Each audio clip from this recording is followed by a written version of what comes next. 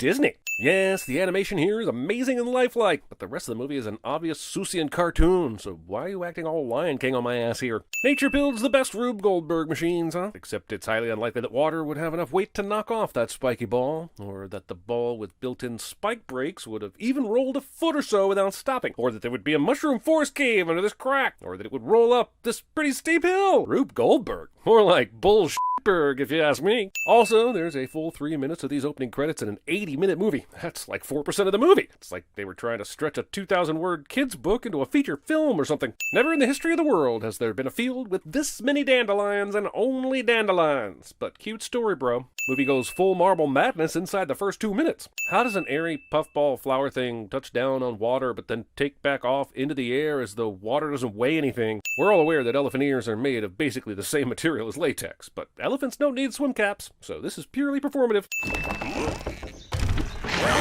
Cartoon physics gonna cartoon physics and all, but I googled how much force it would take to launch an elephant 100 feet into the air, and Google just returned a result of, you're that Jeremy guy from CinemaSins, aren't you?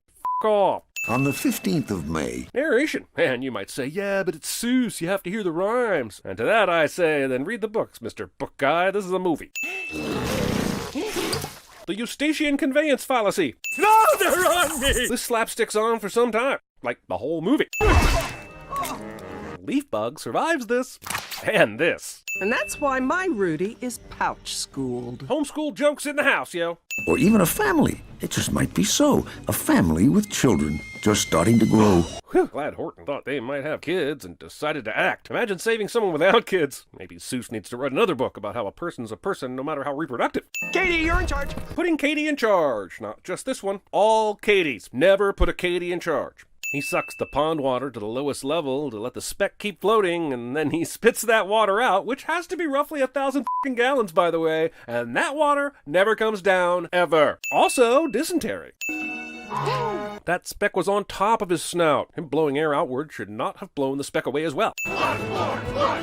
Banana measuring contests. What the hell kind of sexual nightmare fuel is this? I'm not sure these primates are accurately portraying the tensile strength of unpeeled bananas. Wickersham Brothers. More like Wickersham Brothers. Oh, huh. I guess it's already there in the name. Banana in the hole! They are utterly wasting their primary food source. Bananas won't even hurt an elephant one bit. When purple monkeys go hungry, don't come crying to me for help, mister. I feel the diplomatic process is beginning to break down. A Henry Kissinger reference. Are you f***ing joking? Even the parents who brought their kids to this movie are too young for a Henry goddamn Kissinger reference. Okay, boomer. The perfectly timed and placed banana peels to serve as skates for all four of this elephant's feet is a big ol' you to mathematics. If you can't see, hear, or feel something, it doesn't exist. But he's just been insisting that he heard something. That's one of your 3 criteria. She says the jungle doesn't believe in tiny people or tolerate those who do. And I'd just like to know when that was decided. Does the jungle have a council? How often do they meet? Is Kangaroo Karen on the council, or just a loud citizen who attends council meetings and drones on at the mic because she has a god complex? Our community has standards, Horton. If you want to remain a part of it, I recommend you follow them. HOAs! You're not the pool police, Caden. Your ears must be tiny. I need to speak up. If their ears are tiny, as they are, you actually need to speak lower, but go ahead and send a screech hurricane over to deafen their small civilization. This Who-Man centipede stroller is all the nonsense, even if you did trust your stroller-sized children to push your other children. They have progressively fewer wheels, meaning your smallest child is being held up by but a single shaky wheel that is somehow staying balanced by a preschooler. Queuing this closely together. A town known as Whoville. The f***? Seuss is double-dipping on the Whovilles? What kind of a terrible game is this? Even if you can figure out the rules, why would you build an elevated court with no out of bounds? This guarantees you lose several balls every point. This is a game invented by tennis ball manufacturers. The mayor and his wife, they had children to spare.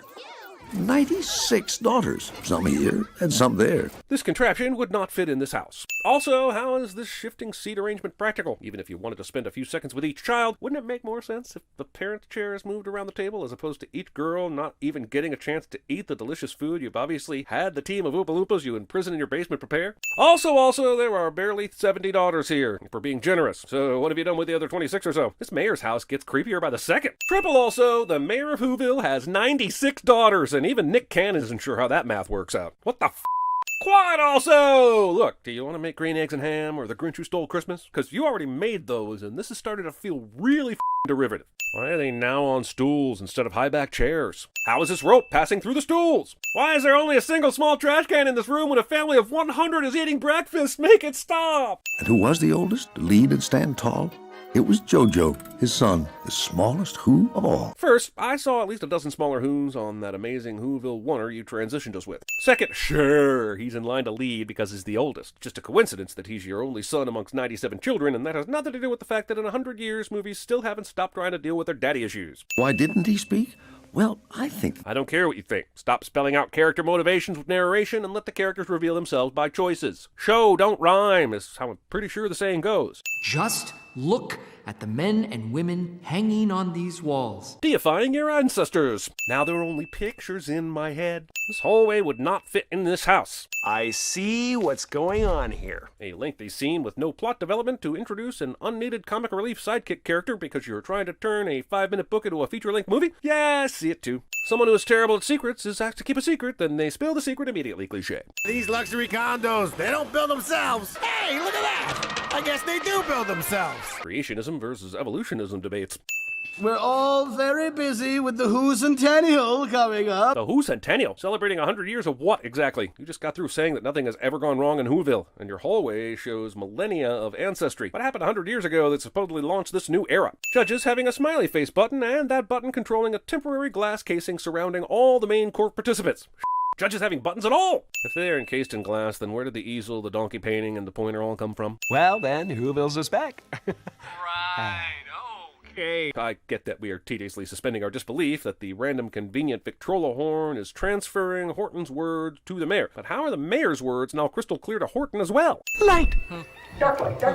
Fine, hilarious. I'm laughing on the inside, I swear, but the only time Horton's actions impact Whoville are when the movie wants to draw the connection, and selective physics may be even more annoying than a complete lack of physics. This society has people-based pneumatic tubes, and the movie just glosses over it. Honestly, if you store this caustic of an acid in a bottle without a lid, that's kind of on you. His elbow falls into the acid, but suffers no consequences. Our world would be destroyed.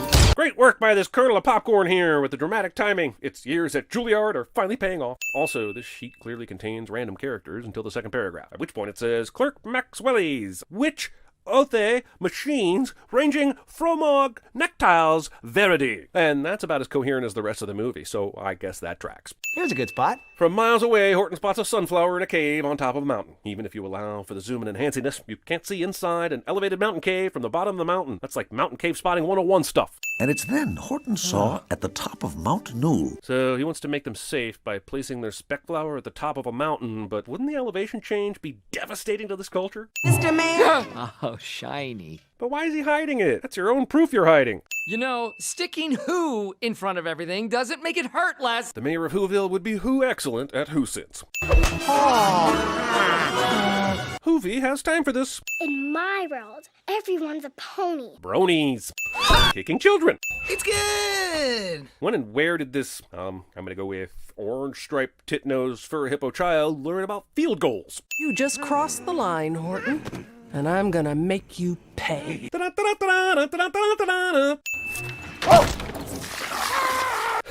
This entire bridge dentist sequence is hilarious. I don't care what you say. I'm taking a sit off. Why is he aiming this needle toward the back of the throat? Is he aiming for the gums or the throat?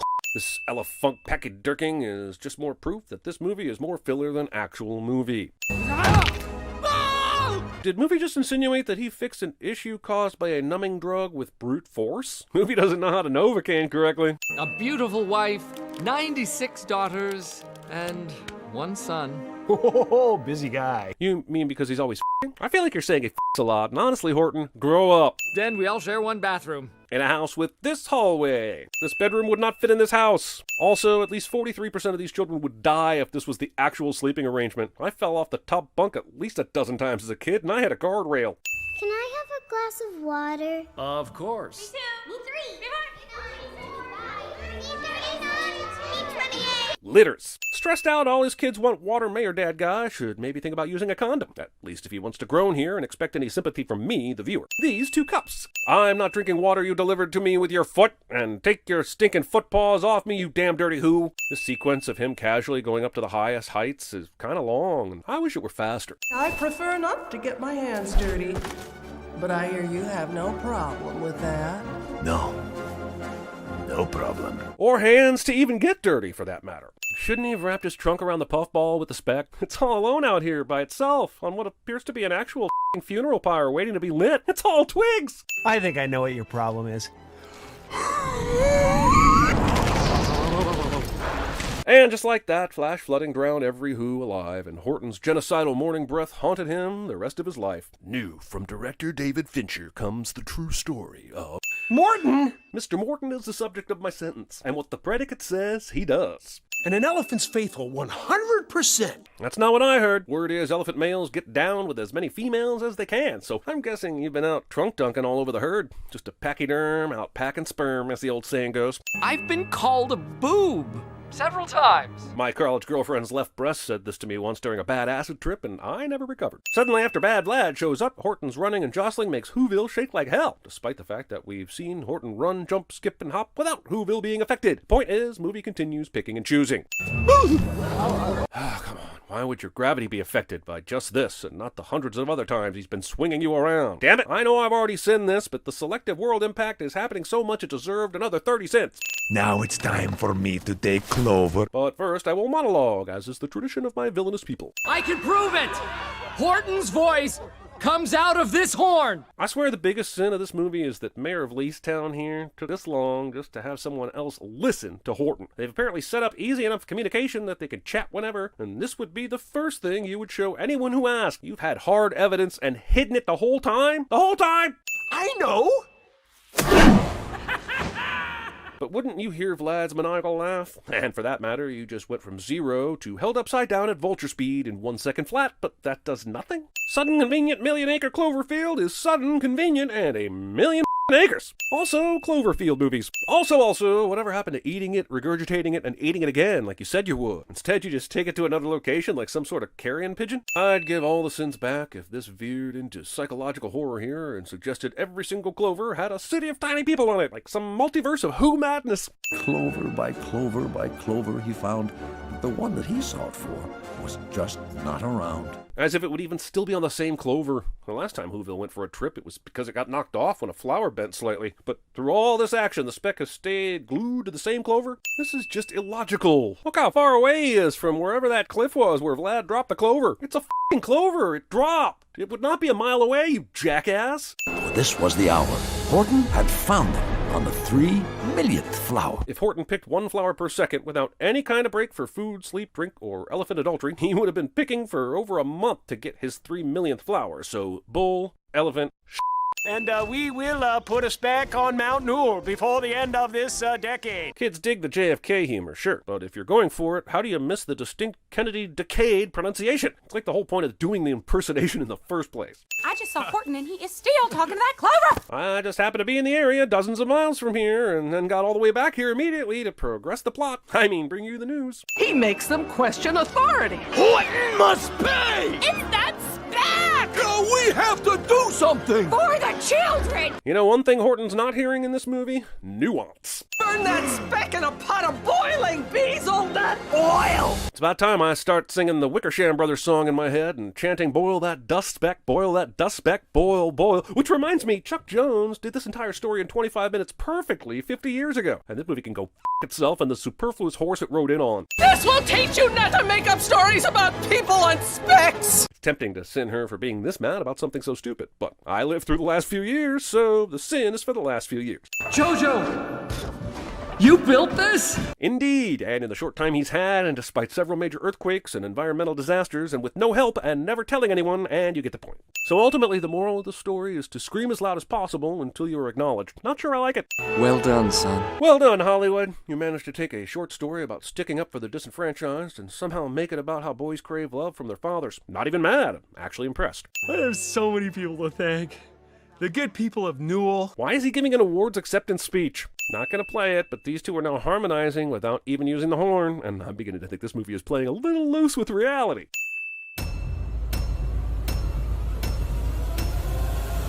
My eyes, the goggles do nothing.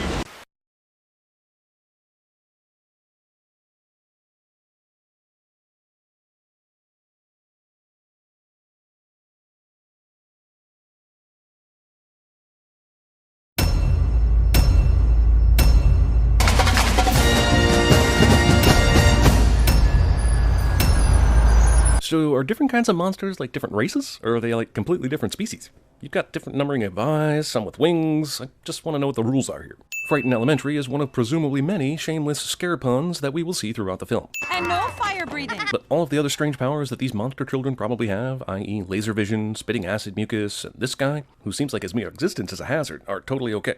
Who are we missing? Quirky protagonist got left behind, creating a significant reveal cliche. I wish I had pockets. Does he mean pocket like a kangaroo? Because no one here is wearing any clothes.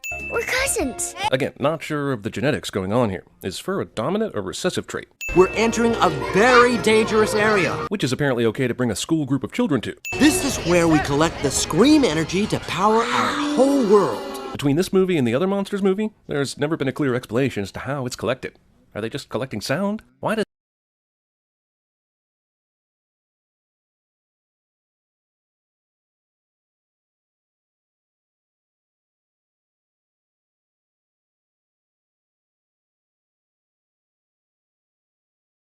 Hey guys, top 10 most disappointing games. Like 10 outs. I'm going to show my own branded wallet, the Angry Joe Show wallet. So these are like these cool little box wallets. Always get compliments when I whip this out. Grab your own or get some for your friend or birthday or whoever for one of your buddies or family, guys. % off down below. Thank you so much, and I hope you enjoy the video. Oh, it's been a very disappointing year. In fact, probably the most disappointing. These are the top 10 most disappointing games of 2021.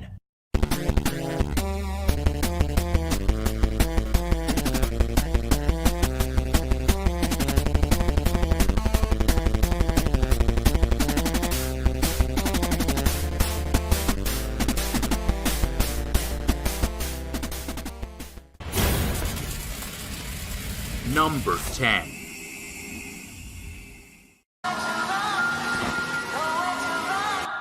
Time is on my side.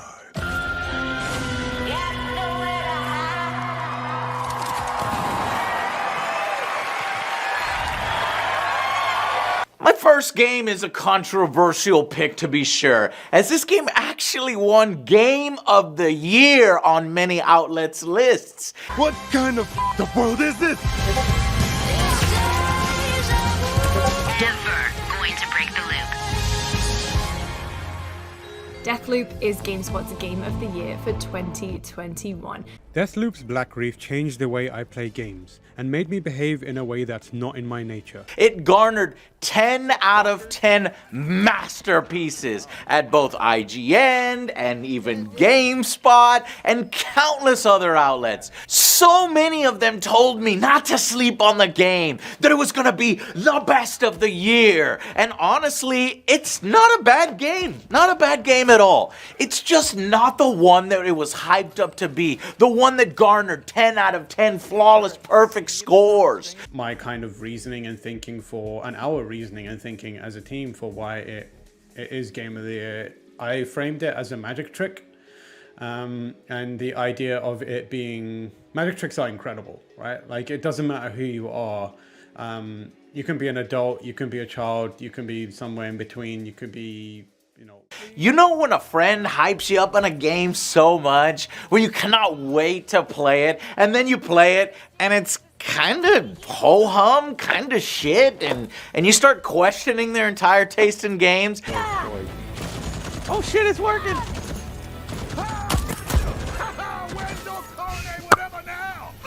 I'm sorry, what? The AI in this game is fucking stupid, Joe. I'm sorry, what? It's literally what? Stale MLG, and fucking baby. easy. If other Joe can do this in a matter of seconds. Yeah, it's kind of like that. Only Deathloop, like I said, it's not a bad game. It's just nothing special. Let me dive into it. There were so many roguelike games in 2021, and this is kind of one of them. This game doesn't break any new ground on any of its mechanics, which leaves me flabbergasted as to why it was so adored. It felt more like journalists sort of circling the wagons around a title that just based on its purely lukewarm reception from gamers rather than on the merits of the game itself. You ain't got eyes and shit.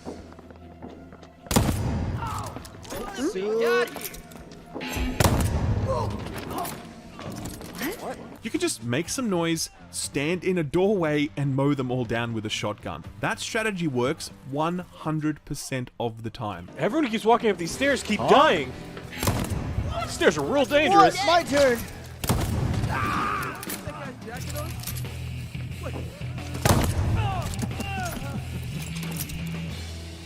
There was nothing in its long cycle of marketing that intrigued me every single time Bethesda tried to trot it out personally. And every time I'd mention this, it just seemed to make the journalists louder about how great of a game it was gonna be. A self-fulfilling prophecy by the time it came out. They were damn near forced to give it a high rating. But you know what? Deathloop is essentially praise DLC Moon Crash done over again in a different setting, one that I don't like. I literally shit you not, it has been done better, this concept, by the same studio that made it. And its genre blending experiment is, in my view, a failure.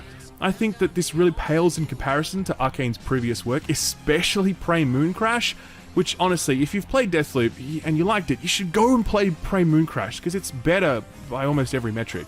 Only here, it's in this sort of premise of 60s and this music. I've never been a huge fan of that. The character designs, not my thing. It's got terrible performance issues at launch, laughably dumb AI that doesn't give the game the challenge it needs. So if you're weighing up a purchase decision about Deathloop, then don't listen to me. You should probably trust those 9 people, okay? But I am the other guy. I'm number 10. I think that Deathloop is really messy. I think it does not deliver on the promise of an immersive sim, or an action game, or a time loop game, or a narrative-driven mystery game. Deathloop was a disappointment for us when considering the pedigree of Bethesda titles. It's got repetitive levels. There's not enough exploration and creativity here to make it rise above the fact that it has one fucking enemy type: humans who are dumb. It doesn't matter who you are. You can be an adult, you can be a child, you can be somewhere in between, you could be, you know, any level of cynical. Magic tricks have this unique ability of just tearing down any boundaries. Like you watch a magic trick and it inspires a childlike awe. Like even the most stoic people, they kind of break down in front of a magic trick and they're wowed by it, right? It's like, wow, this is incredible. It is that childlike wonder where you forget all life's worries, or you forget the rules of life and the rules of nature for a moment and believe that something truly extraordinary has happened. It's so much more disjointed, so needlessly complex, so burdened by competing systems that the whole thing feels like a mess. And it really does. Like, that's the word I think of most when I think of Deathloop. A mess. And there's just needless complexity in the menus. There's just run levels that you just run and grab something and come back or kill somebody and then come back.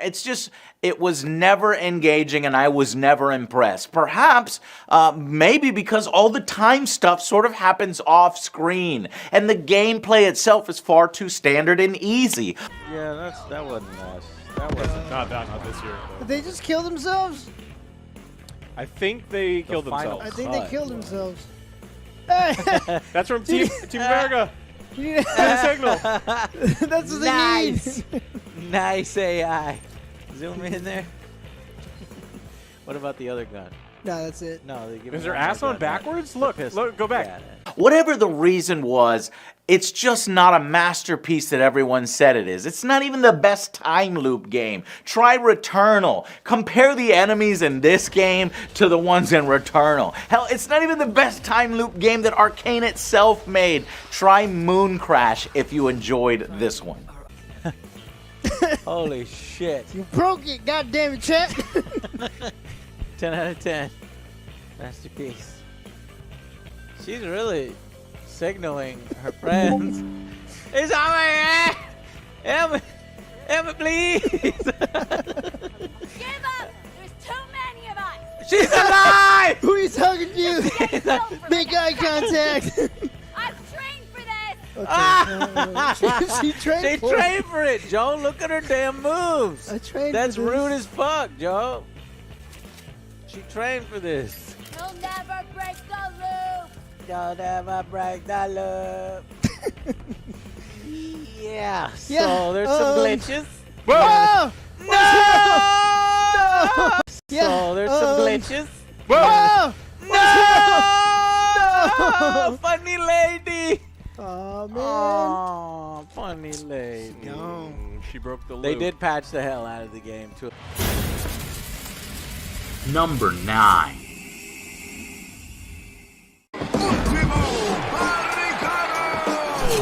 Challenging him is John and a whole host of heavy hitters. It's time for Destruction All-Stars! Destruction All-Stars. It's basically Destruction Derby with character abilities. How could this have gone wrong? For starters, locking off story content to paid segments. There was that there are 3 of these challenges, but only the first one is free. You have to pay for the other 2. What the fuck? Ridiculous. If you want to experience all the single player content in this game, you need 600 coins, but they only sell them in bundles of 500 or a few thousand of them, which end up costing me like 30 Australian dollars. Charging money for a free-to-play game after a few months after its launch. It ensured its abysmal failure. Tutorial again, do you think? Oh my god, you're asking me to buy something already when I've already bought the fucking game. I spend money on this, yes. It was free for PlayStation Plus, but because I got it so late, I had to spend money on it. Oh my god, are you charging money for story mode? Fuck you! I cannot believe I spent money on this game and you're charging the first fucking thing you do is buy a battle look at pass. that deal though. You save 50%. Yeah, because nobody's fucking playing this game anymore. The player base is next to nil, with unbalanced champions beating up on new players for those willing to waste their time. And if you re-download it, still free? I don't know. No! Holy shit! Right at the fucking end, it filled to 8. We can fill half. We can fill about half. That's about it. These are all 8 people playing the game right now. There's 8 players within the entire PlayStation ecosystem. The game it's not as bad. It just lacks the content and it was poorly supported. That basically ruins the experience. Bad servers, shitty monetization, awful microtransactions that are frankly unappealing, on top of a relatively simplistic gameplay that gets repetitive over time. It's just not what it was billed to be. The cars don't really feel all that different from each other, and the on-foot gameplay feels pointless. That's shit. You're just not giving it a chance. You gotta look like You 5, can do it all over again. Oh, 4. no. I don't have the height. Oh no! I can't double jump. Well, that's the end of Oh. Defeat. Wait, I would have to replay it? I never want to play that mode again. Drive around in circles and ram your opponents. And that's it, I guess. Awesome. The fuck is all I have to say. At least you get more XP than when you play Halo multiplayer. number 8. Yes. It's only a matter of time. Even the objects here had auras. When I touched them, I could sense their stories. Words, images, feelings left behind. The medium. Now, I feel like the Angry Joe Show is just so hard on the Bloober team. At this point, they fucking hate us. We've met the devs on several occasions, and we reviewed many of their titles harshly. But we keep feeling like the games, they're good, they're just not quite there yet. And I swear we're not doing it on purpose. And unfortunately, this year, another one. The medium. I want them to succeed. We are big fans of the horror genre and the Bloober team. The Medium was a game that for the last year I've been incredibly excited to play. The second we saw the first trailer, it made it on all of our lists for most anticipated games for 2020. Those first clips they released just oozed atmosphere and had a style that resonated with me. They specialize in them. It's a type of game that we're very picky with. And the issue is that they've just had some flaw in an otherwise alright game. The Medium, unfortunately, was just boring for us. It is bare bones gameplay. I love the split screen and the spirit world idea, but its execution is less than what I had hoped for. There's just a ton of frustrating stuff here.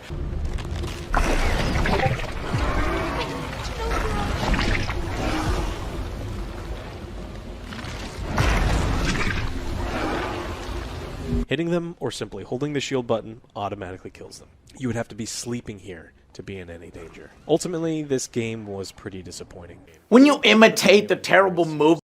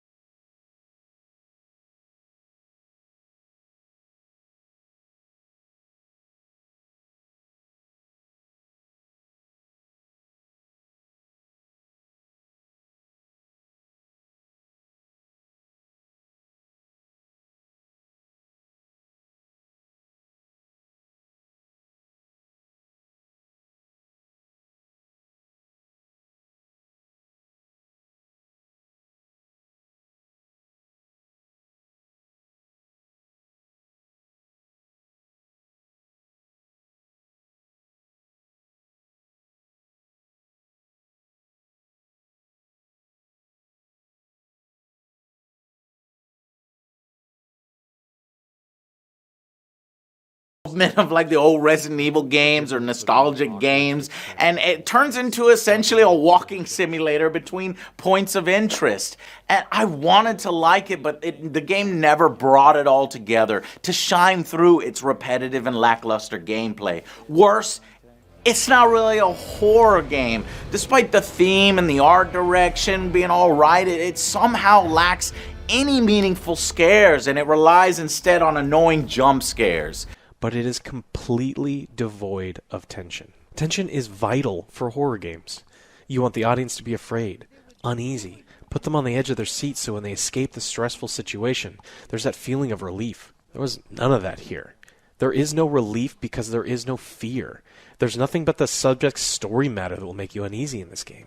There's a chase mechanic from a monster who stalks you throughout the game in kind of unfocused stealth gameplay segments. The entire game, to me, just feels too restrictive, and to reach that level of special and memorable, you solve all arbitrary puzzles to progress, and it just kind of felt like a chore in an otherwise alright story. Just a disappointing horror game. Though I'm sure at some point Bloober's gonna nail it. They have to keep trying, and hopefully one day we'll sing the praises about their next one. But the medium was a disappointment.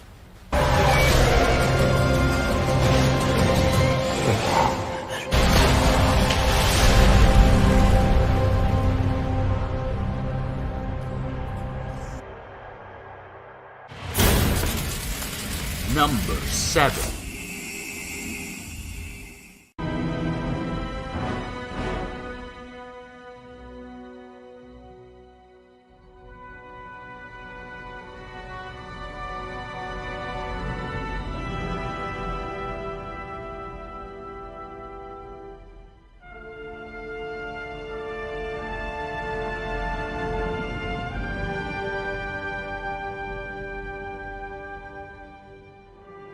Diablo 2 Resurrection. People literally flew across the country to my house to play Diablo 2 Resurrection on LAN together, food, drinks, and we just couldn't even fucking play when the game dropped. The servers were fucking awful. It just would kick us out, and you wouldn't even be able to get in the fucking game. They removed TCP/IP, the LAN play, and instead forces us to use their goddamn shitty servers that are down all the time, especially at launch. The core game is a freaking masterpiece, so that is not disappointing, okay? Diablo 2, in almost every way, is a legendary 10 out of 10 game. Now, certainly not perfect, but it's close enough. It defined the genre, raised the bar, broke the molds, changed the game, and all the other things that used to be plastered on CD jewel cases and boxes, when PC games still had jewel cases and boxes. It's this game. The fact that one of the best games ever is treated like these, that's what's disappointing. It's a disrespect to the original. $40 for a 20-year-old game? I expect Blizzard to damn well make sure that the experience is flawless, and they fumbled that. Broken launch, server rollbacks, no mod support, like multiple patches needed. Even on September 28th, 5 days after the game's launch, the character lockout bug still persisted. And then fast forward 19 to 20 days later after launch, October 12th and today 13th, and you've got a situation where Diablo 2 Resurrected servers are down yet again, with Blizzard not knowing what the issue is, having to investigate. Here's another headline: Diablo 2 Resurrected is still being the keyword, struggling with server issues. I'd never played the original at my own house, so I never really got to go through it. And I'm fucking finally glad that I got to go through it with friends. It's just, there were things here that didn't live up to the original. I don't care that the females have been censored, though I do think that purists would want things left alone the way it was at release. And honestly, it wasn't that risque. It's just dumb. No ladders, it needed a bunch of fixes, just a bunch of frustration at release, and random times when you couldn't even access the game that shouldn't have even been a problem in the first place. But they weren't. And that ruined our LAN party, that people flew across country to come to. It also gave us all sorts of issues, launch weekends, streaming. To this day, 3 weeks after launch, the servers are still not stable. This last weekend, servers were down again. Rollbacks are still happening, undoing dozens of loot runs, drops, and forcing people to redo content. It's absolutely unacceptable. I don't care how much I love this game. If I had my maggot layer run on Hell rolled back, I would have uninstalled. Does Blizzard have to literally ruin all their great franchises? In the case of Resurrection, it was mostly technical issues that didn't even need to happen in the first place. That's disappointing.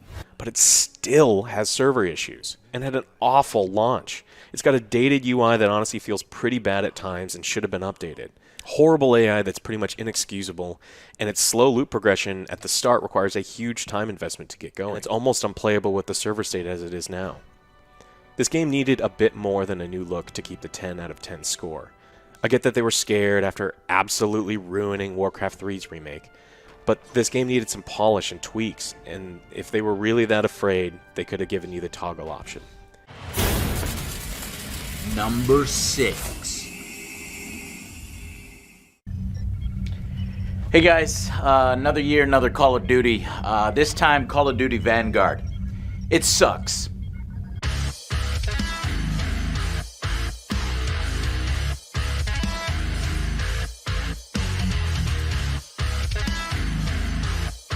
It's another Call of Duty game, Vanguard. Another lazy single-player campaign, with this time with a dull story and laughable fucking set-piece moments. How can we make things feel as if they're part of our real world? Yeah, these are all Japanese soldiers. Look at all of them.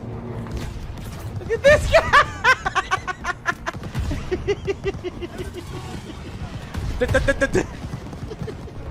Let me just casually walk away in war, and let me just walk in front of the fucking Shermans. The biggest source of realism is imperfection. It doesn't even really get to the good stuff it promises before it fucking ends, like a coward. He's taking the right underground. There is no right, guys. Stop it.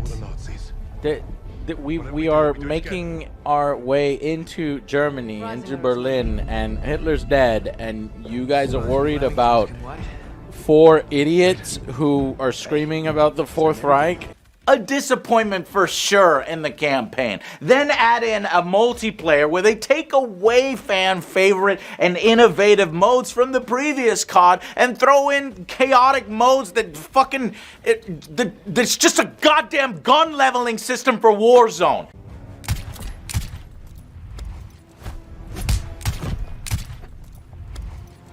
Wait, that's the same move. Yeah, this the same move. This is fucking They stupid. all go to the same training school? What is this?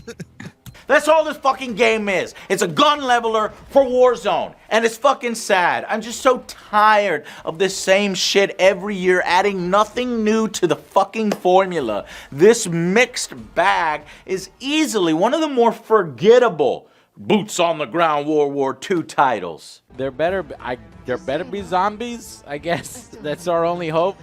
That somehow Call of Duty will go meta and then to take the campaign, the historical campaign, and mix it with the fucking Reich and then fight demons from portals. Dude, if this game ends like that, I'll be like, oh my god. Nope. Instead, they sequel bait. More insulting is they wanted this to be a part of a trilogy, as if these one-note and cringy characters are worth exploring. Famously, one of the devs behind the scenes said that COD isn't known for characters, so that's why we made these. We came into this process saying, how do we make the iconic COD characters? Because you don't really have that in Call of Duty right now. You know, when you think about a game like, I don't know, Halo, you think of Master Chief or whatever. But when you think of COD, there isn't really that standout, like, oh, these characters. And so we came into this. Are you serious? Christ. Sure, the multiplayer is solid, and they did throw in 20 maps, but it's mostly shit we've all played before. You couple this with one of the worst zombie modes in the series ever, uninspired, repetitive levels that are literally just reused assets without any of the cool shit that zombies is supposed to have. And I don't even like zombies. Exciting and challenging. I know you're not a zombies fan, but like this is like super bare bones right now. It's awful. That's fucking lame. I have never been so turned off from a zombies mode from Call of Duty.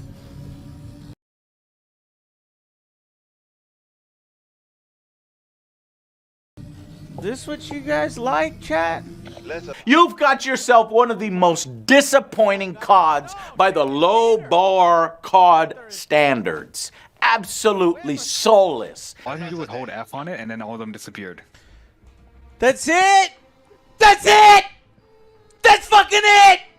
I thought there would be a guy to fucking cutscene or a boss or fucking something. Yeah, here we go. No, battle pass. Buy the battle pass. And hopefully Activision's new owner, Microsoft, comes in here, makes some changes like stopping these yearly releases of this tired garbage, and give the devs some time to truly produce something that matters. World War II combat like never before.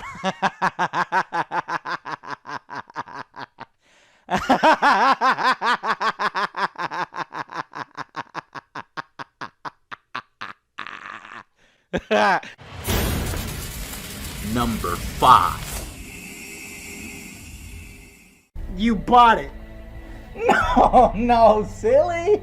It's like 343 says. I earned it. You see, maybe you're not getting this. It's like this rifle. I went to Target, and that was after I went to work some more. I did some more work, and my boss gave me some more money. And then with that money, then I went to Target, and I bought this Nerf gun. And then in the Nerf gun was a marketing, and then there was a code. And then I used that code, and I came home, and I earned the Nerf skin for this gun. So, yeah, I earned it. We're not going to let any other players circumvent that by purchasing it out of the storefront. A lot of our stuff is unlocked through playing the game and only through playing the game. You want devs that had extra time to develop something that matters? Well, here you go, multiplayer Halo. I warned you about this shit 5 to 6 years ago. I knew it was coming. People thought I was fucking crazy. They don't get those fuckers to pay more money. Then we put even more stuff into the gold packs, okay? Shit like weapons and fucking just whatever, okay? And then we raise the prices to $4.99. Oh yes, I know it's gonna be great. So awesome. Free-to-play Halo multiplayer where progression is extremely restricted in order to keep engagement up and microtransactions flowing. You know, Jeremy described this problem that we had with the Ultimate Challenge where, you know, you climb the mountain only to then find there's another mountain at the top to climb. So I think what you'll find starting with yesterday's update is once you hit the final Ultimate Challenge, it should be way less intensive now to kind of finalize and complete the step to get the ultimate reward, which, you know, if you're like me, it's late Monday night and you finally finish your weeklies and you think you're done and then it's go play 15 more games and you're like, oh, but it's almost midnight, but I want that coding, dang it. So I think that's going to be really appreciated. In an age where other games are charging $70 for shiny blue. Oh, I'm sorry, it's fucking shiny blue. Oh, well, fucking that's great now, isn't it? Oh, well, good for you. But Joe, it's shiny blue. What is that, fucking blue? You want me to pay you, what, $50 for fucking shiny blue? Fucking shiny blue! Are you fucking serious? It was only a matter of time before Halo jumped in. Now you can't color your fucking armor the way you want unless you buy the fucking color. This update of today, we have Bloody Blue. For fucking blue! They called it Lucky Blue at 800 coins. And that's pretty much a $15 skin because you can't buy 800 coins. You have to buy the 1,000 pack of coins or currency of the game, which is roughly around $15. And worse, that fucking color that you buy applies to only a single one of your armor cores, and you literally need to buy the same color 3 or 4 fucking times to cover your other armors, and then separately for your fucking vehicles, oh, and your fucking weapons. Are you out of your mind? Are you out of your mind?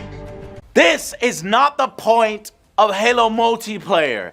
And you can tell when more players are attempting to satisfy their dailies and their weeklies by ignoring the fucking objective of the game mode and playing like idiots so that they could get their next progression unlock for a fucking shoulder pad or color swab. It's fucking ridiculous. It's fucking blue! Fucking blue!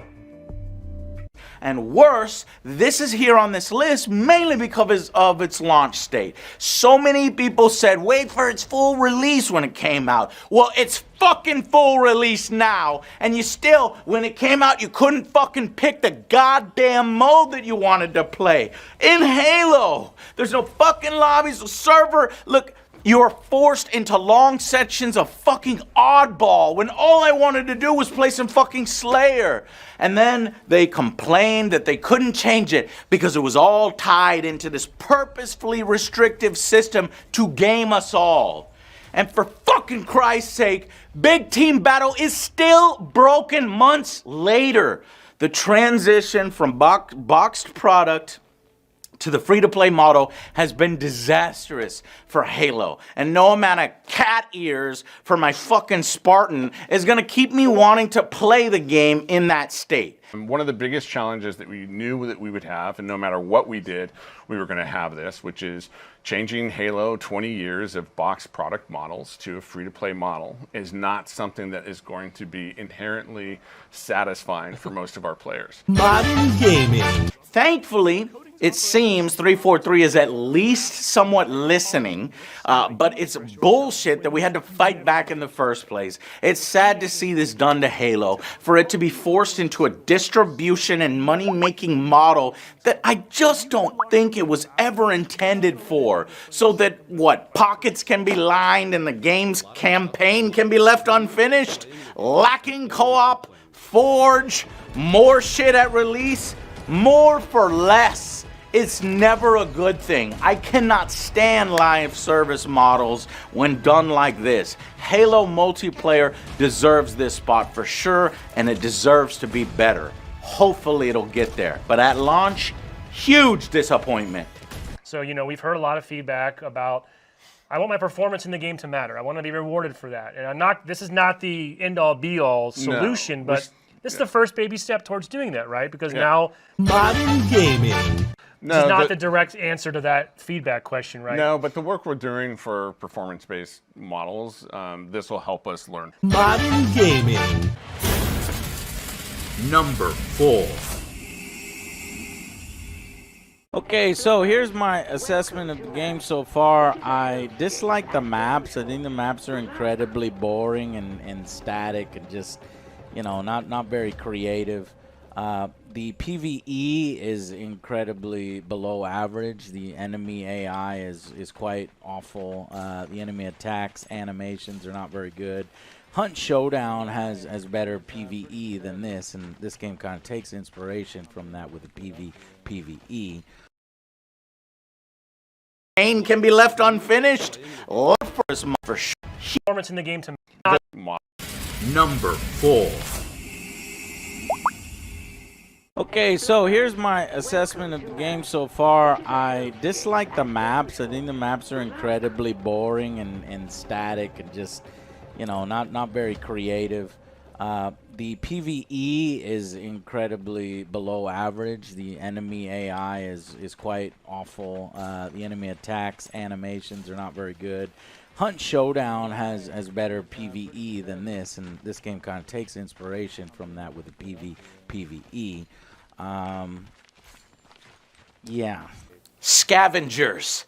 Get this, a game you never even fucking heard of or probably played. How the fuck can this be so high on the list, Joe? Well, because it squandered technology behind the game. I highly recommend you watch Nerd Slayer's video series, Death of a Game, on this particular one, Scavengers, because it reveals that it was backed by a company with some of the most extremely innovative gaming technology that would essentially allow for thousands of simultaneous players to play on a single map. Under the hood was a powerful and proprietary server cloud technology, Spatial OS, created and powered by a billion-dollar tech startup company, Improbable Worlds. A map would be possible to have hundreds, maybe even thousands of live actors, aka a mixture of players and AI NPCs sprawled throughout. You know, like PlanetSide shit. And we had so much fun in PlanetSide. I want a new one. I've always wanted another PlanetSide. Well, if this tech can actually do that, like more than 4,000 players in a single game, that would be fucking amazing for the Angry Army, for our fucking Twitch streams. Imagine you'd be able to play with me in real time while you're in chat. It's just, it's wasted technology on this. They're coming. The rest of his team are coming. How the fuck is he getting me so quick? God damn it.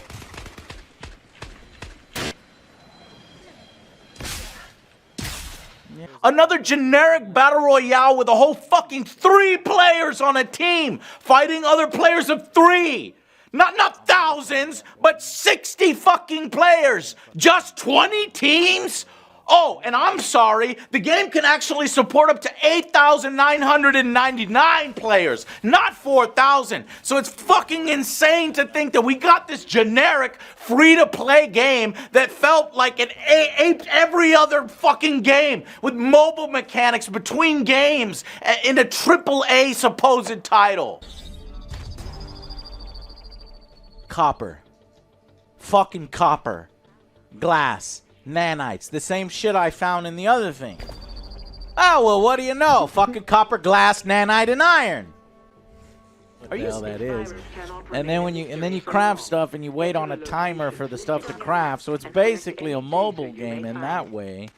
Fight against the world and other players and then extract. Only the extraction mechanic was fundamentally flawed. Teams would get to the ship before you, set up shop in massive cover, a massive advantage, and kill you instantly the second you showed up, and there's nothing you could fucking do about it by the time you got there with huge wide open maps where you're fucking dead meat when you tried to extract. It was simply unfun. Yes. And this is just stupid. That's stupid. I fucking hate this. It's fucking dumb. Just wait here. And now there's a team on this side, dude, shooting me. This is fucking stupid. Fuck this game, man. What a fucking stupid ass mechanic. It's just stupid. The rest of the team have to get on the ship. Thematically, what's funny is like everyone starts shooting each other, and then the doors close, and everyone's like, "Okay, we're cool now." It had generic characters with crap abilities and that shitty research system. The game just never fully came together. The worst part is that they did eventually show off what happens with a 4,000 player event. 4,000 players jumped into a single one game session. So cool. And it should have been a completely different game that was far more exciting, that could have took advantage of this. You don't even have to excellent. All right, Josh. Yeah, and then if you launch yourself in the air, press control again, and you'll start sliding as soon as you hit the ground. So you can really chain things together that way.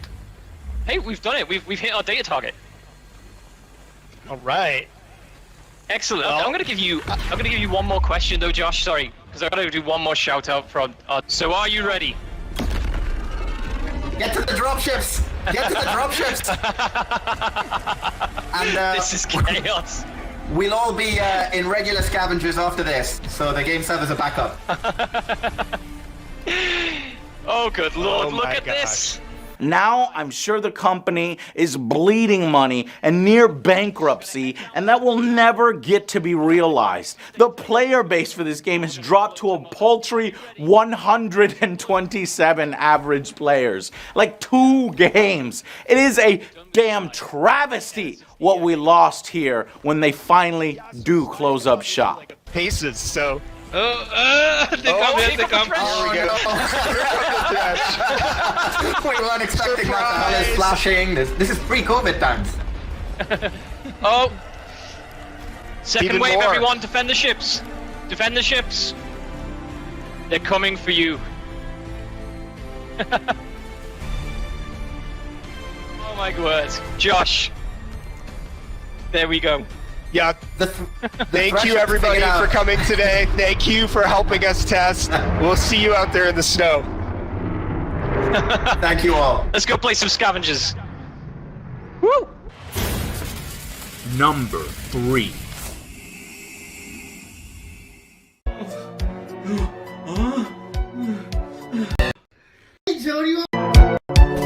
Couldn't live up to its predecessor so many years ago. A lousy off-brand version of it that lacked content. It's poorly balanced in both its ridiculous difficulties, but also in its numerous crappy weapons. Only a handful were worth using at all. Wave after wave of bullet sponge enemies on harder difficulties that some felt so fucking cheap. They're clearly spawning in impossible places.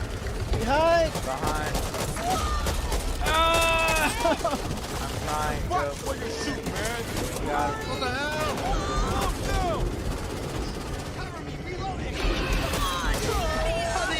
I can't believe there's another grabber. This is broken, man. This is too much. Like, I understand insane difficulty. You have to go inch by inch. 7 special fucking zombies. Up now. And time. Is that speed run? But I've got faith. And time. All right. Well, how long was that, guys?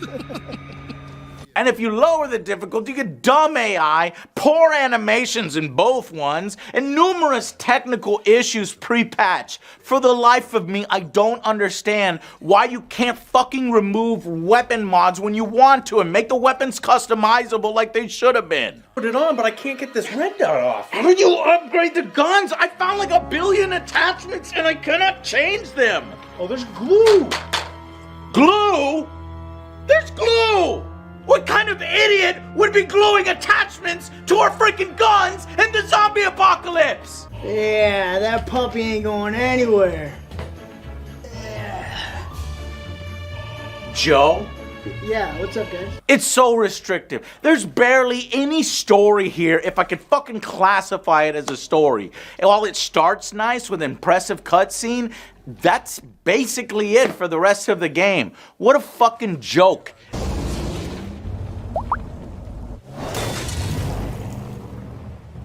He Peanuts, just what's wrong plugged with up that? the fucking hole then?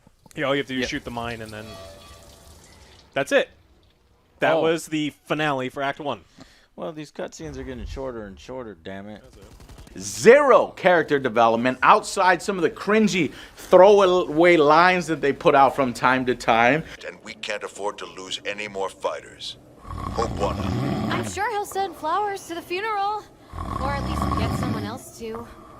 And you can't even progress in single player or play it solo. Not that you would want to. It lacks local co-op. Instead, everybody has to buy their own fucking overpriced copy so they can engage in basic battles for, what, 6 or so hours in its crappy campaign. There's just not enough content here. The multiplayer mode, that versus monsters, it feels so poorly thought out and way out of balance. It's just not any fun to play for any extended period. The asymmetrical gameplay leads to teams just smashing other teams. You fucking zero.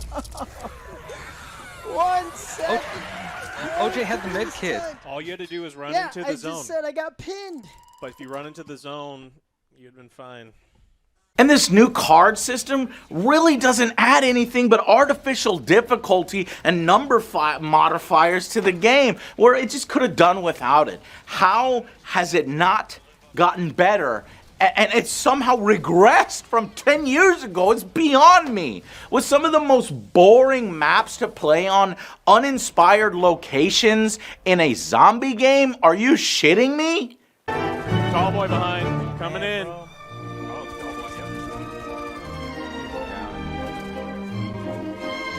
Mad, bro? Are you mad, bro? Very strong. It is. Oh man, look how much damage this axe does through the wall. Damn. Left 4 Dead did it better in almost every way possible. And it's just a damn shame that Back 4 Blood wasn't better than any of its predecessors. It didn't even live up to it. Yes, some of its gameplay was fun, but that's why it's a disappointment, because it could have been so much better. Hey Joe, what's going on, man? Hey, Axeman, what are you doing? Not much, just kicking it. You want to play a zombie game? No! Is that why you called me? No, I don't want to play a zombie game. Not with Joe. Not with you. No, no. It's Left 4 Dead 2, though. Oh, Left 4 Dead 2. Oh, hell yeah, that's one of the classics. Oh, I thought you were gonna kill me for a second. I was. I was. Number 2.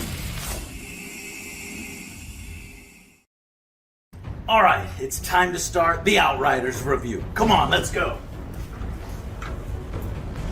Hey, man.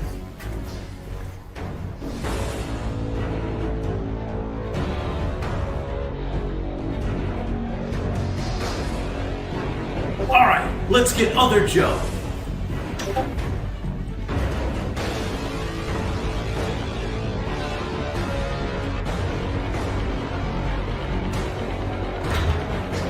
You ready for the review?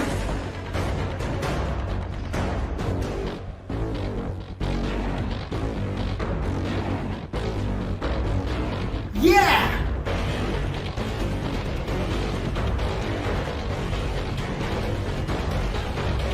Outriders. Outriders was unfortunately an unfun, uninspired PvE grind for loot that sucked. Firing your gun was akin to popping popcorn.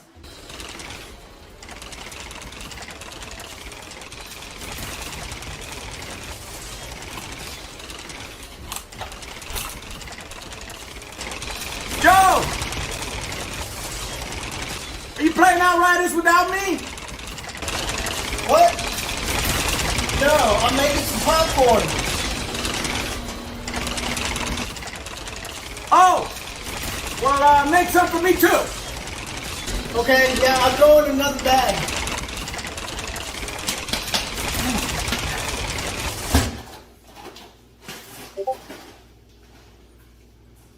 Servers were unstable, crossplay a mess, matchmaking broken at release. So many numerous basic quality of life bugs hurt my experience, like, I don't know, loading without a fucking HUD? When it's loaded. It's loaded. Okay. Fuck! Fuck! Fuck! Fuck! What the fuck? Where the fuck is my HUD? I uninstalled your stupid fucking game! Give me my fucking HUD back! I fucking did the fucking goddamn fucking piece of shit!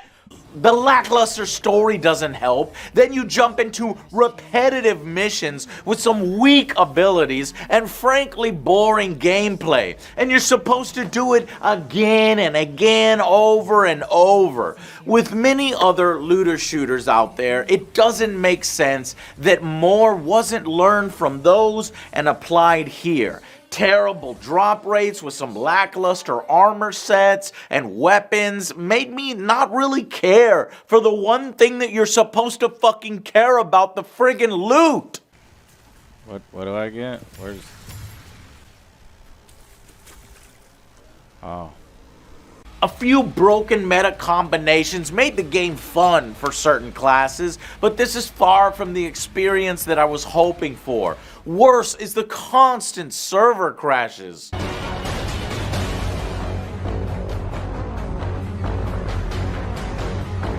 I said you done fucked it! Mother...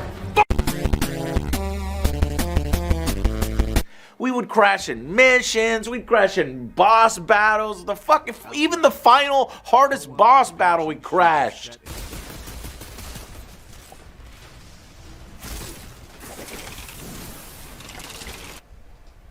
What am I stuck on? Oh, we're gonna get disconnected. Oh, okay. Yeah.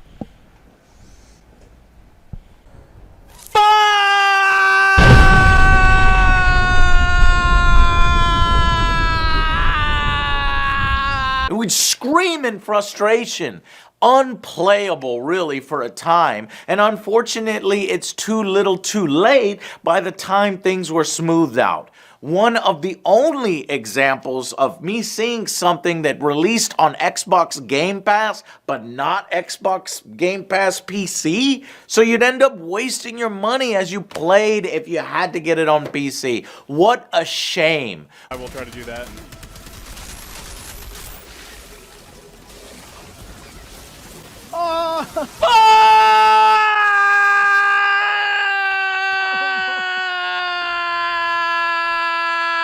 We visited the developers, they liked our show, and I had hoped things would come together for the game, for them in the end, but unfortunately it just wasn't so. It was bad writing, clunky animations, the lackluster AI, and frankly some flawed gameplay mechanics and gameplay loops. And of course the numerous launch issues and crashes and glitchy bugs just ruined the experience of Outriders for me. Now I'm freezing and toxic. I crashed. Yep. We're doing to it. Okay, I'm done. I can't fucking. Yeah, I'm done. I'm done too. I'm done. We're fucking done. It just wasn't ready. Hopefully we do see another game with more time from People Can Fly, but this one just ain't it. And my whole fucking game crashed. My whole fucking game crashed. Samakanan pinamaka for the little penis! Fuck bitch, so bitch! Number 1.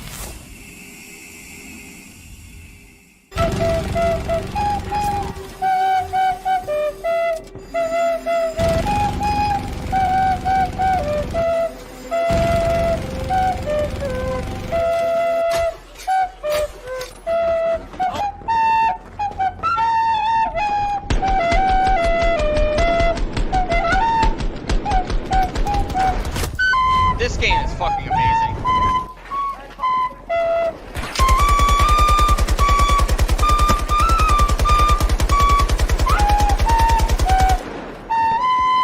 Battlefield 2042.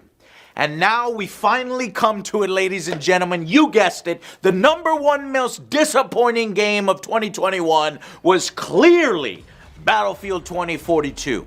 I have loved this franchise with my every fiber of being, but I cannot in good conscience support the direction that EA is now taking this once legendary franchise.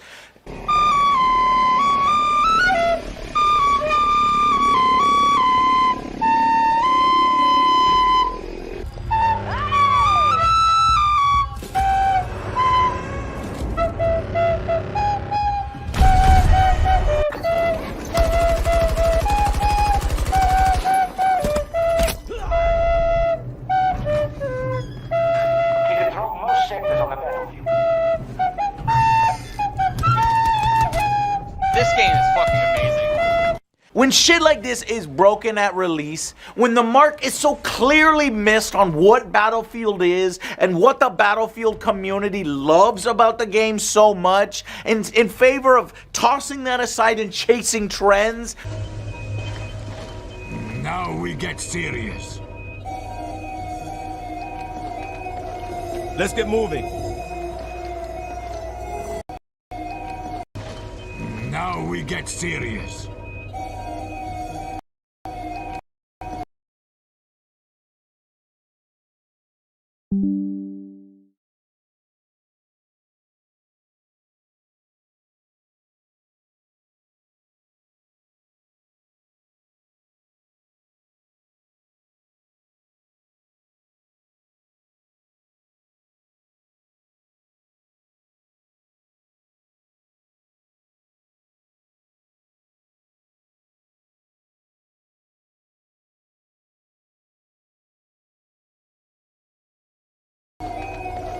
Let's get moving.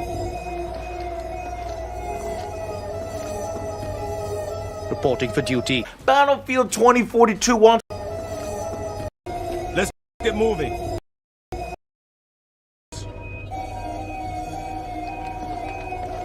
Let's get moving.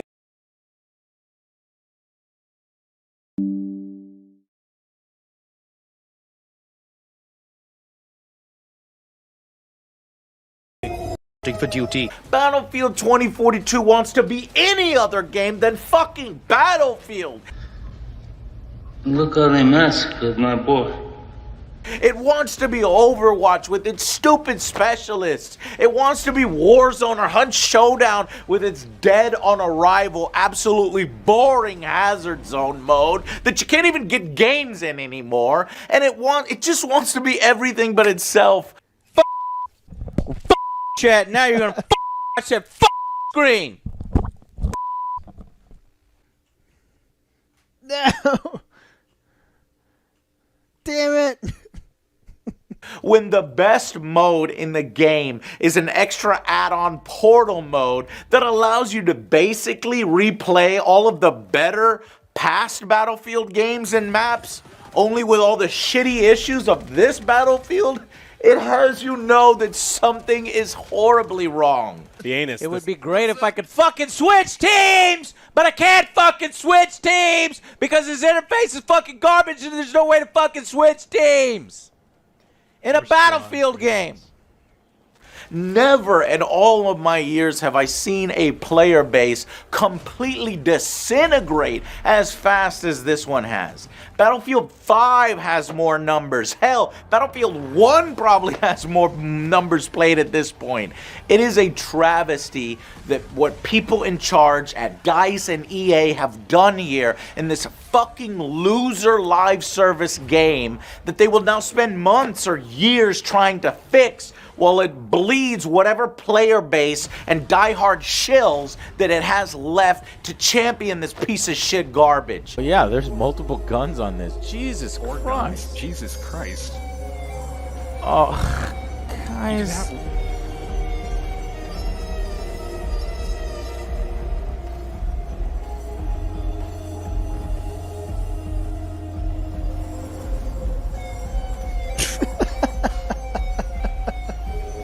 Battlefield has lost its way, and with all these announcements of hero shooter battlefields and what we'd like to do in the story, what's probably the worst universe they've ever come up with for Battlefield, I couldn't care less and be more concerned for what is going to happen to my favorite franchise. Shame on you, EA. If you want the details, just watch my very angry review on the game.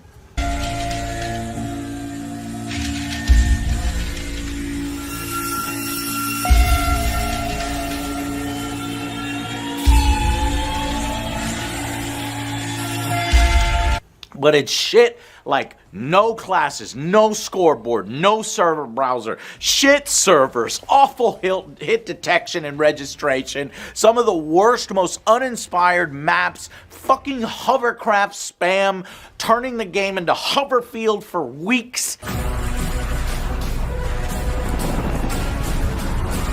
And live! And just so much more. Fuck whoever is responsible for doing this to Battlefield. And worse, charging people $120 up front to play it early, and now playing with the idea of it going free to play because it flopped so fucking hard. I want my fucking money back, EA. God damn it. Come on, this is too easy. Don't be sad. This is just how it works out sometimes.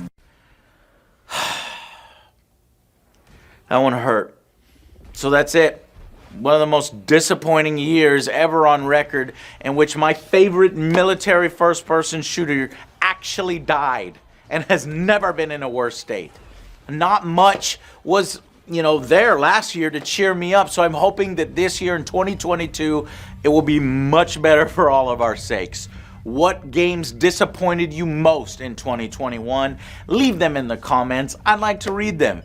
I hope that some of these teams, these game teams, can correct the ship and do better next time, especially in some of our favorite franchises. Only time would tell. But with how things are going, it's more likely they'll just end up on our next list, the worst games of 2021. Until then, I'll see you guys on the next Angry Joe show. Fucking Battlefield, man.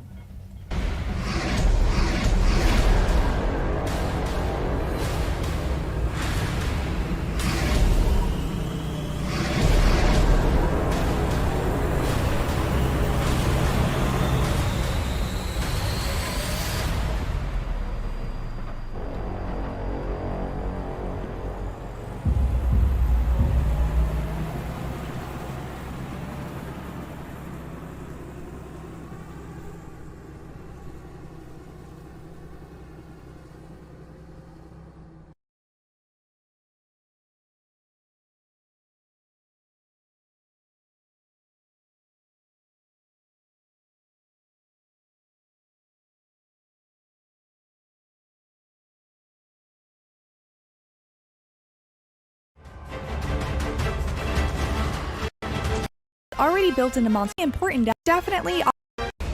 Village quests can only be done solo, and gathering hub quests can be tackled in multiplayer, meaning those will be a bit harder, even if they do directly scale based on how many hunters you have with you. Also, the story isn't restricted to village quests. You'll have to switch over to hub quests eventually to finish the story. Once your village quest level is 4 stars, you'll start receiving special license tests. Upon completing these fairly difficult quests, you'll increase your Gathering Hub quest level by 1 rank. So if you're looking to bypass some of the earlier star levels in the hub, try waiting for these special license tests. Your Hunter rank is tied only to your hub quest progress, but you can join any low rank hub quest from the start of the game and any high rank hub quest once you reach HR4, even if you haven't unlocked the quest yourself. Someone just has to post it so you can join.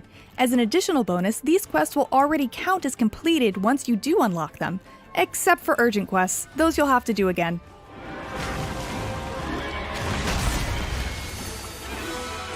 At the end of a hunt, press B to get out of that little cutscene so you can carve that monster and collect things nearby. You can also skip cutscenes in general, even in multiplayer. But in multiplayer, everyone needs to choose to skip a cutscene for it to actually skip. You can re-watch cutscenes at your house. In between hunts, check your map of Kimura Village, fast travel to any place with a chat bubble, and talk to whoever wants to talk to you. You can get free Great Wire Bugs and other items, new optional quests, and more. Also, make sure to check this Kahoot nest in the Buddy Plaza for free stuff in between quests. Dongo always increase max health and stamina and have a chance to grant skills. If you really like a special limited time only dongo, save it to your usual orders to have access to it whenever you want. These specials aren't available at the tent while out on a quest though. Also, if you're playing with someone who has unlocked more dongo, their menu will be available to you too. You've also got to eat to refill your stamina while out on a quest. Getting well-done steak and rations is as easy as roasting a motley mix at the canteen, but it's fun to cook raw meat yourself too. So tasty! When using the wire bug, there's an easy pattern that'll get you across greater distances. Cast the wire bug with ZL plus X, then B after a second to barrel roll forward, then repeat. Throw in an A to hang in the air. Simply hold R to run up a wall. There's no fall damage either. Also, when you get knocked back by a monster, press ZL plus B to immediately recover and automatically sheath your weapon, giving you the chance to quickly down a poke dash and press Y to toss a small bug. Non-target monsters are extra damage or a village. You should pouch and make useful stuff like as a to get the particular this throwing a dramatic worth to suit. There's another benefit. Capturing some monsters will occasionally unlock new weapon schematics too. Just about everything is more valuable as a crafting component than it's worth to sell, even if it's not apparent now, so gather everything you pass in the field and keep all of your quest rewards. However, is inventories and see new locations if you haven't been there before. Armor spheres increase armor's defense, but hold on to these until you craft a piece you know you'll want to keep for a while. Up by and only materials will respawn over time. Inventory stock with important items, all locked buddy boards from pieces and fun that the best way to spiking like hammers need to be sharpened. So while riding a palamute might get you places faster, consider taking the slow route to your next destination to find secrets. Even blunt weapons like hammers need to be sharpened with a whetstone. A dull weapon will bounce, leaving you wide open to attack and deal less damage. The control layout of Monster Hunter Rise is super customizable. My favorite options to tweak are button hold settings to make it faster to mount palamutes, dash settings so I can press the L stick once to continue, button hold settings to make it faster to mount palamutes, dash settings so I can press the L stick once to continuously dash, and the camera distance to see my surroundings better, R stick. Change the camera style to automatically follow the target once you're locked onto it with the R stick. You might hit the village hub credits, but there's significantly more game, monsters, and story after that, so keep going. I can tell you all Monster Hunter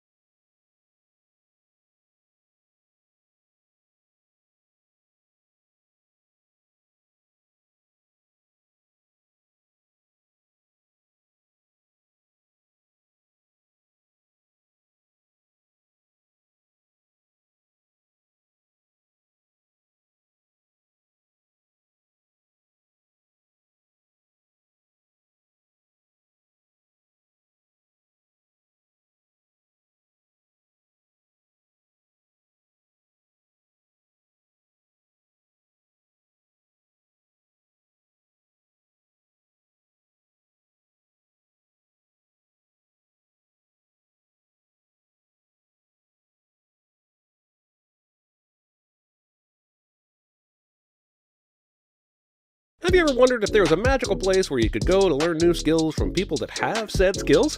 Spoiler alert, there is. It's called Skillshare, and as luck would have it, they're sponsoring this video. So, if you're the kind of person that wants to learn new things from people that know all about those things, follow the link in the description. The first 1,000 people to click the link in the description will get a free trial of Skillshare Premium membership. And after that, it's only $10 a month. But throw it in a new tab because you've got to watch some Sins first.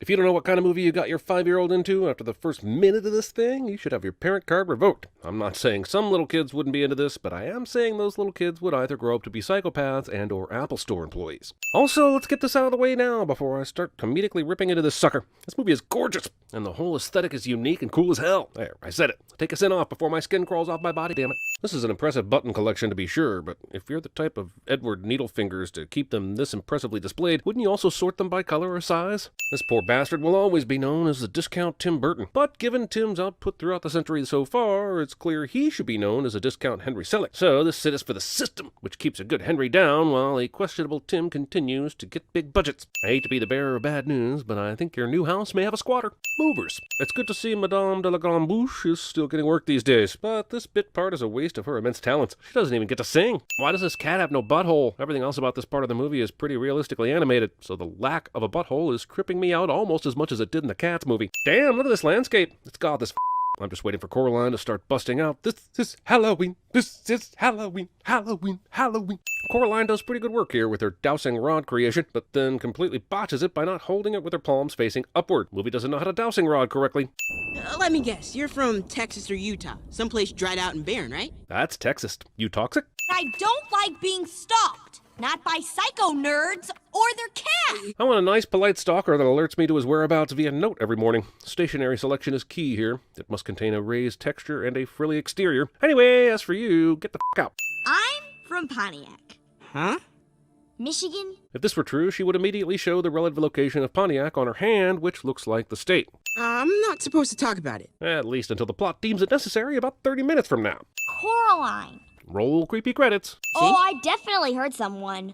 Why were you born? Damn, Coraline just met this dude. He's been informative about the new house, the location of the well, and generally gracious after accidentally freaking her out at first. So what gives with this insta-kill attitude mode for our supposed protagonist? I almost fell down a well yesterday, Mom. Uh-huh. I would have died. That's nice. Looks like we're getting straight to the disconnected and aloof parent cliche. But here's the thing. 95% of the things kids say are either unimportant or exaggerated. Coraline didn't really almost fall down a well. You can blame the parents if you want, but when you really think about it, are kids really actually worth listening to? It wasn't my fault you hit that truck. I never said it was. Expositional arguing.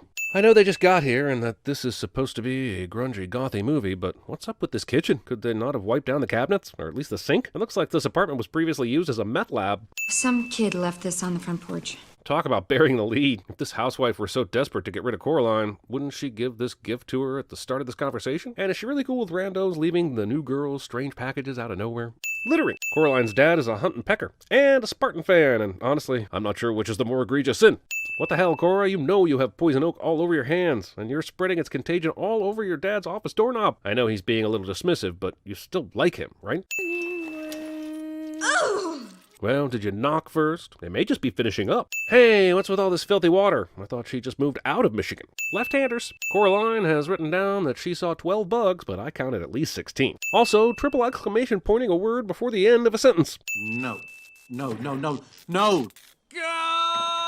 This motherfucker is an experienced author, and it's the late aughts. Doesn't he know this shit's auto-saved? Or even if it's an old computer and doesn't have that option, he should still know to hit Control-S obsessively like the rest of us. And also, settle down, man. You had 3 lame paragraphs written on composting and your composition was atrocious. She did you a favor. Collecting snow globes.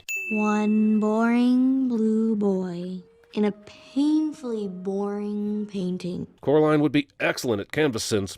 I don't know who covered up this tiny magic door, but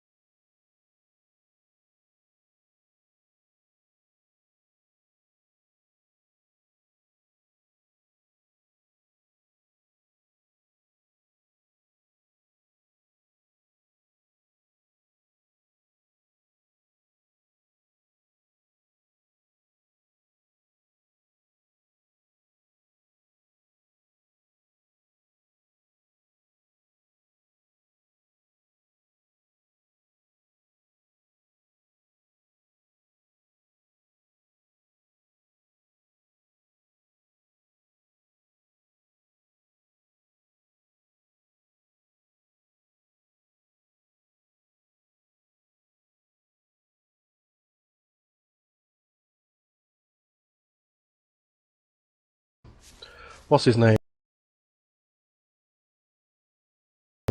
The Yuri Geller, the guy who bends the spoons. Why?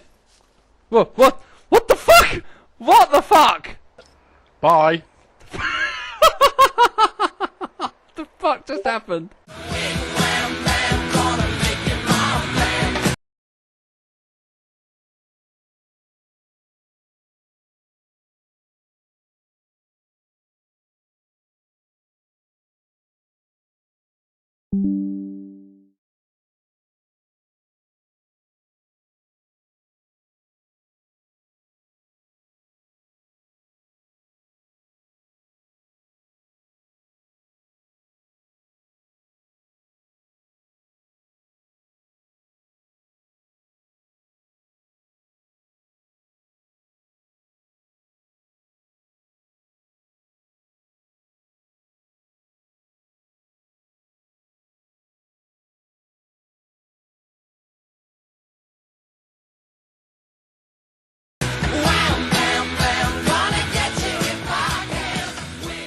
You can get away with it too if they never find the bodies. Fucking Roush. It troubles me that you're a nurse. Neonatal nursing, so. Sorry, neonatal? Yeah, newborn babies. Ah. Can you be trusted around newborn babies? No. I don't know. I don't think I could eat a whole one, so I'm pretty good. Because we were doing an event, to be fair. I actually told me that the event was basically you saying, let's do an event, and then shooting them with artillery. No, they want. That's how they described your event. What did you say? He's telling a story, and he went, yes, and then we went down the electric staircase. No, we were talking about. Are you watching football? Yeah, German plays Algeria right now. What? Oh. What? What the? Oh. What? What? What? Every 2 seconds. What? Oh, Germany. How long is he going to be doing this? 90 minutes, and then if it goes to extra time, he's going to be unbearable. Algeria just scored? I do not know yet. Kill them all.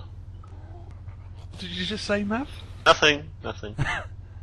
We should have killed them all. He let the Nazi slip out there. Went into Gestapo mode there. Main road, if you head down now. Whoa, Algeria's just scored. Nice. Oh! Oh dear. No. Yes. Haven't seen it yet. Yes. How far are you behind? 1 minute. Start your stopwatch, mate. That's fucking glorious goal.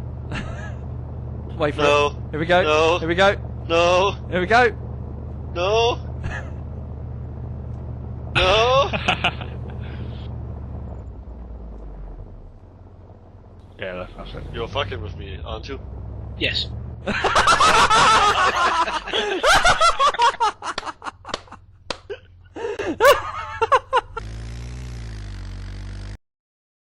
Minute.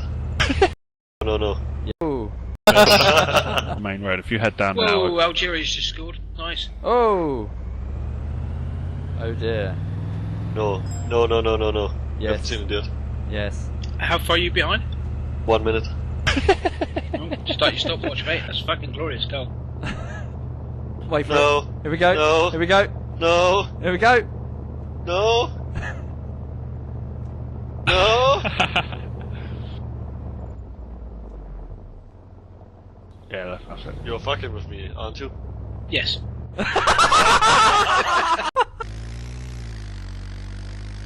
Ooh. I meant to do that.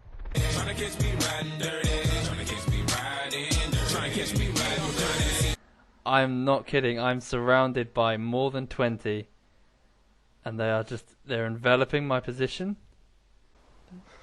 Okay, got 1, 2, 3, 4, 5, 6, 7, 8, 9, 10.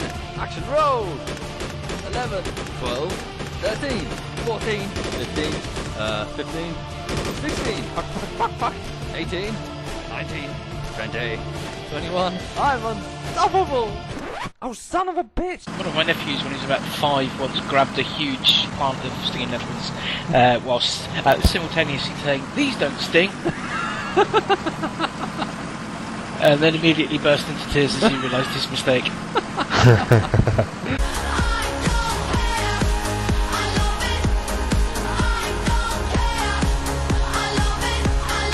Yeah, I'm sticking on the left. I'll make machine gun noises and scare them. Right, I'm peace outing because I'm getting pinned down. Cool, I'll jump here. Thanks, man. Okay, I'll just drop your bike. Yeah, drop the pipe. It's a parachute. I was tied up. Oh, wow! And now the punk's trying to run me You over. hit me with the bike! The fuck? What? The punk's trying to run me You over. hit me with the parachute. I was tied up. Oh, wow! And now the punk's trying. You hit me with the fucking bike! You just lying in your... What the fuck? Fucking tactical motherfucking Russian orthodoxy here.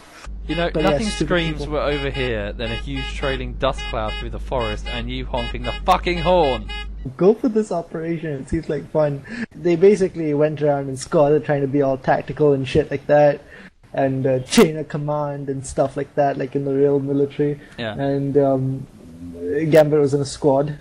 And turns out he spent 3.5 hours lying on his stomach in a field. Trying to get a message up the chain of command to get permission to shoot. And after 3 hours, when the message finally got through the guy, the permission was denied.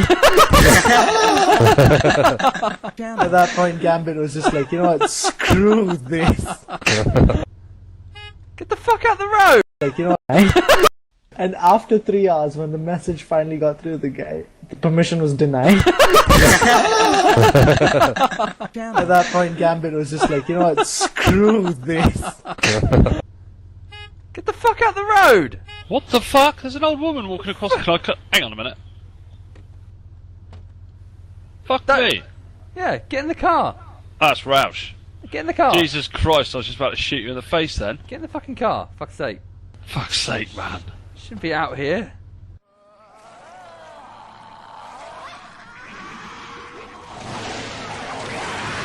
Oh my good god, man. So I see Cramped has been busy modding the server. Yes, he has done loads of work. Yeah, it seems different somehow. Central, this is Big Sky. Strike 1 is ready to secure the craft.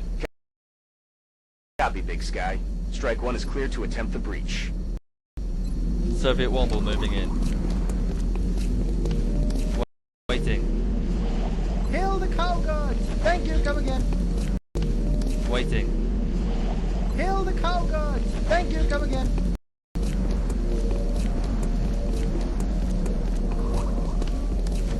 Who's up for a shower?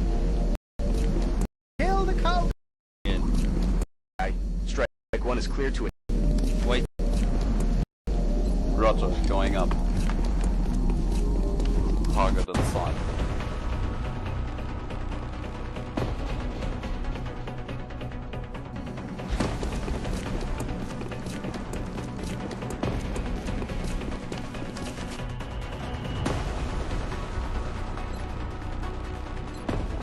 Curry out! Commander, you may want to instruct your men to exercise restraint when using explosives. Hello? While certainly... when using explosives. Hello? While certainly...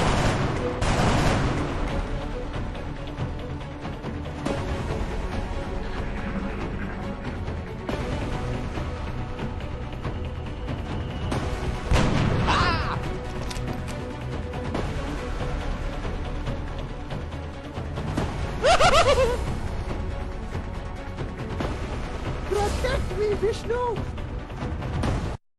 No one was expecting this. I wish there was more we could have done. It's for you, from all of us, from the bottom of our hearts, to you. Thanks very much, guys. I'm gonna open it now. I do hope we got the right size. Okay. It's begun, gentlemen. I'm gonna pull. Oh my god. Oh my god. What the fuck? Do you like Enjoy it? it. Look, it even comes with like fucking instructions or something. Okay, Sorry. everybody. Happy birthday to you. Thank you. Happy birthday to you. Happy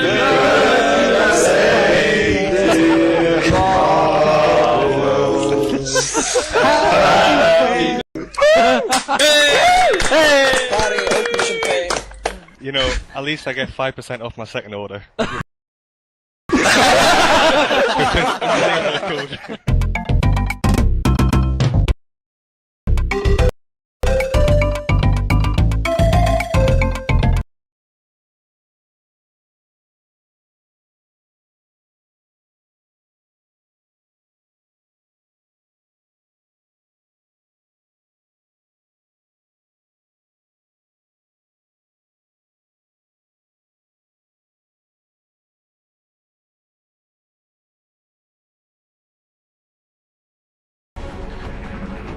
Restraint.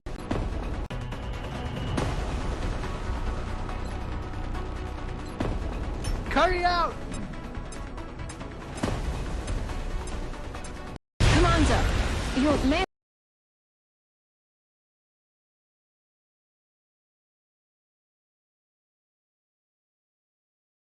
want to instruct. Protect me, Vishnu!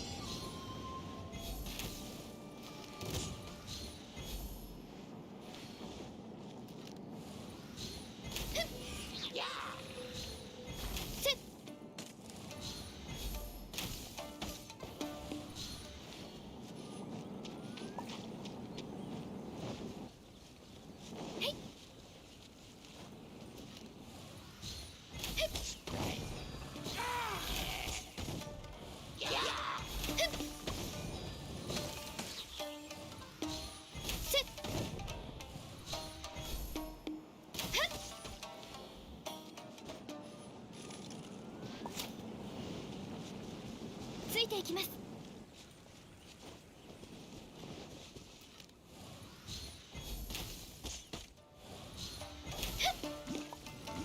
大丈夫です。創生の術。全力を命ずる。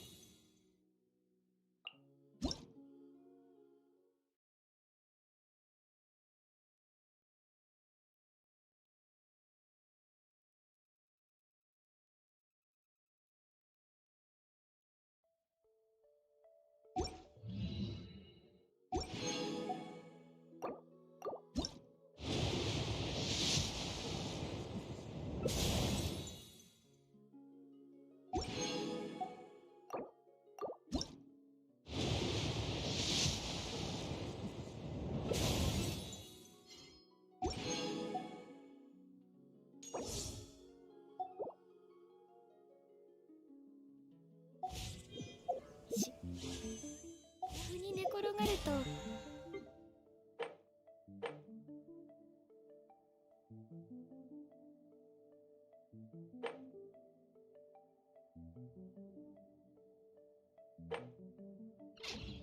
大地の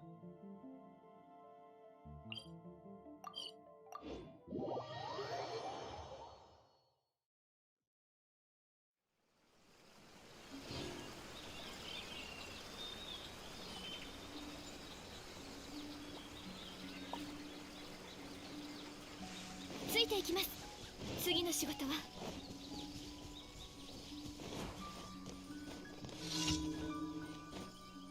いしょ。えい。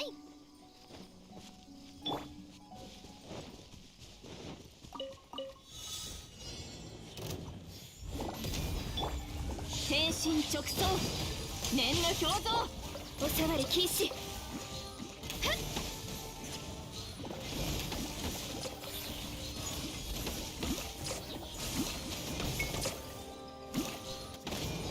風雪の縮図、部外者禁止。酒。念の表像。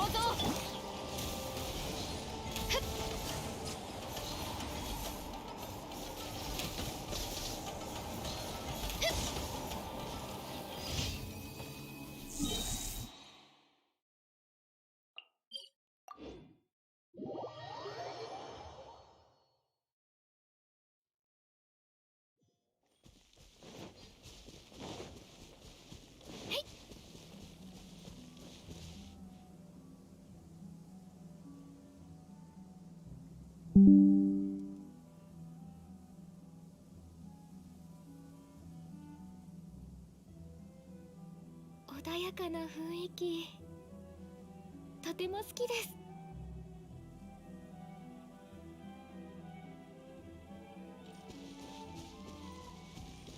よっ。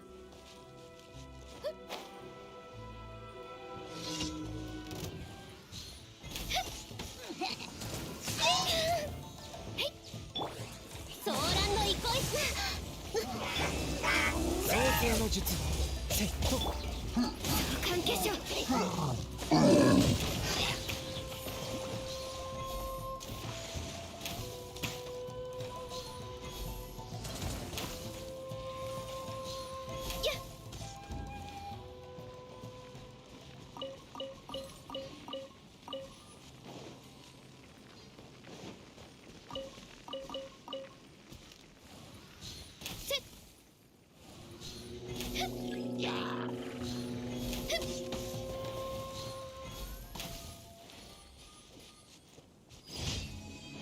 仕事は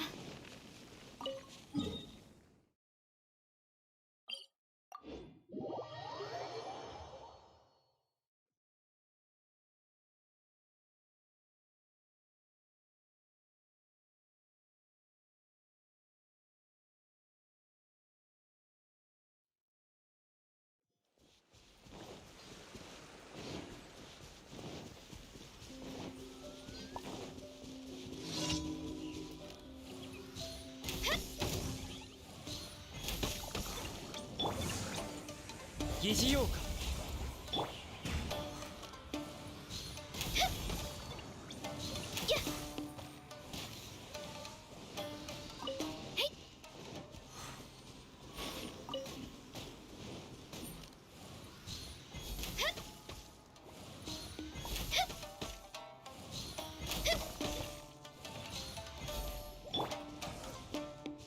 創世の術。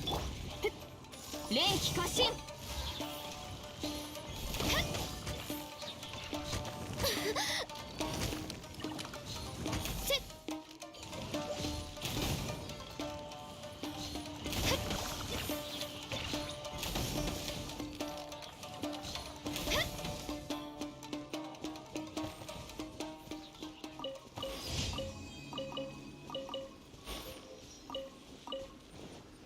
次の仕事は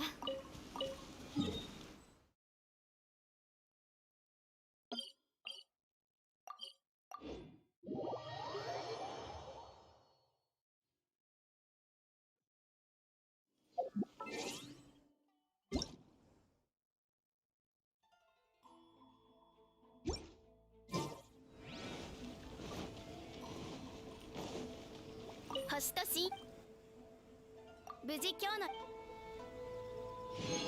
星と深淵を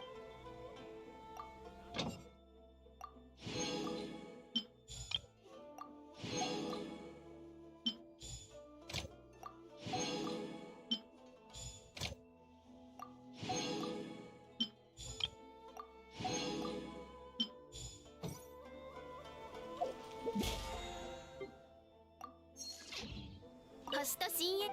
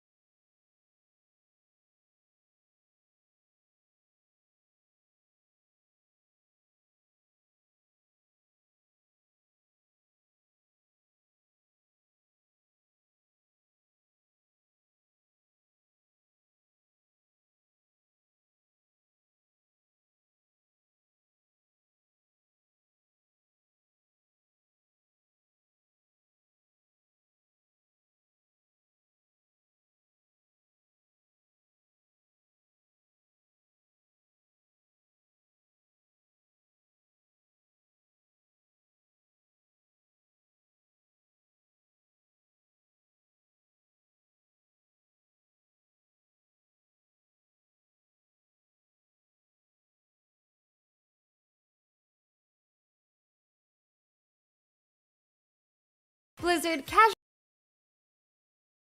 beginning the process of acquiring a vast realm of PC and console. The project, Blizzard is looking to fill a number of positions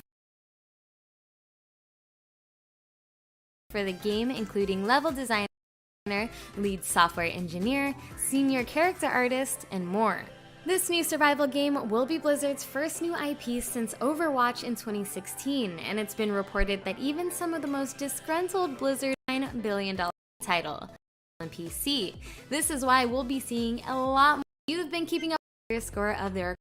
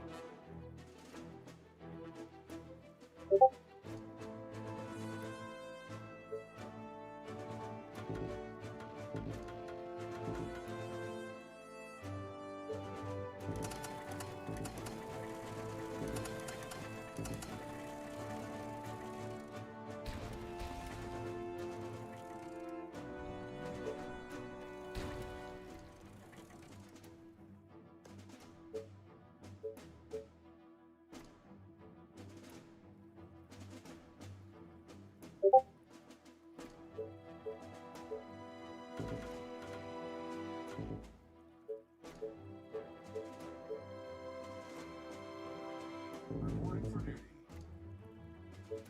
Reporting for duty. Reporting for duty. Reporting for duty. Reporting for duty. Reporting for duty. Reporting for duty. Reporting for duty.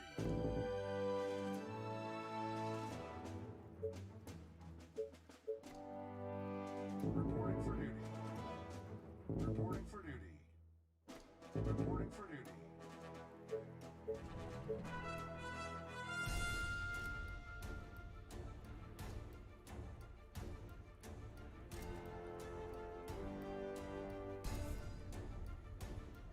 Tell me. All the way. Need me? Great idea, sir. Tell me. Perfect. Orders, sir.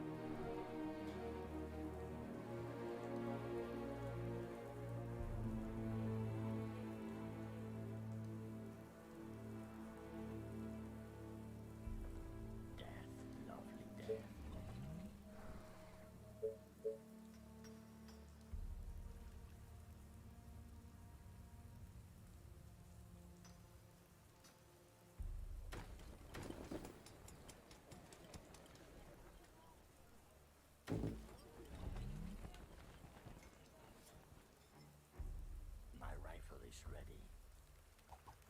Warrior that. I need to kill something. Orders, sir. Okay. Just tell me what to do. All right. Are you sure? Last night I dreamt of brains exploding. Slow but lethal.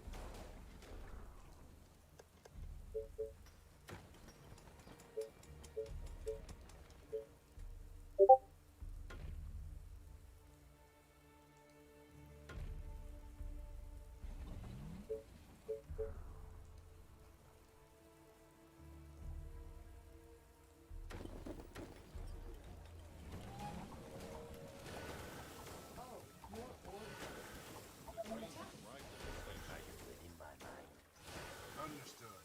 Oh, here we go again. Gotcha. Okay. Gotcha. Building You call that a plan?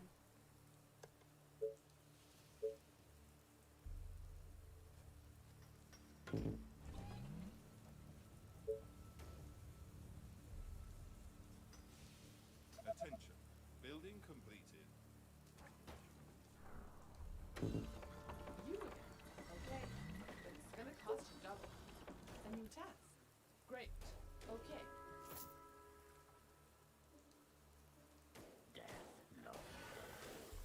All the way. Perfect. This better be good. Roger that. Are you sure? Attention. For the colony. Building completed.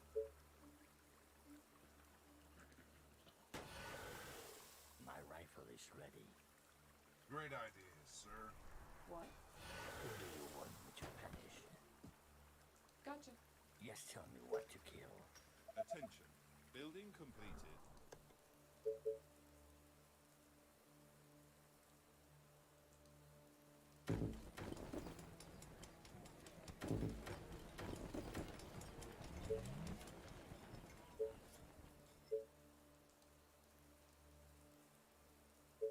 Units under attack. Last night I dreamt of brains exploding. Nice target. Slow but lethal.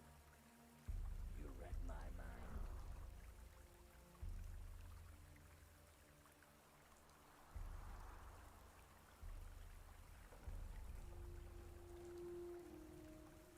So many targets, gonna love it.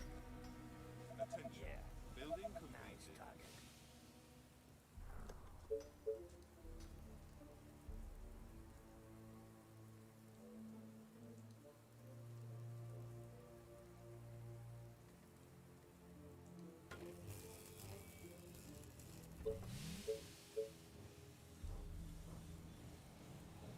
Our soldiers are in trouble.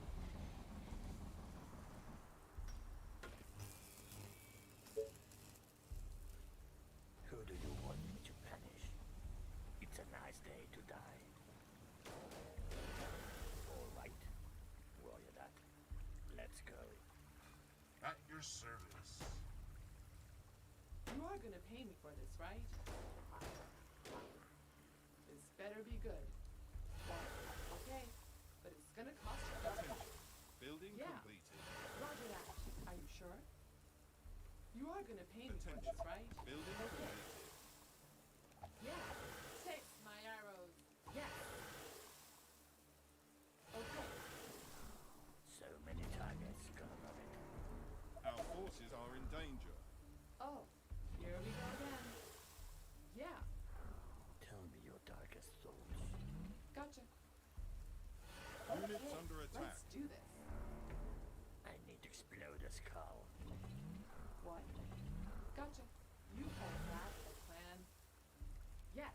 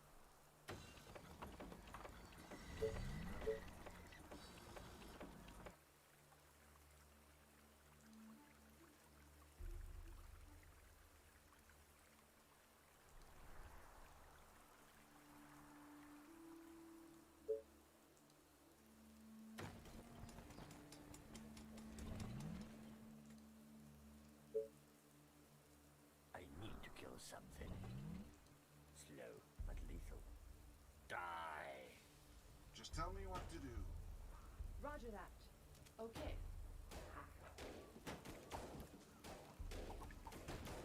Straight to the heart. Yeah. Building completed.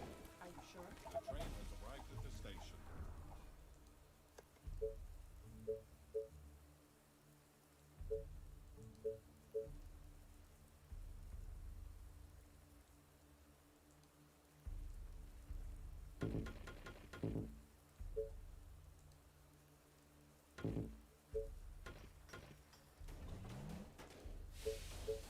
Attention. Building completed. Our soldiers are in trouble. What do you want now? Attention. Building completed.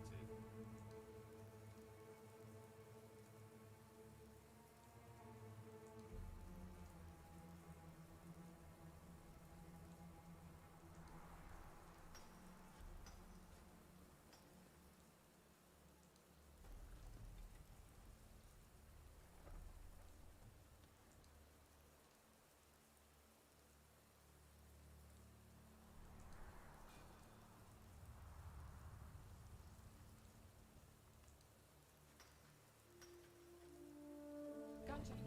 Okay, let's do this. All right. Gotcha. Okay. Yes. Gotcha. Sounds interesting. It could be worse. Yeah. Great. Roger that. Gotcha. Attention. Yeah. Building completed. Great. Are you Attention. sure? Building completed. Warner, you pay. Yeah. Great. You hold that, man. Gotcha.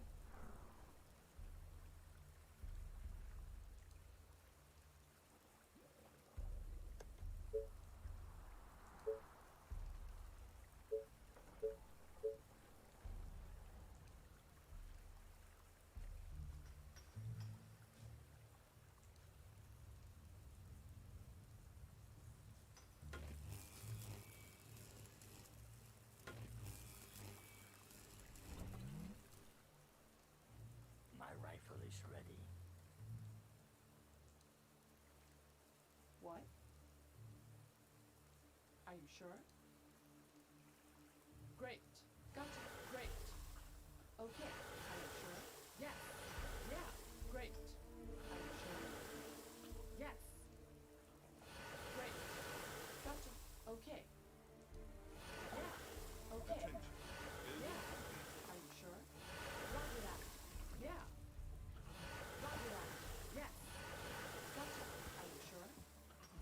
You hold that, man. Great. Wait a minute. No, I'm just kidding. Pick up, please. Yeah. Your sniper at your service. Is that all? You. Roger that. On your order. Do you need me? Perfect. Let's go. Come on. I need to explode a skull.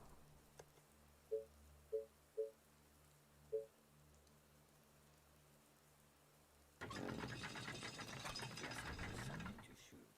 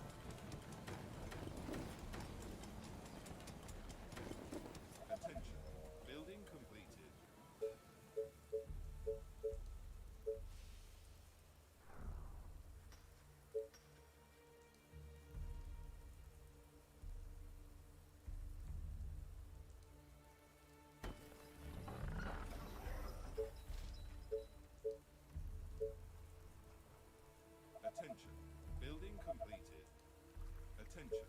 Building completed. Attention. Building completed.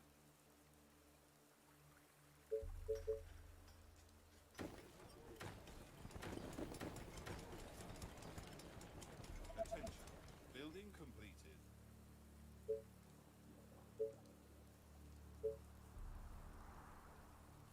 Attention.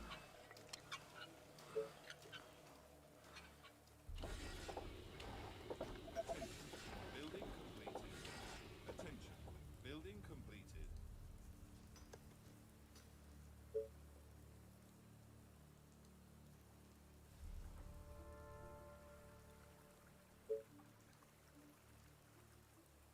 Any orders?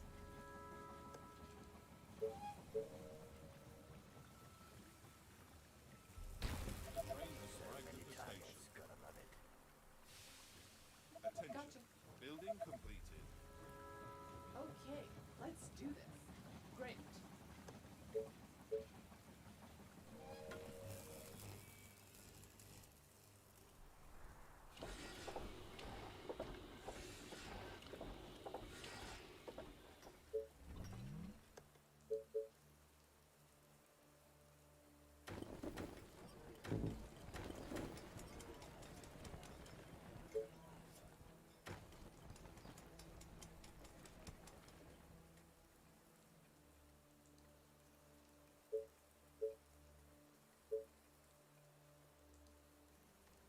Attention.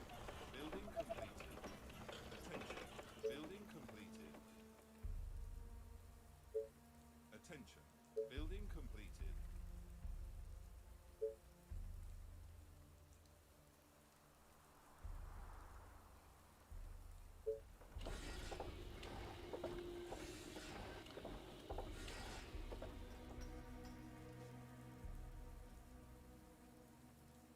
Attention. Technology research finished.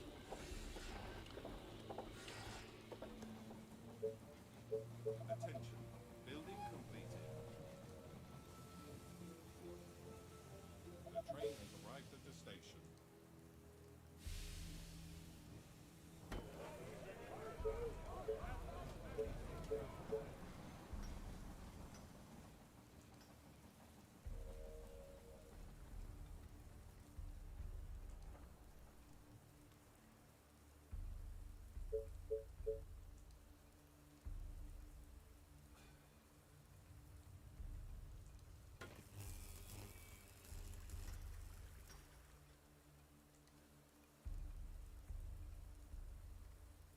Is everything okay? Roger that. Attention.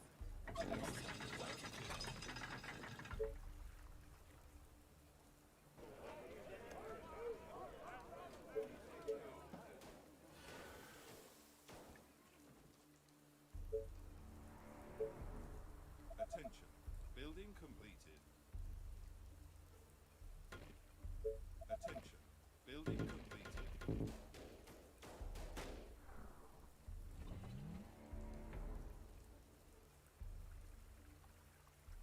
I need to kill something. Yeah. All right.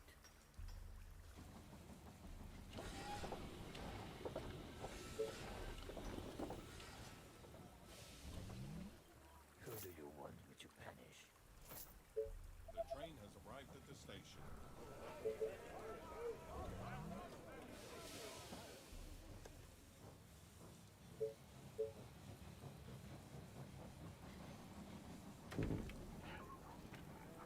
Our forces are in danger. Orders, sir. Waiting on orders. Let's go. I need to explode this cow. My rifle is ready. Bullseye. Ready and waiting. Reporting for duty. Let's go. Do you need me? Death, lovely death. All the way. On your orders. Any orders? Technology research finished. Attention. Building completed. Reporting for duty.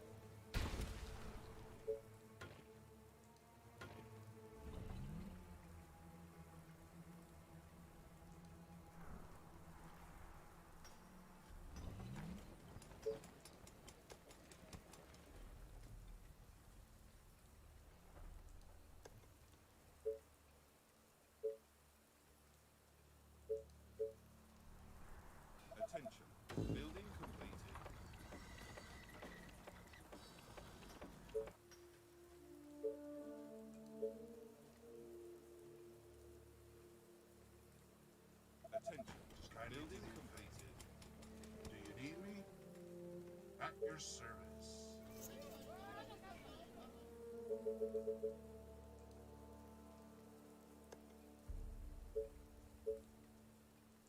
Attention. Building completed.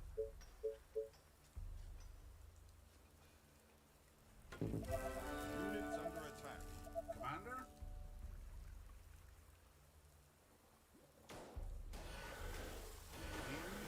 That will be easy. Orders, sir. The train has arrived at the station.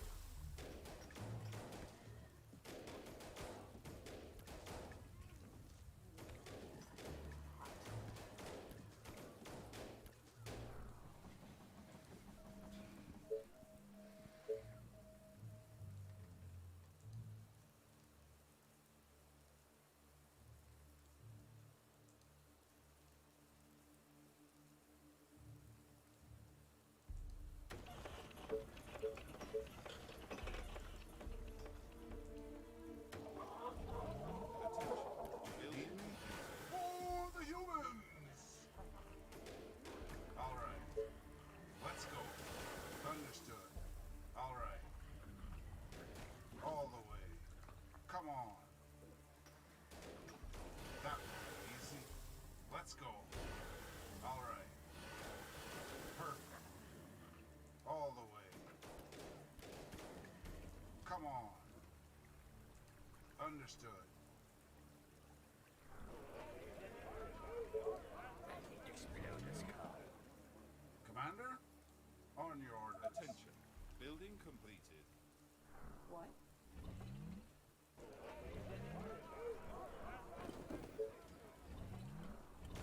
Tell me. Attention. Building completed. Let's go. Understood. At your service. Attention. Building completed. Is everything okay? That will be easy. Reporting for duty. Understood. All right. Of course, my commander. Perfect. Let's go. All right. For the colony! All right. Understood. Let's go. All the way. Understood. Tell me. Ready and reporting for duty. Commander, let's go.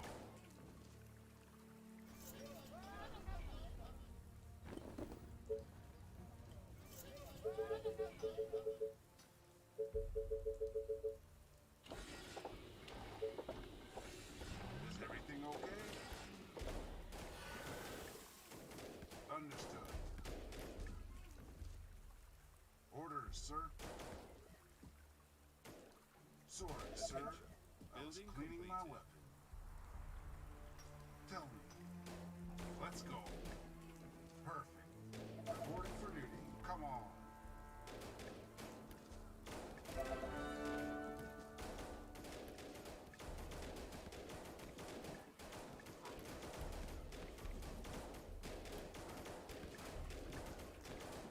For the humans!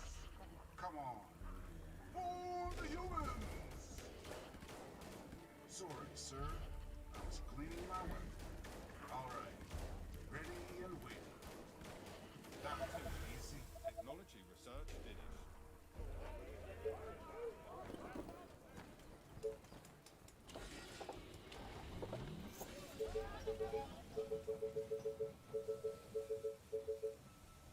The train has arrived at the station.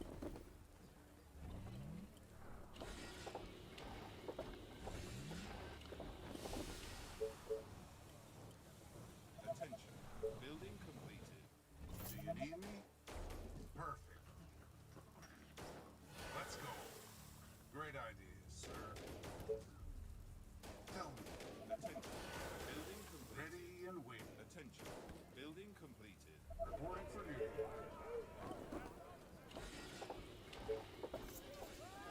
Do you need me?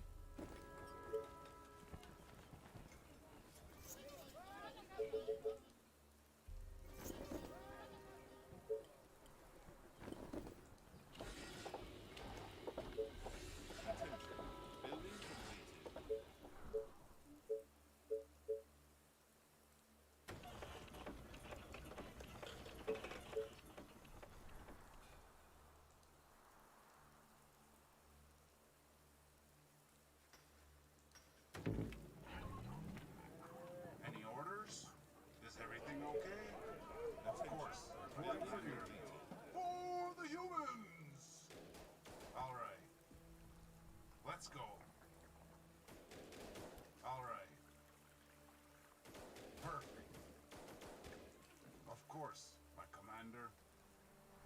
Let's go. Great idea, sir. All right. Let's go. Understood.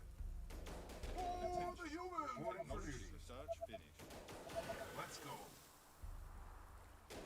All the Train way. has arrived at the station. Great idea, sir. Attention. Come on. Building completed.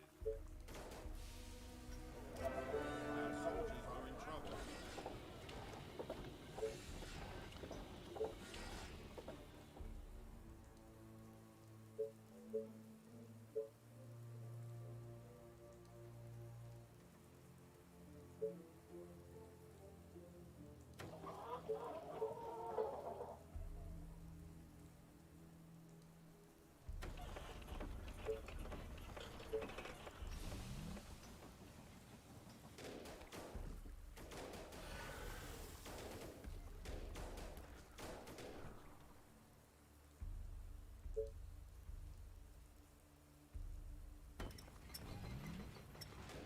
Any orders? Reporting for duty.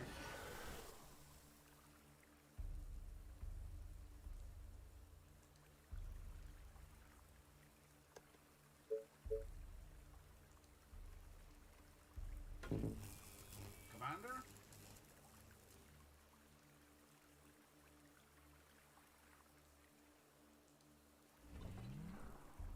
Tell me. Understood. That will be easy. Ready and wait. Let's go. For the colony! Perfect. Come on. That will be easy. Let's go. Our forces are in Just danger. tell me what to do. All right. Any orders? Understood. Is everything okay? Building Tell me. completed. Perfect. Great idea, sir. At your service. Sorry, sir. I was cleaning my weapon. Commander? At your service. Sorry, sir. I was cleaning my weapon.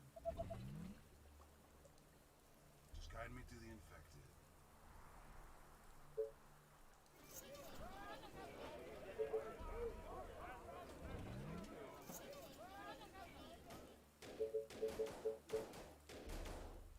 Is everything okay? Orders, sir. All the way.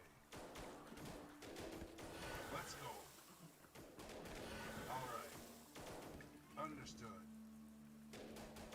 Great ideas, sir. All the way. The train has arrived at the station. Our soldiers are in trouble. Sorry, sir. I was cleaning my weapon for duty. Ready and waiting.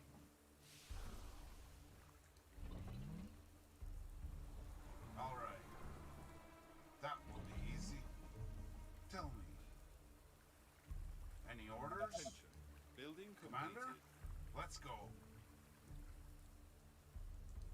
Tell me. Sorry, sir. I was cleaning my weapon. Attention. Reporting for duty. Just tell me what to do. That will be easy.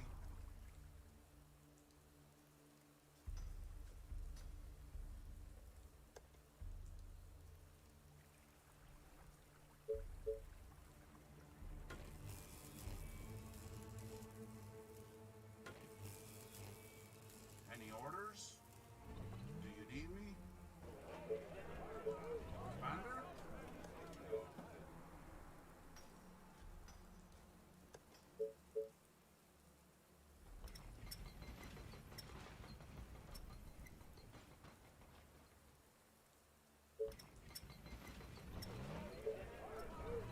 Tell me.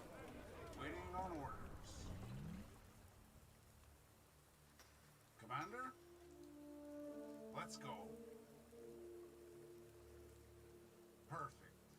All the way. That will be easy. Let's go. Perfect. Attention. Building completed.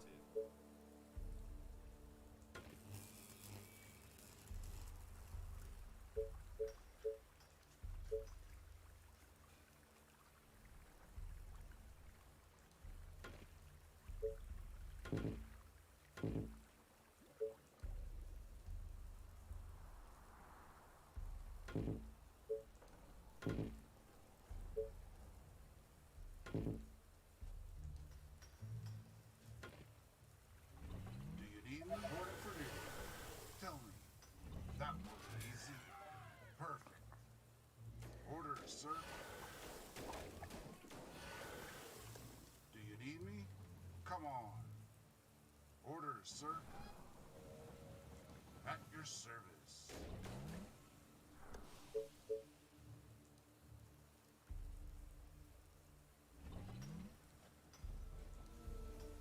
The train has arrived at the station.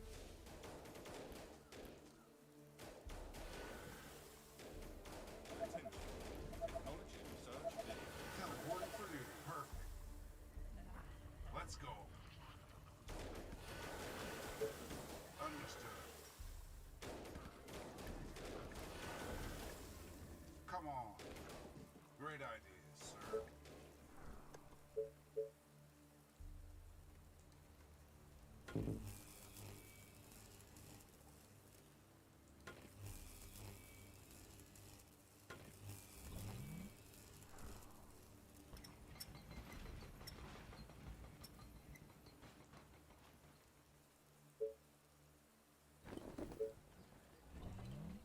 Our forces are in danger.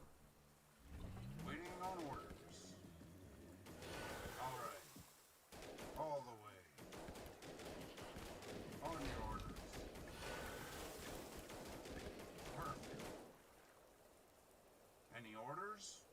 Commander? Attention. Building At complete. your service.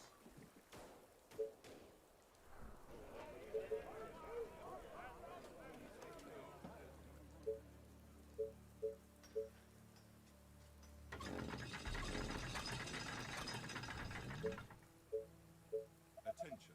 Building completed.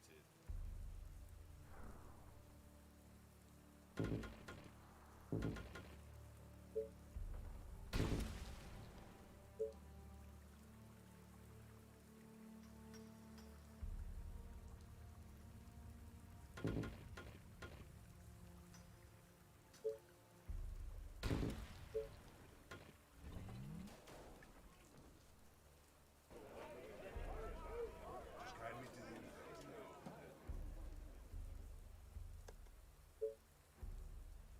Tell me. Understood. All the way.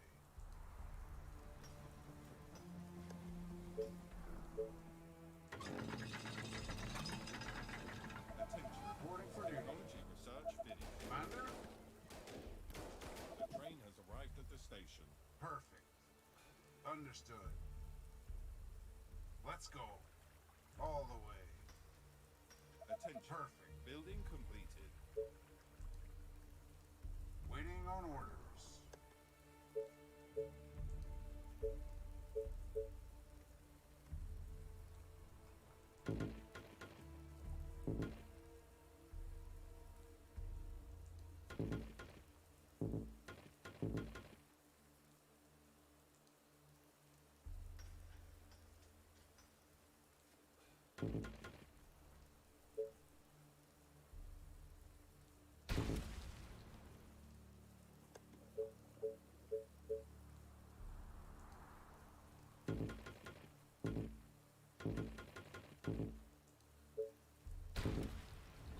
Orders, sir.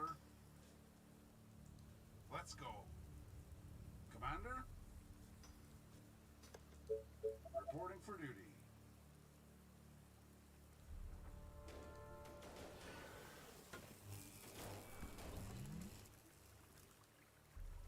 Do you need me? Attention. Building completed.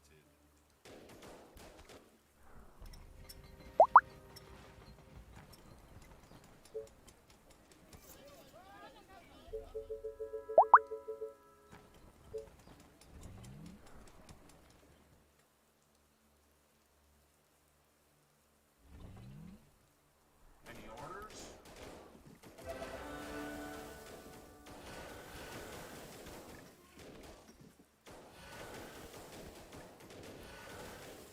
Tell me.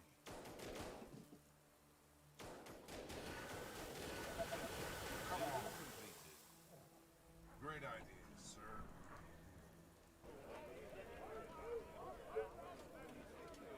Orders, sir. Ready and waiting. Understood. Orders, sir.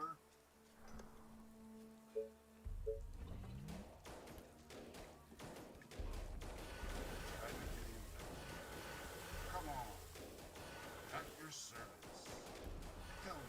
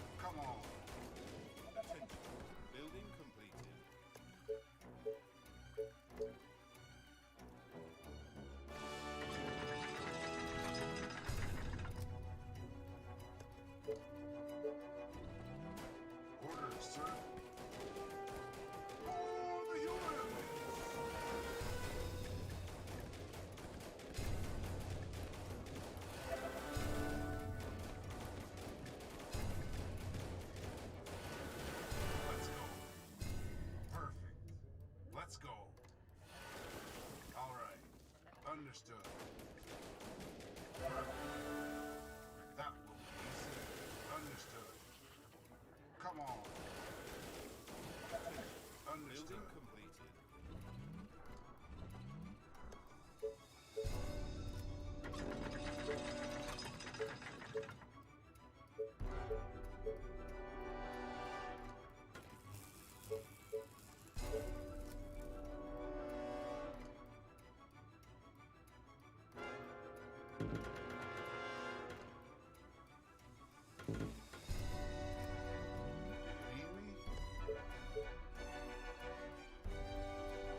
Attention. Building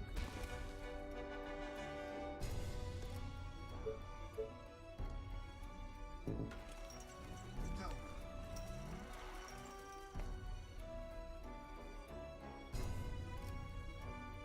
Perfect. All the way. Understood. Great idea, sir. attention. Building completed. Is everything okay?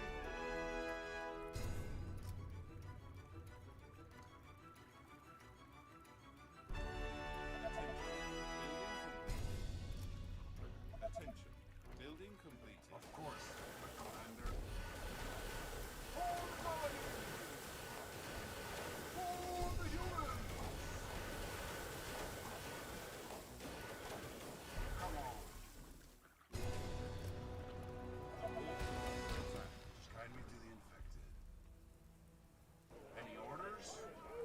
On your orders. Commander? All the way.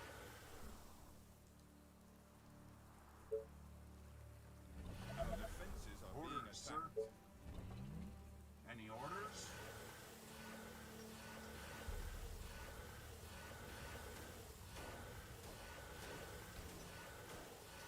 Let's go.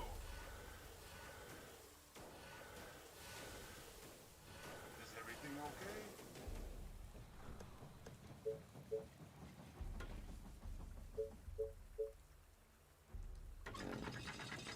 Tell me. Commander? Just guide me to the infected.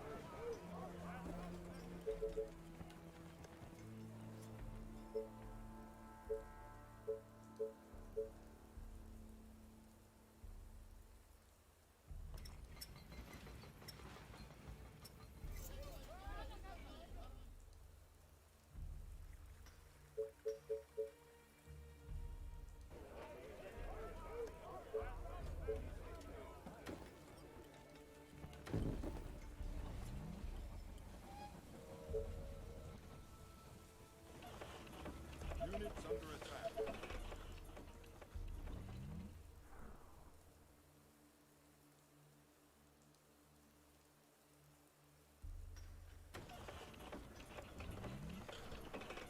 Any orders? For the colony! For the humans! Attention. Building completed. That will be easy. Let's go. Is everything okay? Order for duty. For the humans! Let's go. Understood. Great idea, Building sir. completed. Of course, my commander. Building completed. That will be easy. On your orders. Building completed. All the way. All right. Understood. For the humans! On your orders.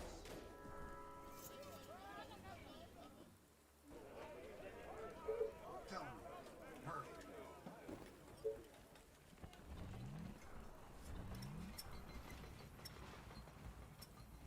Ready and waiting.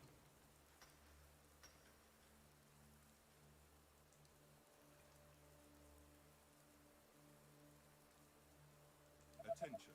Building completed. Our At your forces are in service. danger. Tell me. I will kill our enemies. Do you need me? Orders, sir. On your orders.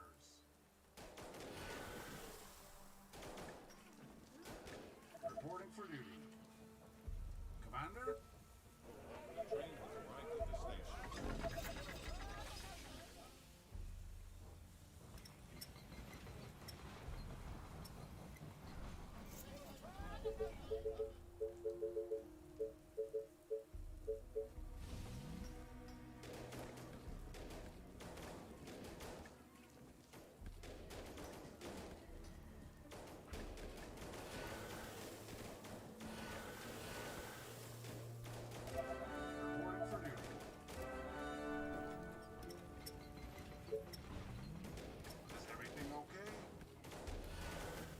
Units under Commander? attack. Just tell me what to do. All the way. On your orders. Perfect. Come on. Commander? Orders, sir. That will be easy. Come on. Let's go.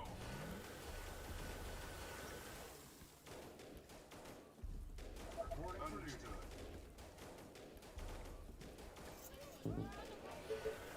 Waiting on orders. Come on.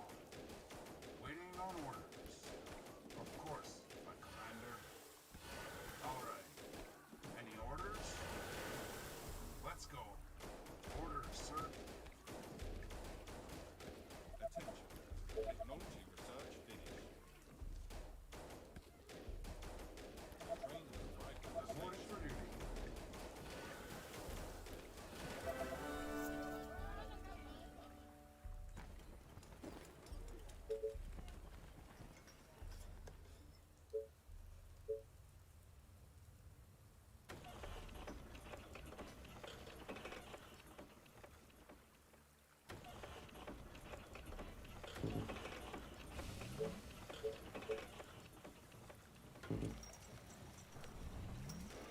Tell me.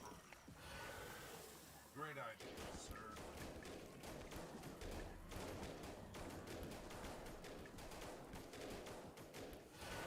Of course, my commander.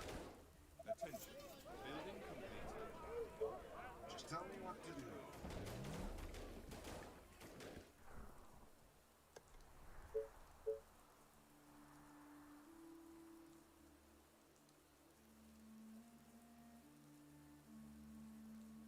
Just guide me to the reporting for duty.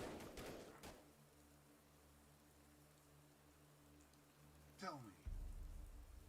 Ready Attention. and waiting. Building completed. Waiting on orders. Attention. Building completed.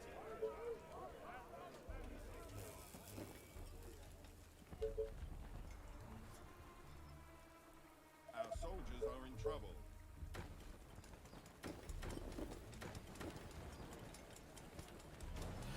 You need me? Sorry, sir. I was cleaning my weapon. Reporting for duty. Understood. Any orders? For the colony! Is everything okay? Attention. Building completed. The train has arrived at the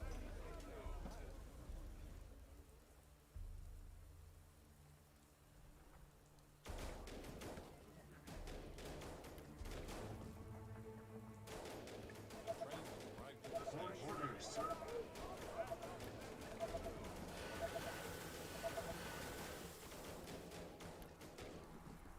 Tell me. Let's go. All right. That will be easy. Commander? Do you need me?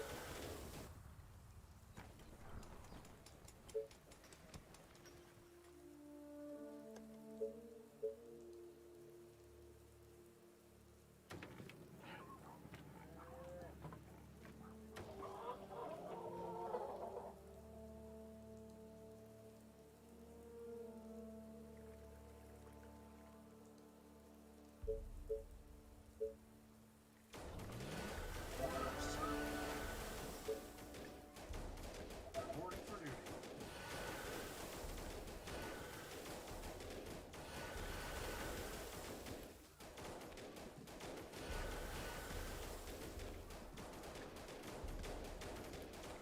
Attention. Building completed. Any Our orders? forces are in danger. Waiting on orders. Just guide me to the... Understood. On your orders. Reporting for duty. All right. Do you need me?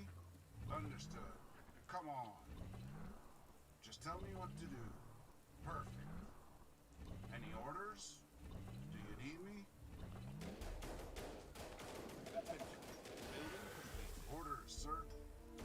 Let's go. Understood. Ready and waiting. Orders, sir. Tell me. Any orders? Do you need me? On your order. Reporting for duty.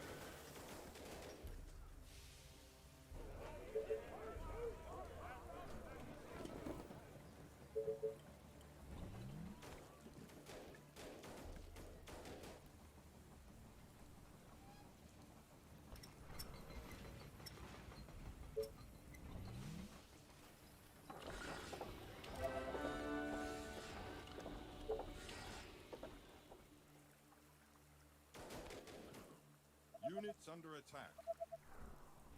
Just guide me to the end.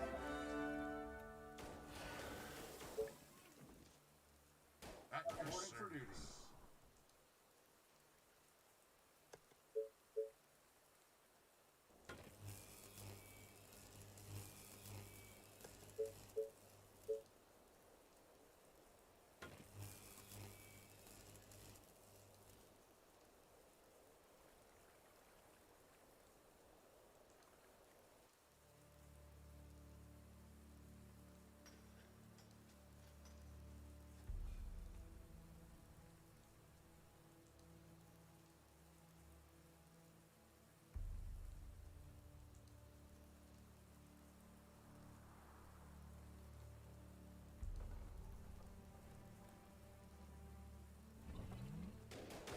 Our soldiers are in trouble.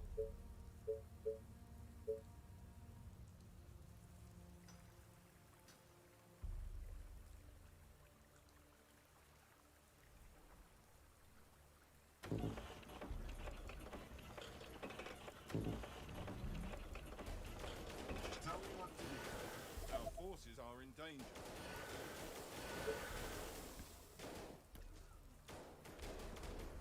Easy? All the way. That will be easy. Let's go. Any orders? Commander? All right. At your service. Reporting for duty. Attention. Building completed.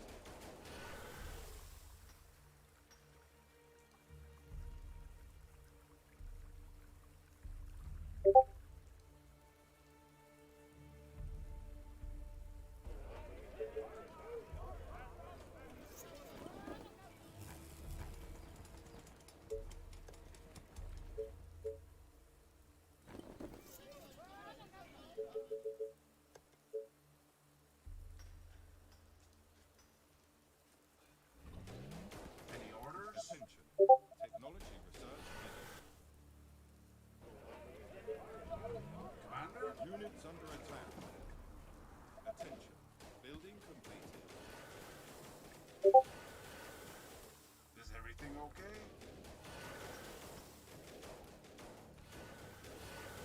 Train has arrived at the station. Our soldiers are in trouble. Waiting on orders. Tell me. Understood. Reporting for duty. Do you need me? That will be easy.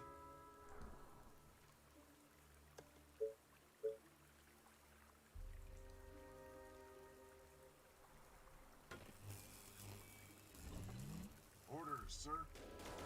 All right.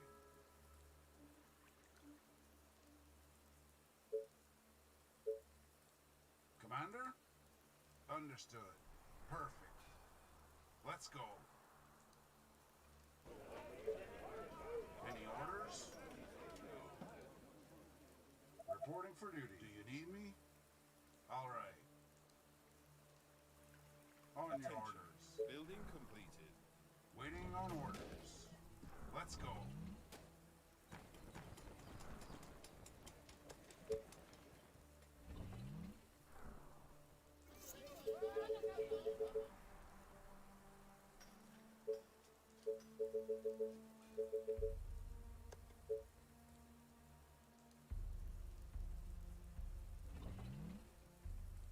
Commander? For the humans! That will be easy. Come on. Our forces Great are in idea, danger. sir. Reporting for duty. Need me? At your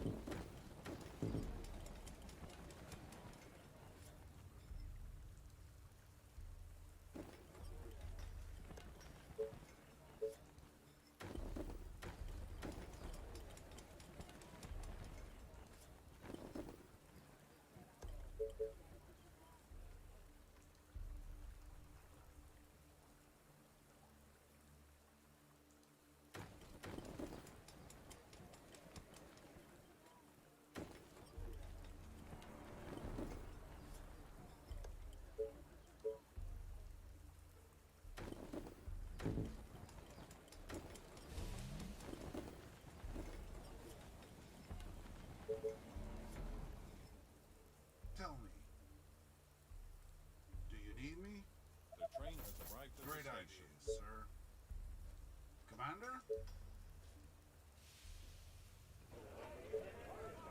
Reporting for duty. Units under attack.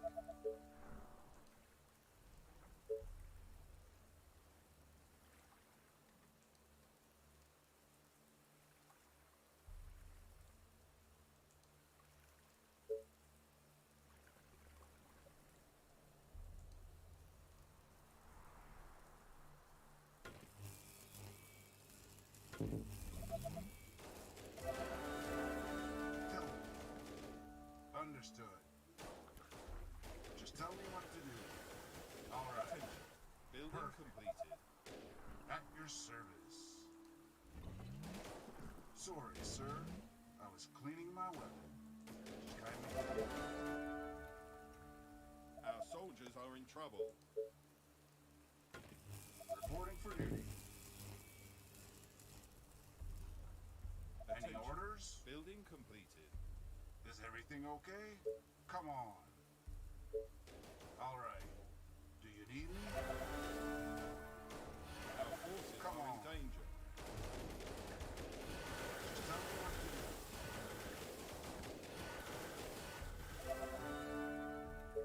Is everything okay? Attention. Building All right. completed. That will be easy.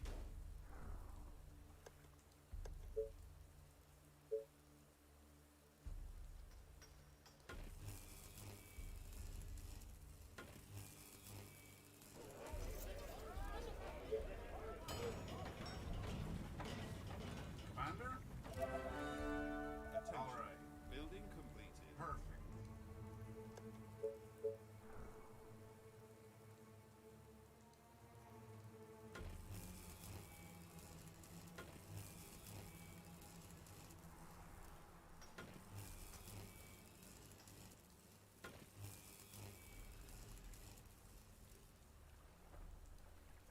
Tell me.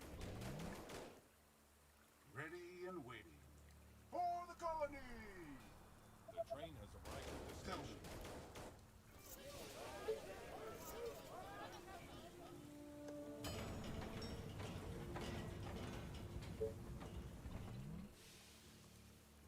Just guide me to the infected. Reporting for duty. Building completed.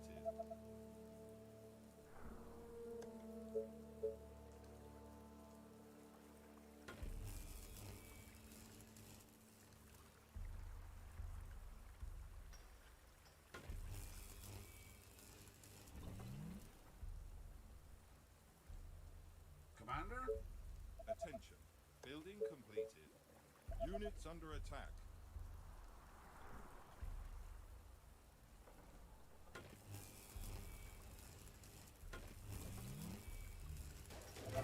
Orders, sir.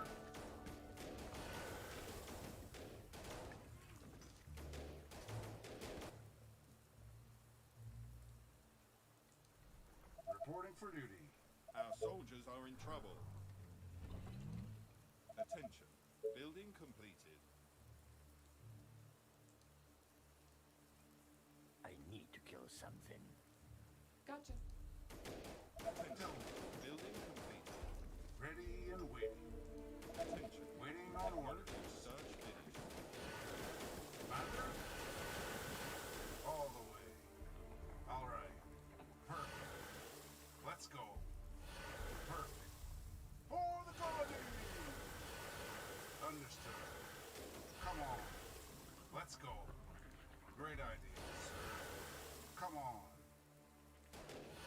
All the way. Right at the station. That will be easy. On your orders. Come on. Understood. Come on. Understood. Great idea, sir. Let's go.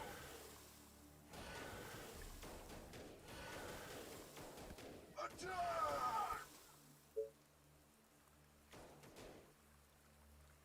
You again. Okay. Yeah.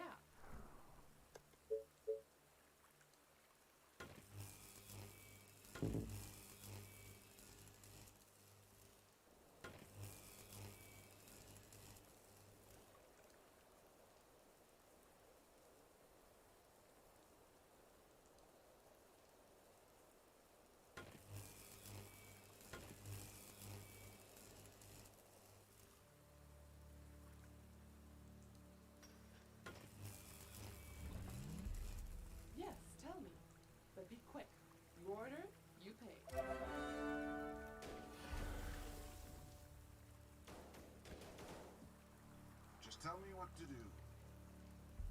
Do you need me? What? Yeah. Okay. Ready and waiting. Come on. Orders, sir. Any orders? Attention. Building completed. All the way. Understood. Let's go. Is everything okay? Great idea, sir. Ready and waiting. Come on. All the way. Tell me. Just guide me to the infected. Let's go. Waiting on orders. You are gonna pay me for this, right? The train has Just guide arrived me at the to the station. infected.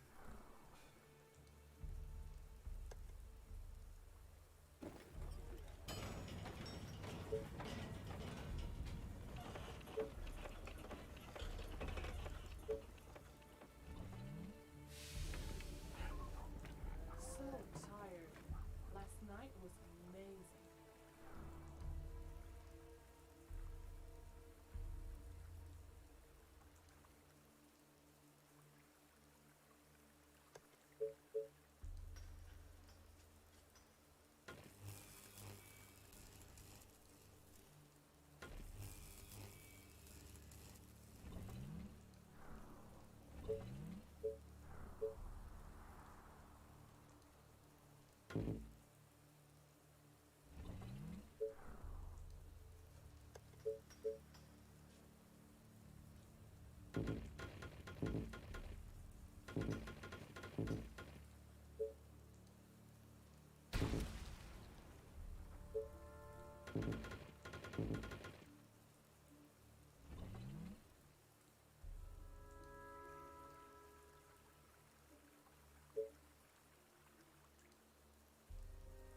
Attention. Building completed.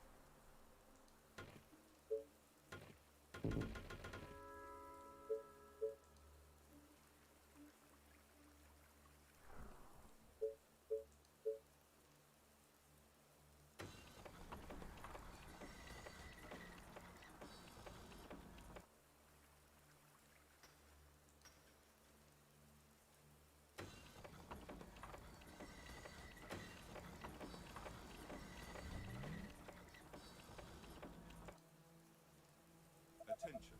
Building completed. A new task. Are you sure? Okay. Are you sure? Okay. Are you sure? Tell me. Understood. Attention. Technology research finished.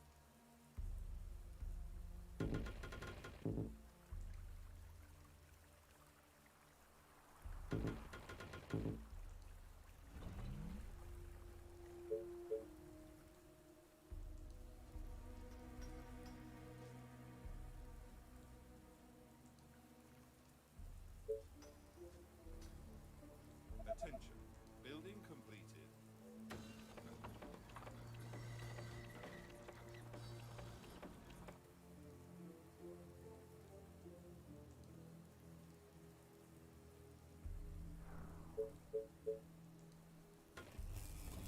The train has arrived at the station.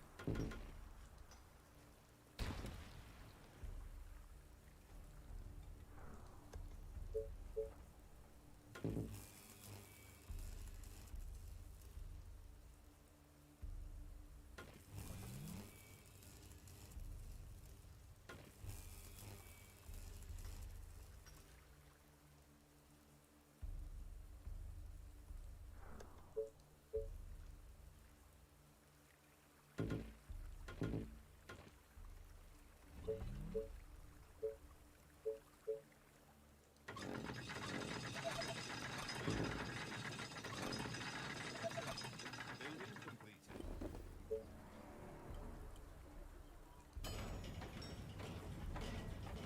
Attention.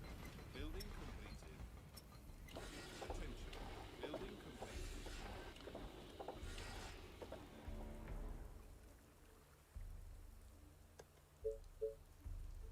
Attention. Building completed.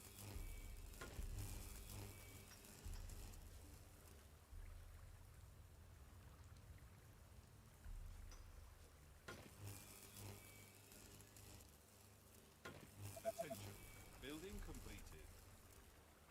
Attention. Building completed.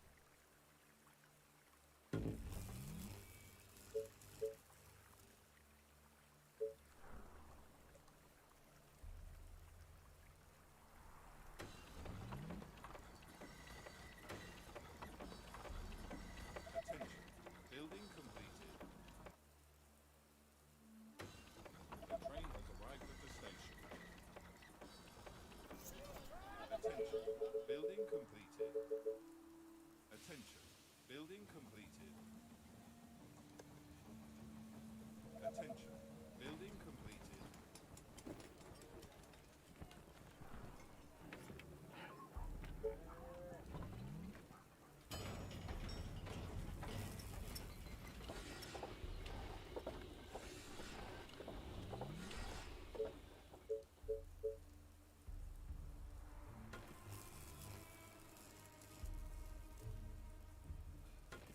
Attention.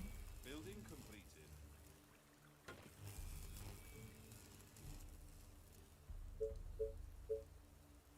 Attention. Building completed. Attention. Building completed.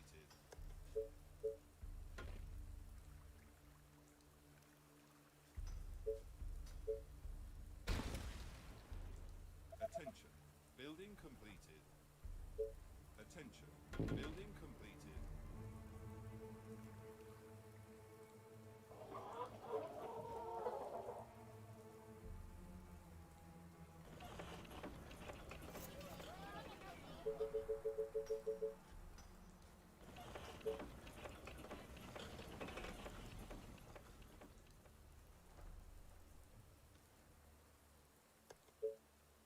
The train has arrived at the station. Attention. Building completed. Attention. Building completed.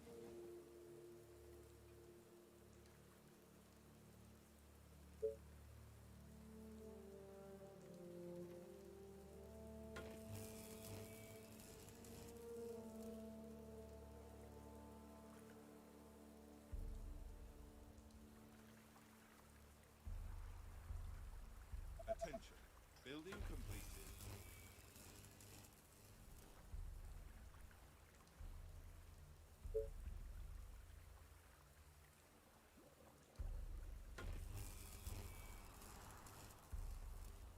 Attention. Building Any completed. orders? Do you need me? They are trying to Come break on. through. Commander? Great idea, sir.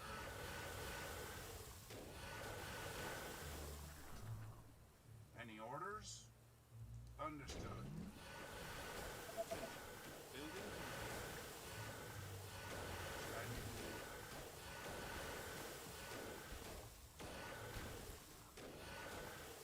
Attention. Building completed. All the way.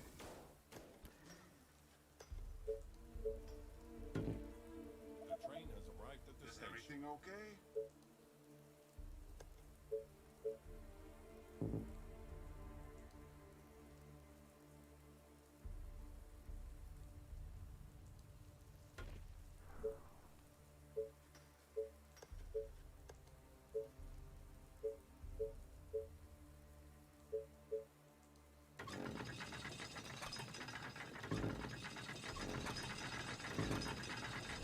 Tell me, that will be easy.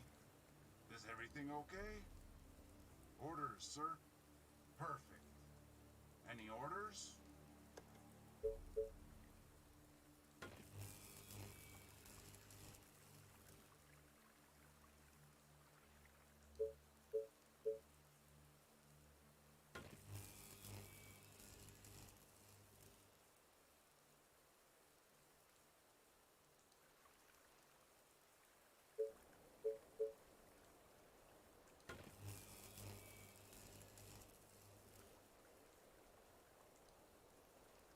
Attention. Building completed.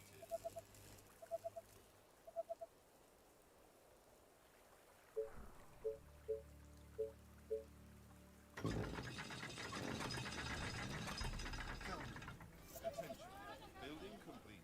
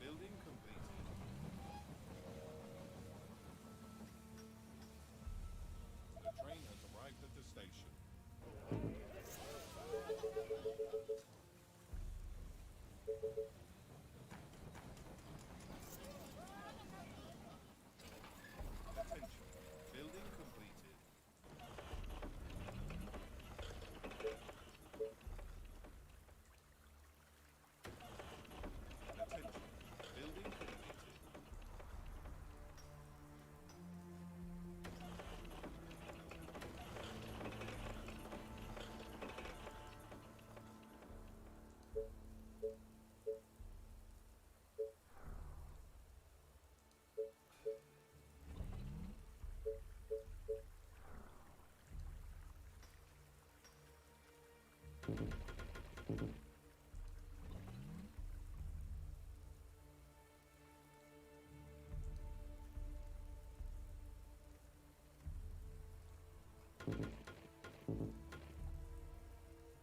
and waiting. Orders, sir. Attention. Building completed.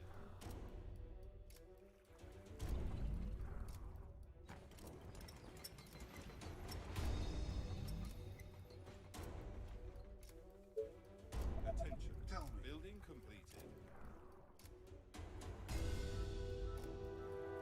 Sorry, sir. I was cleaning my weapon. Let's go.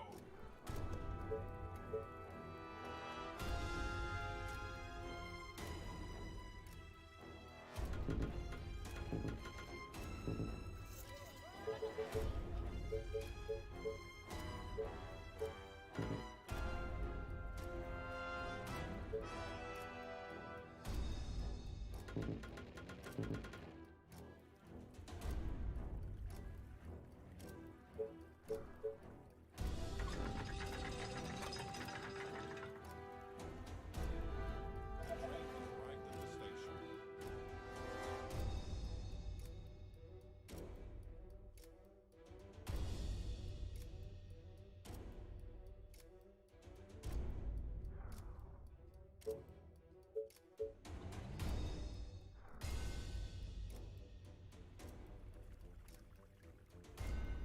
That will be easy. Do you need me? At your service. Commander? Just tell me what to do. Come on.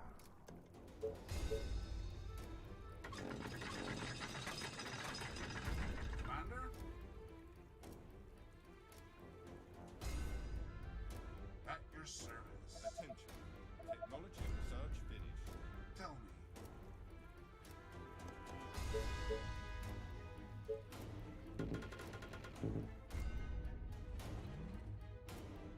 Attention.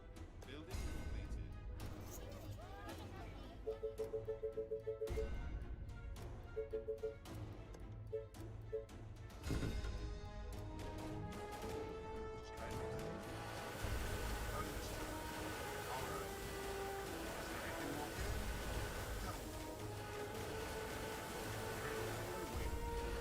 Orders, sir. Ready and waiting. Of course, Commander. Commander? Just tell me what to do. Let's go. Tell me. All right. Do you need me? Just tell me what to do. Perfect. Let's go.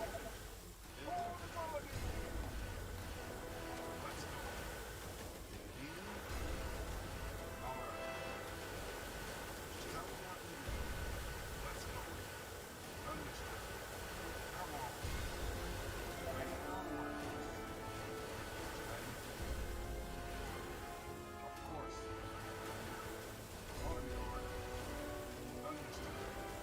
That will be easy. Is everything okay?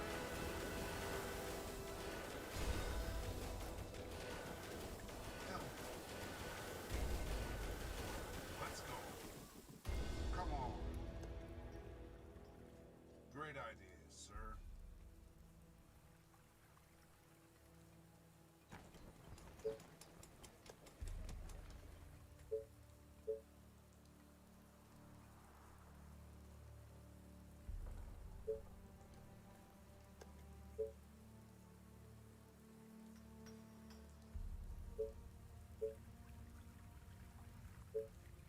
Attention. Building completed.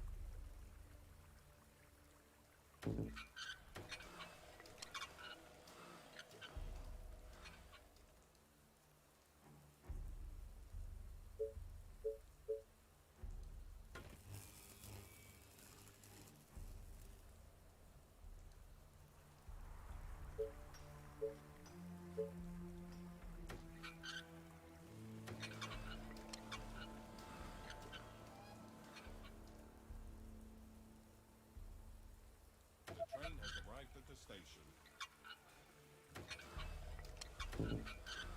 Attention. Building completed. Waiting on orders. Building completed.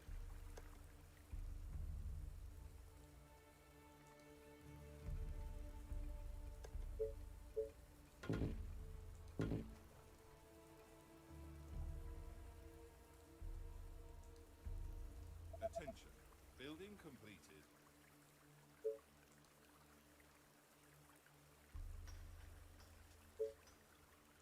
Attention. Building completed. Attention. Building completed.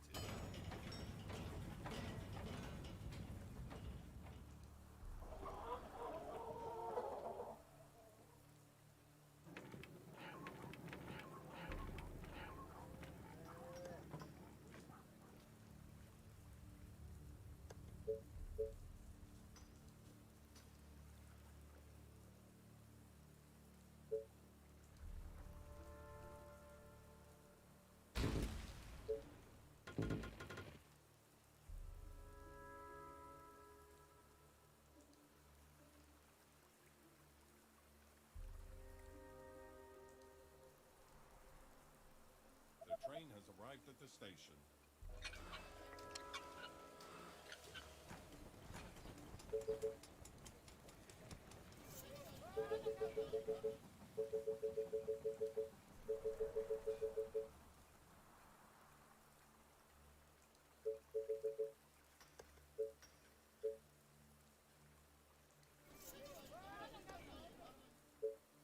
Attention. Building completed.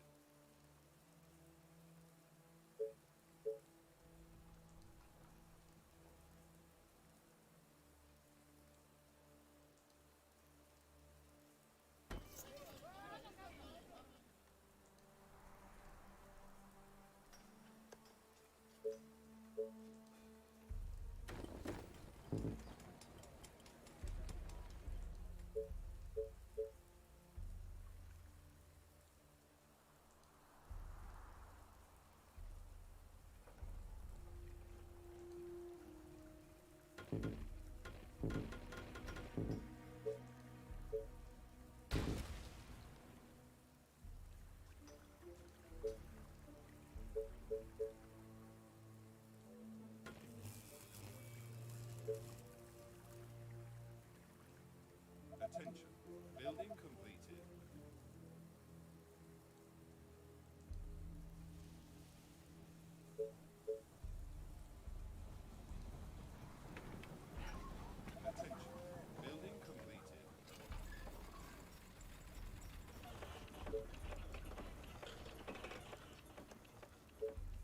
Attention. Building completed.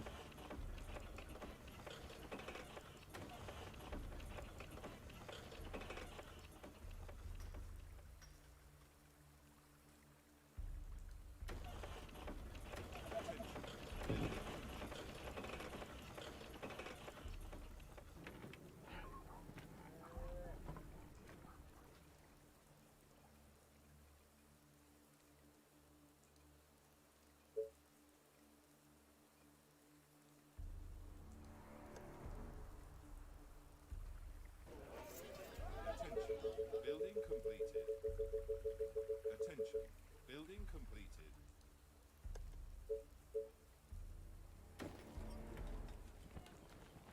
Attention.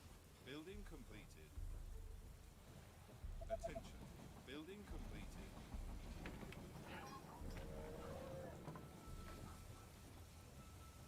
The train has arrived at the station.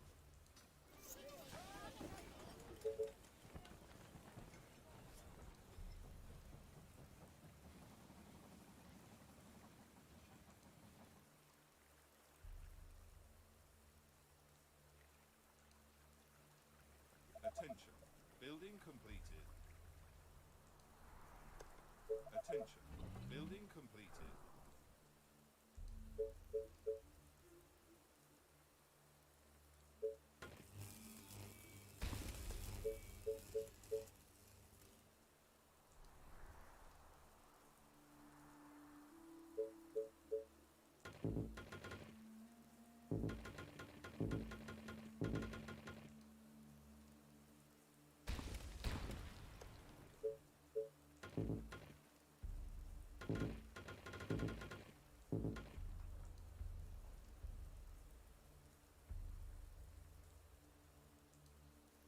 Any orders?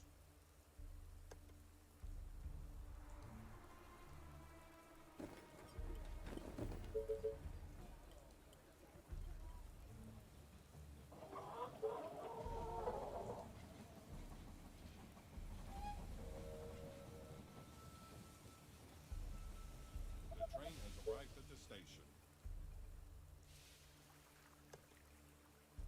Attention. Building completed.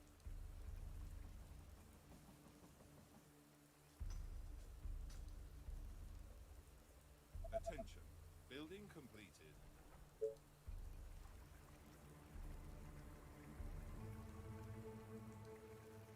Attention. Building completed.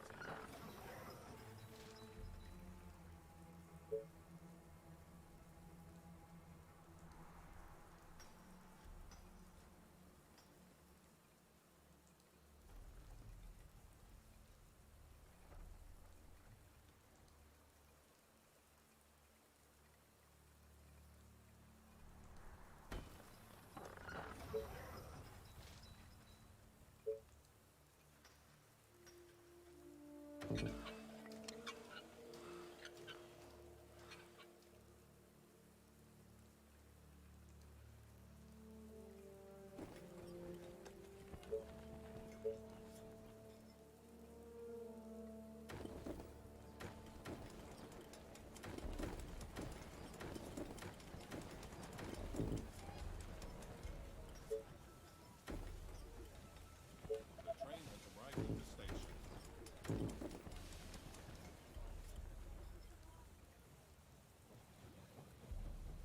Attention. Building completed. Attention.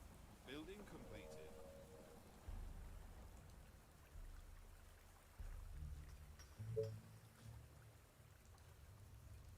Attention. Building completed. Attention. Building completed. Attention.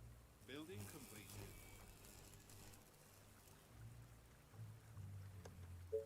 Attention. Building completed.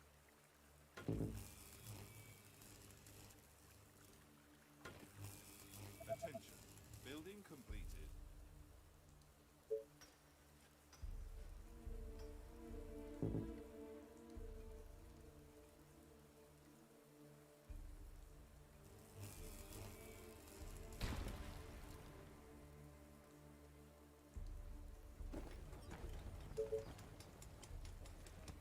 Attention. Building completed. Attention. Building completed.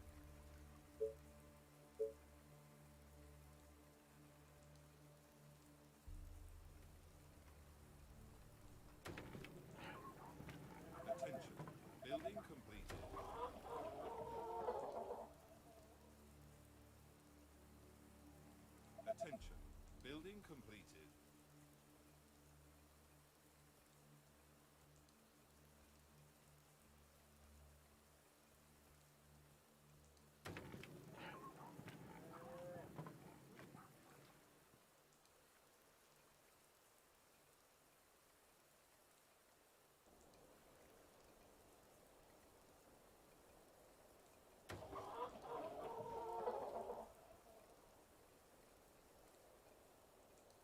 Attention. Building completed.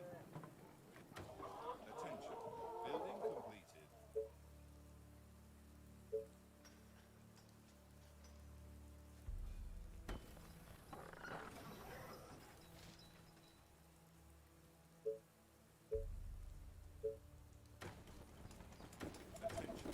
Building completed.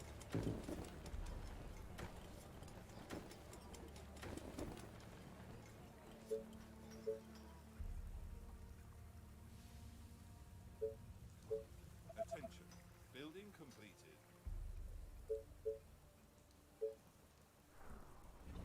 Attention. Building completed. The train has arrived at the station.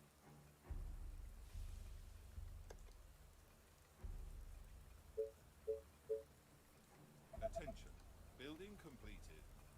Attention. Building completed. Attention. Building completed. Attention. Building completed.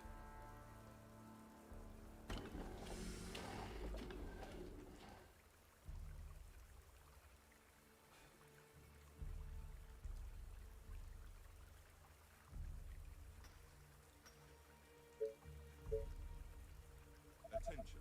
Building completed.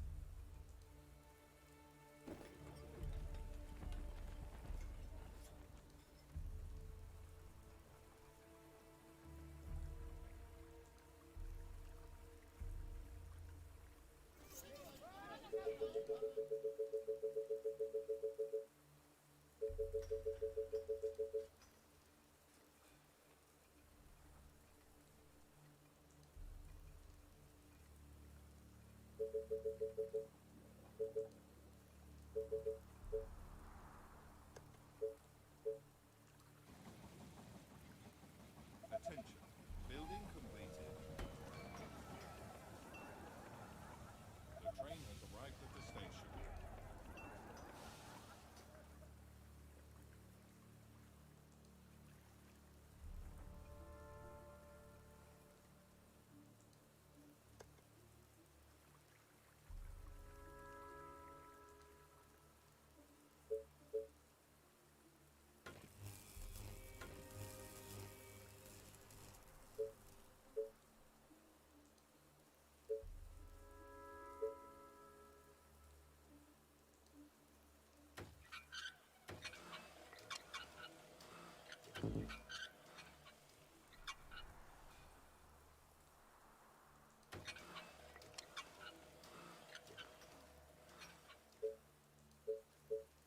Attention.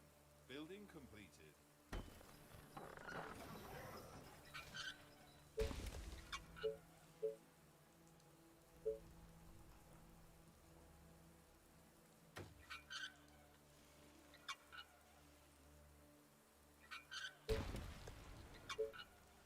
Attention. Building completed.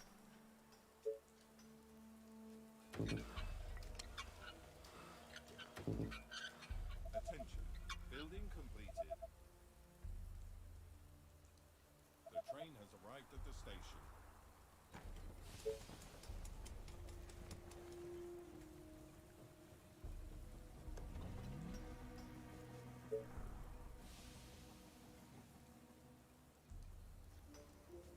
Attention. Building completed.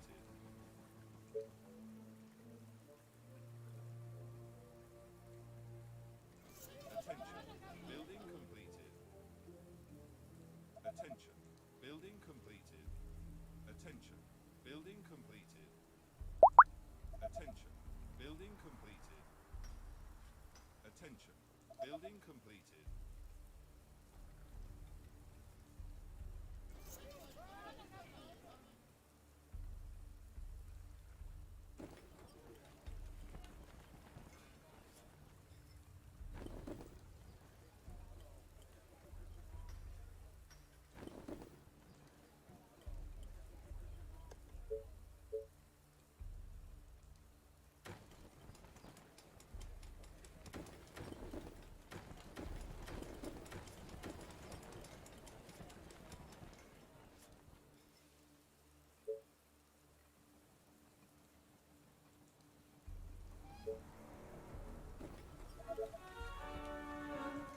The train has arrived at the station.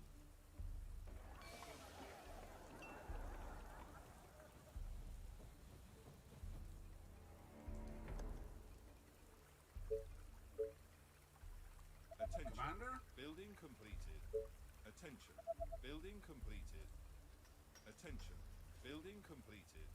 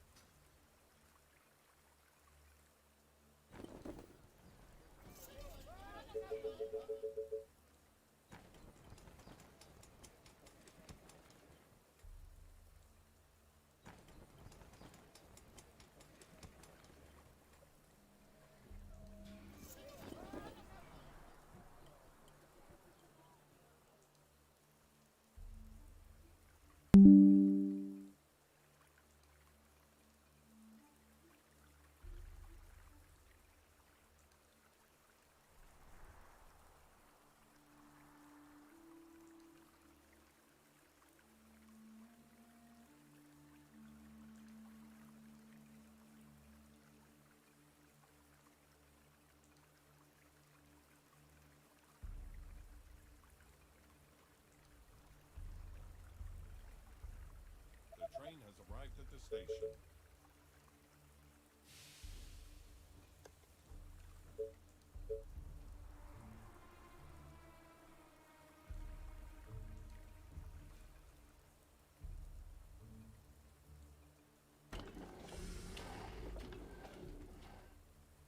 Attention. Building completed.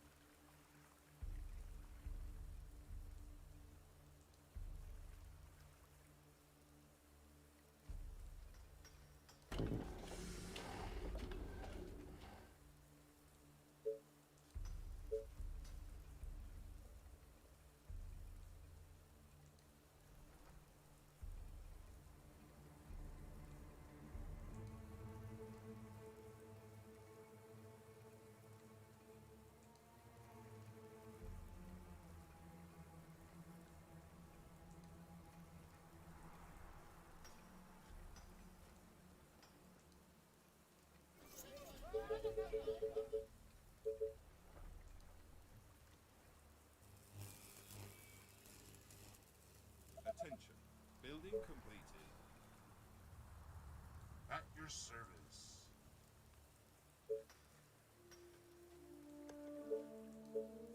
The train has arrived at the station. Attention. Building completed.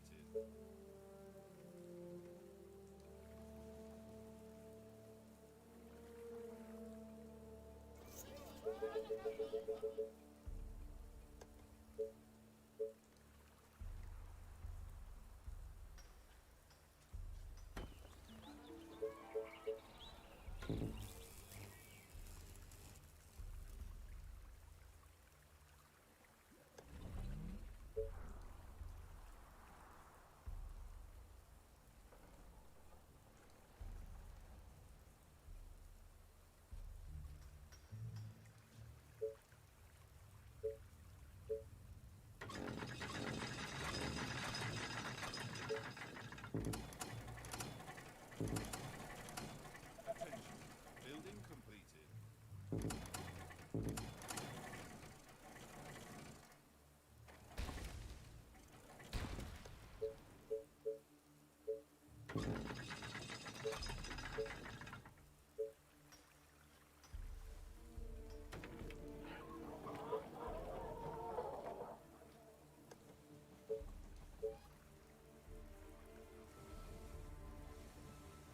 The train has arrived at the station. Attention. Building completed.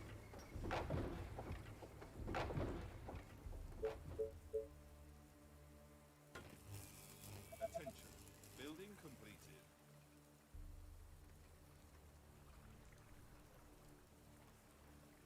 Attention. Building completed. Attention. Building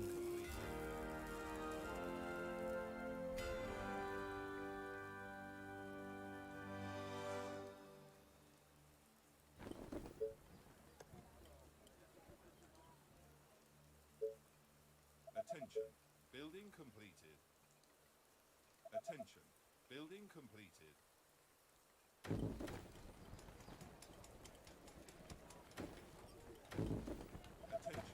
Building completed.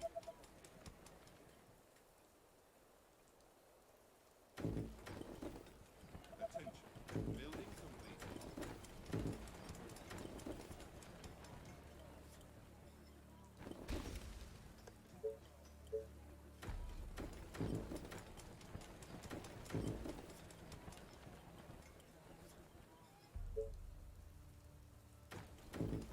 Attention. Building completed. Attention. Building completed.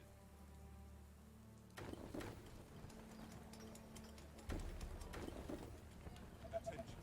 Building completed. A horde of infected are on their way. They are approaching from the east.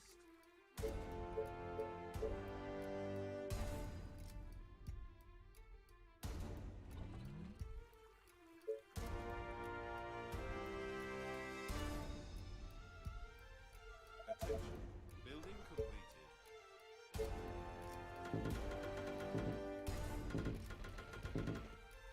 Attention. Building completed.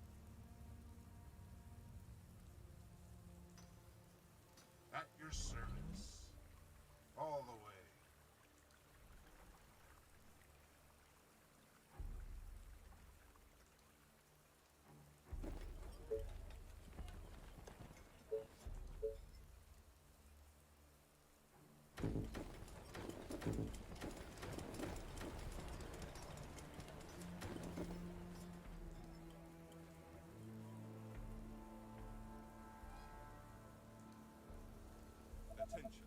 Building completed.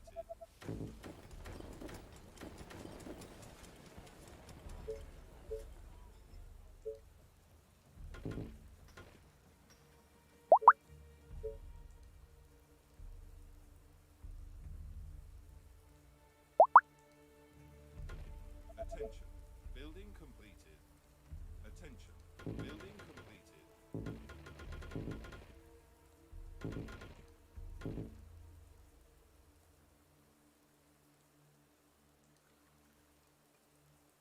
Attention. Building completed.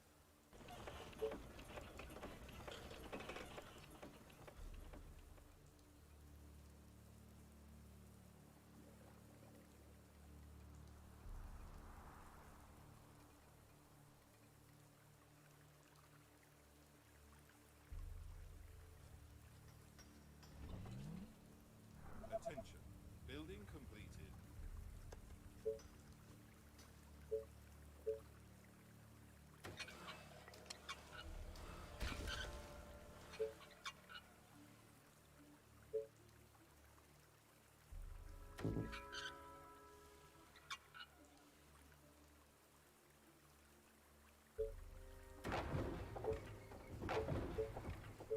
The train has arrived at the station.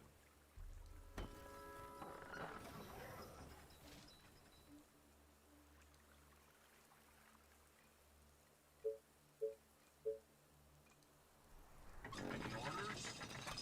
Commander?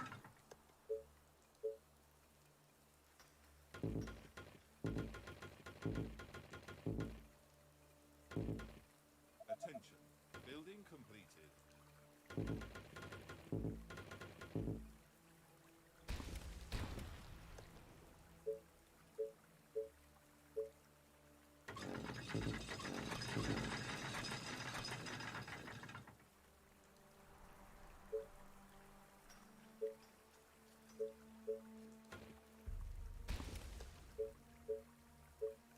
Attention. Building completed.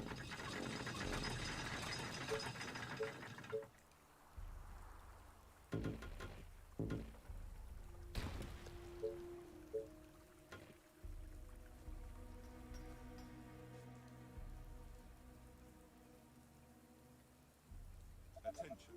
Building completed.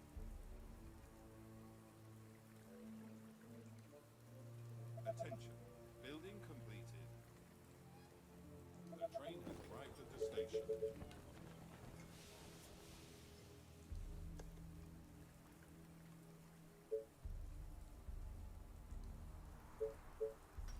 Attention. Building completed.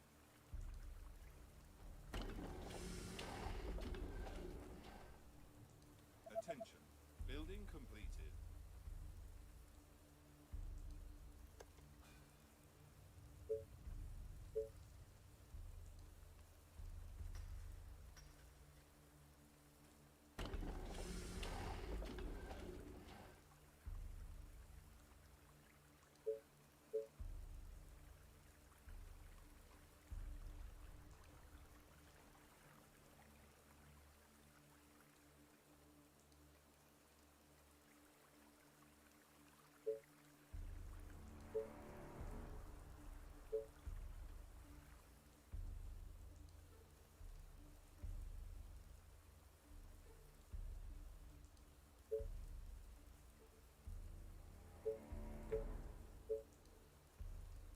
Attention.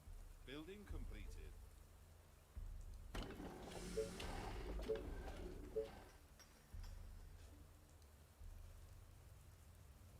The train has arrived at the station.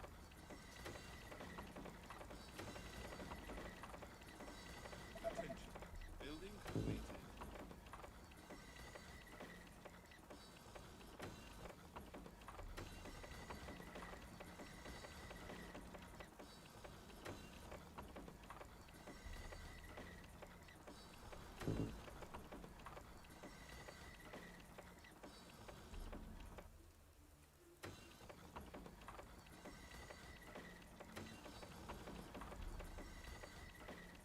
Attention. Building completed. Attention. Building completed. Attention. Building completed. Attention. Building completed. Attention. Building completed. Attention. Building completed.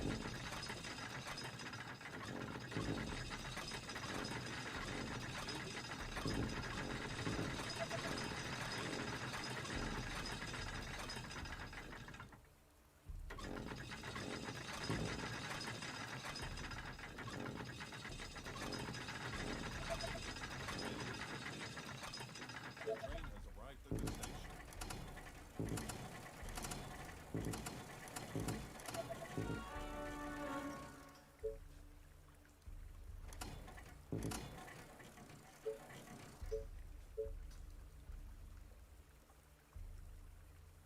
Attention. Building completed. Attention. Building completed. Attention. Building completed. Attention. Building completed. Attention. Building completed. Attention. Building completed. Attention. Building completed.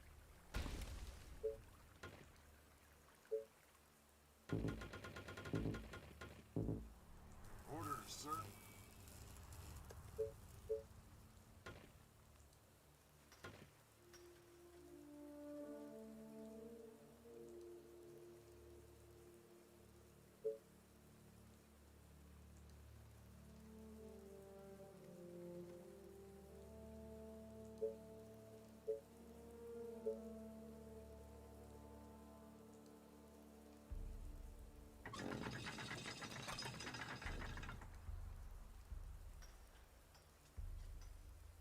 The train has arrived at the station.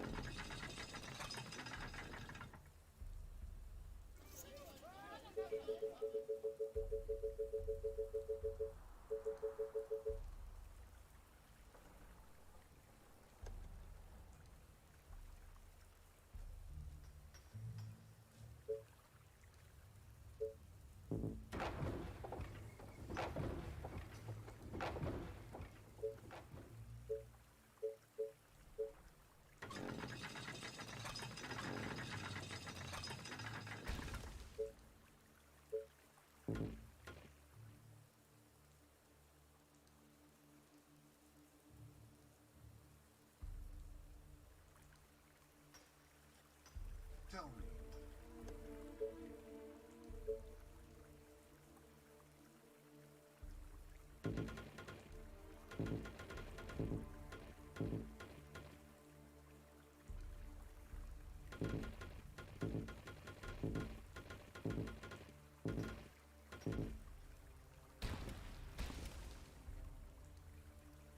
Attention. Building completed. Attention. Building completed. The train has arrived at the station.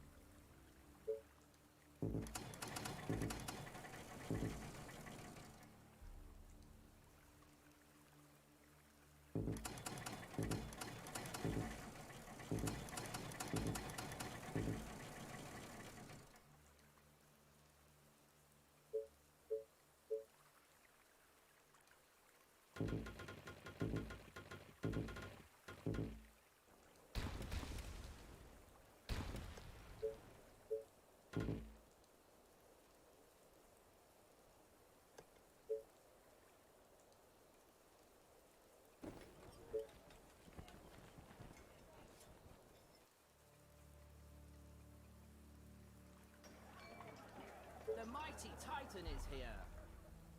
Oh dear. Jolly good. Oh dear. Yes. Indeed. Attention. Building completed.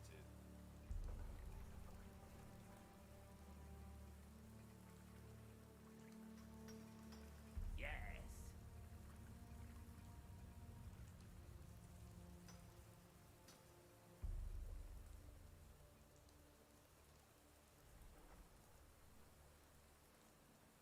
The train has arrived at the station.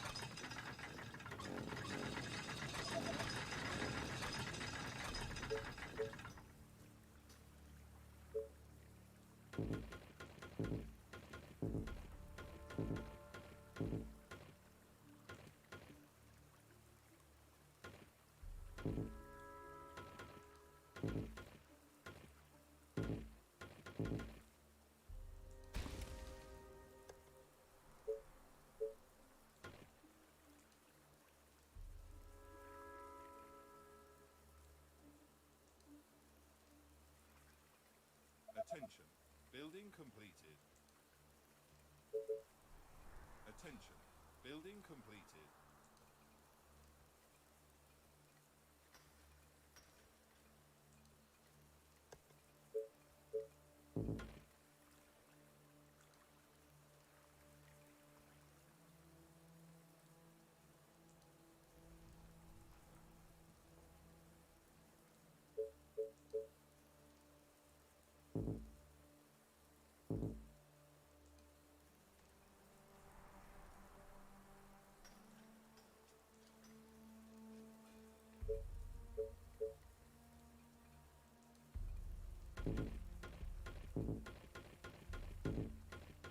The train has arrived at the station. At your service.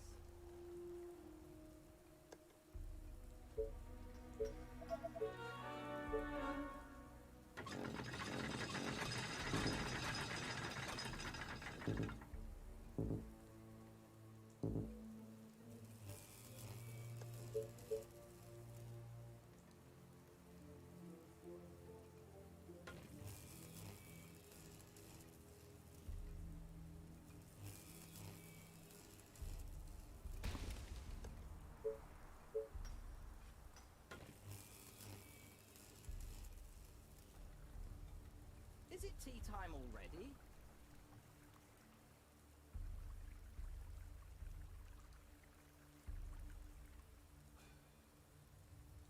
Attention. Building completed.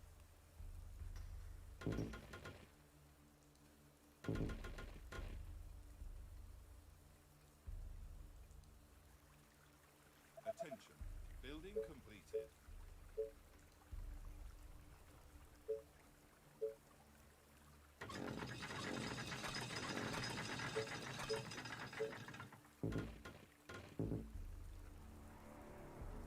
The train has arrived at the station.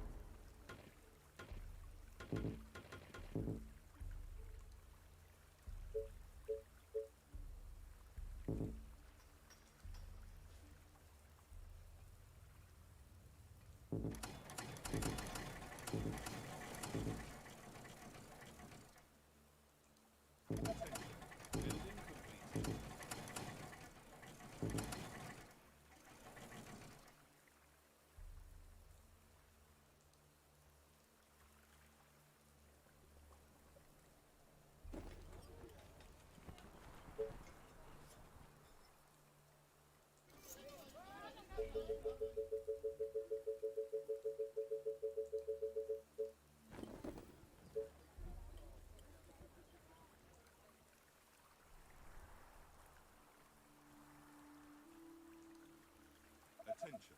Building completed.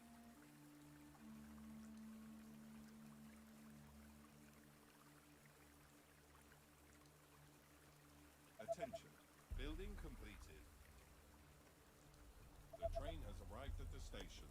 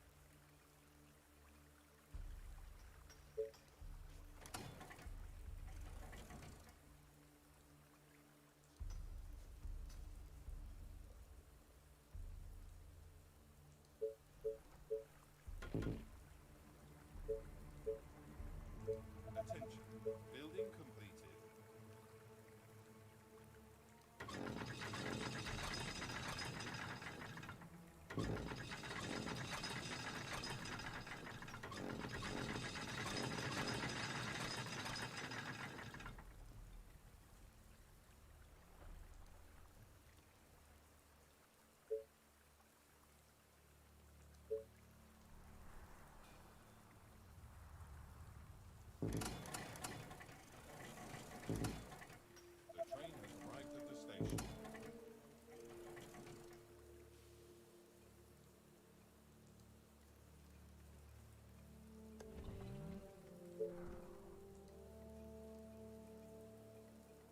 Attention. Building completed. Attention. Building completed. Attention. Building completed.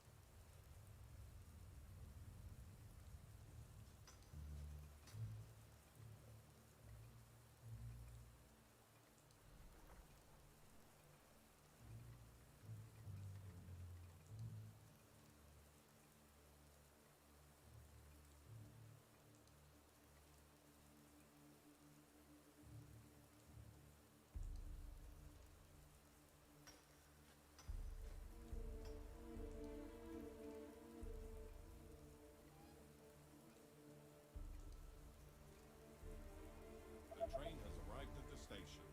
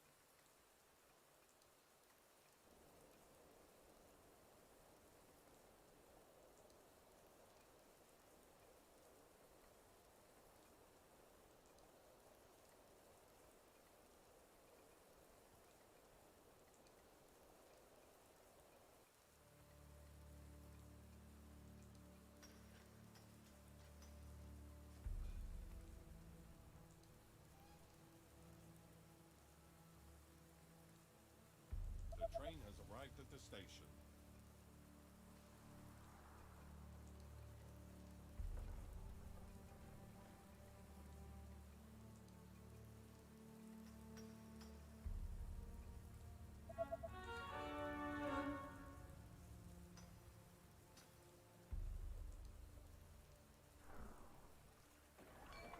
Thanatos, ready and cool. Where's the party?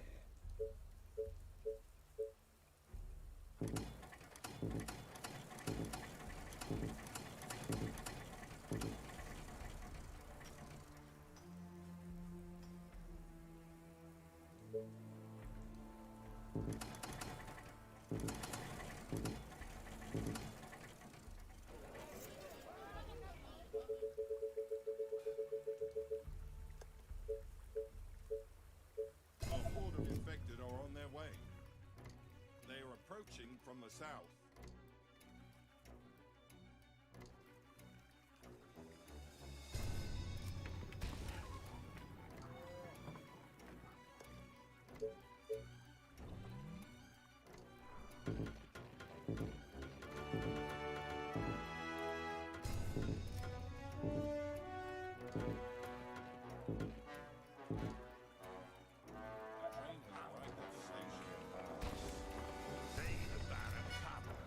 Let's go.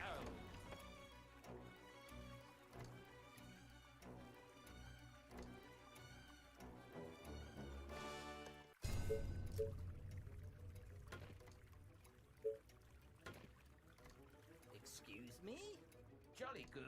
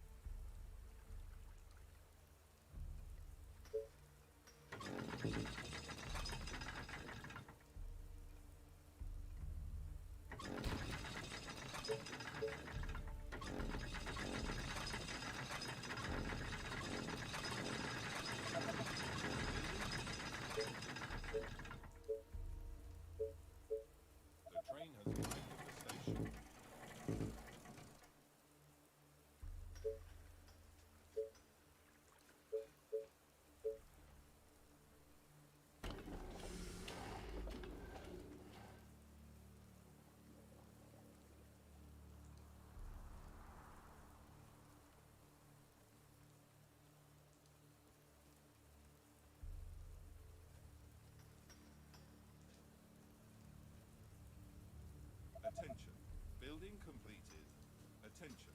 Building completed. Attention. Building completed.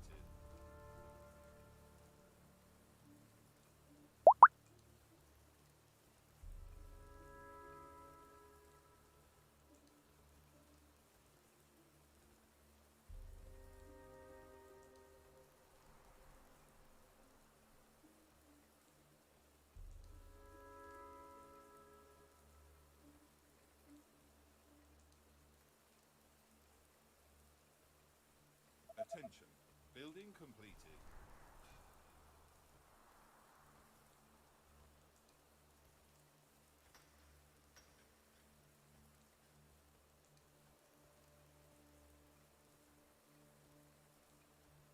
The train has arrived at the station.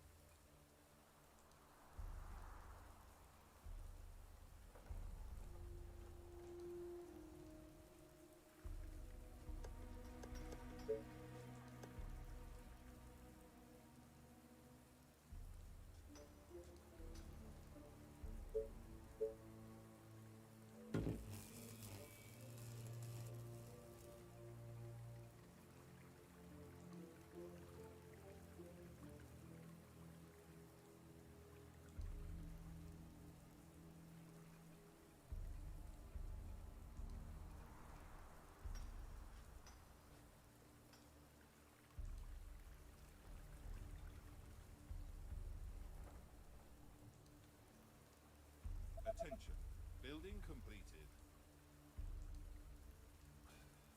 The train has arrived at the station. A horde of infected are on their way. They are approaching from all sides.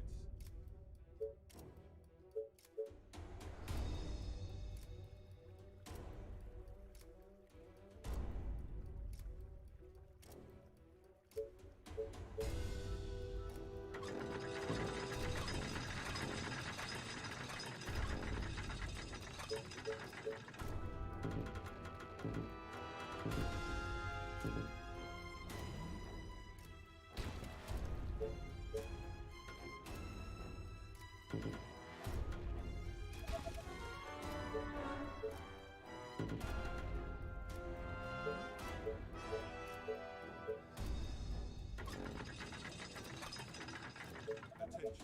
Building completed.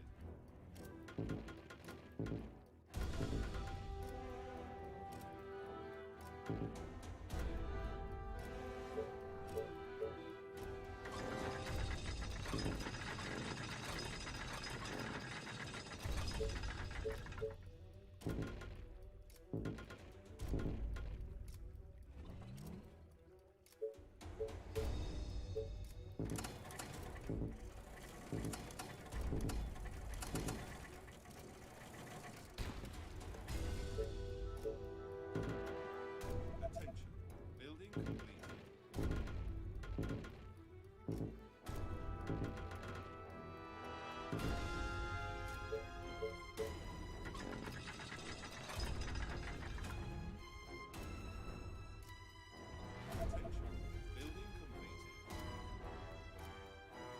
Building completed.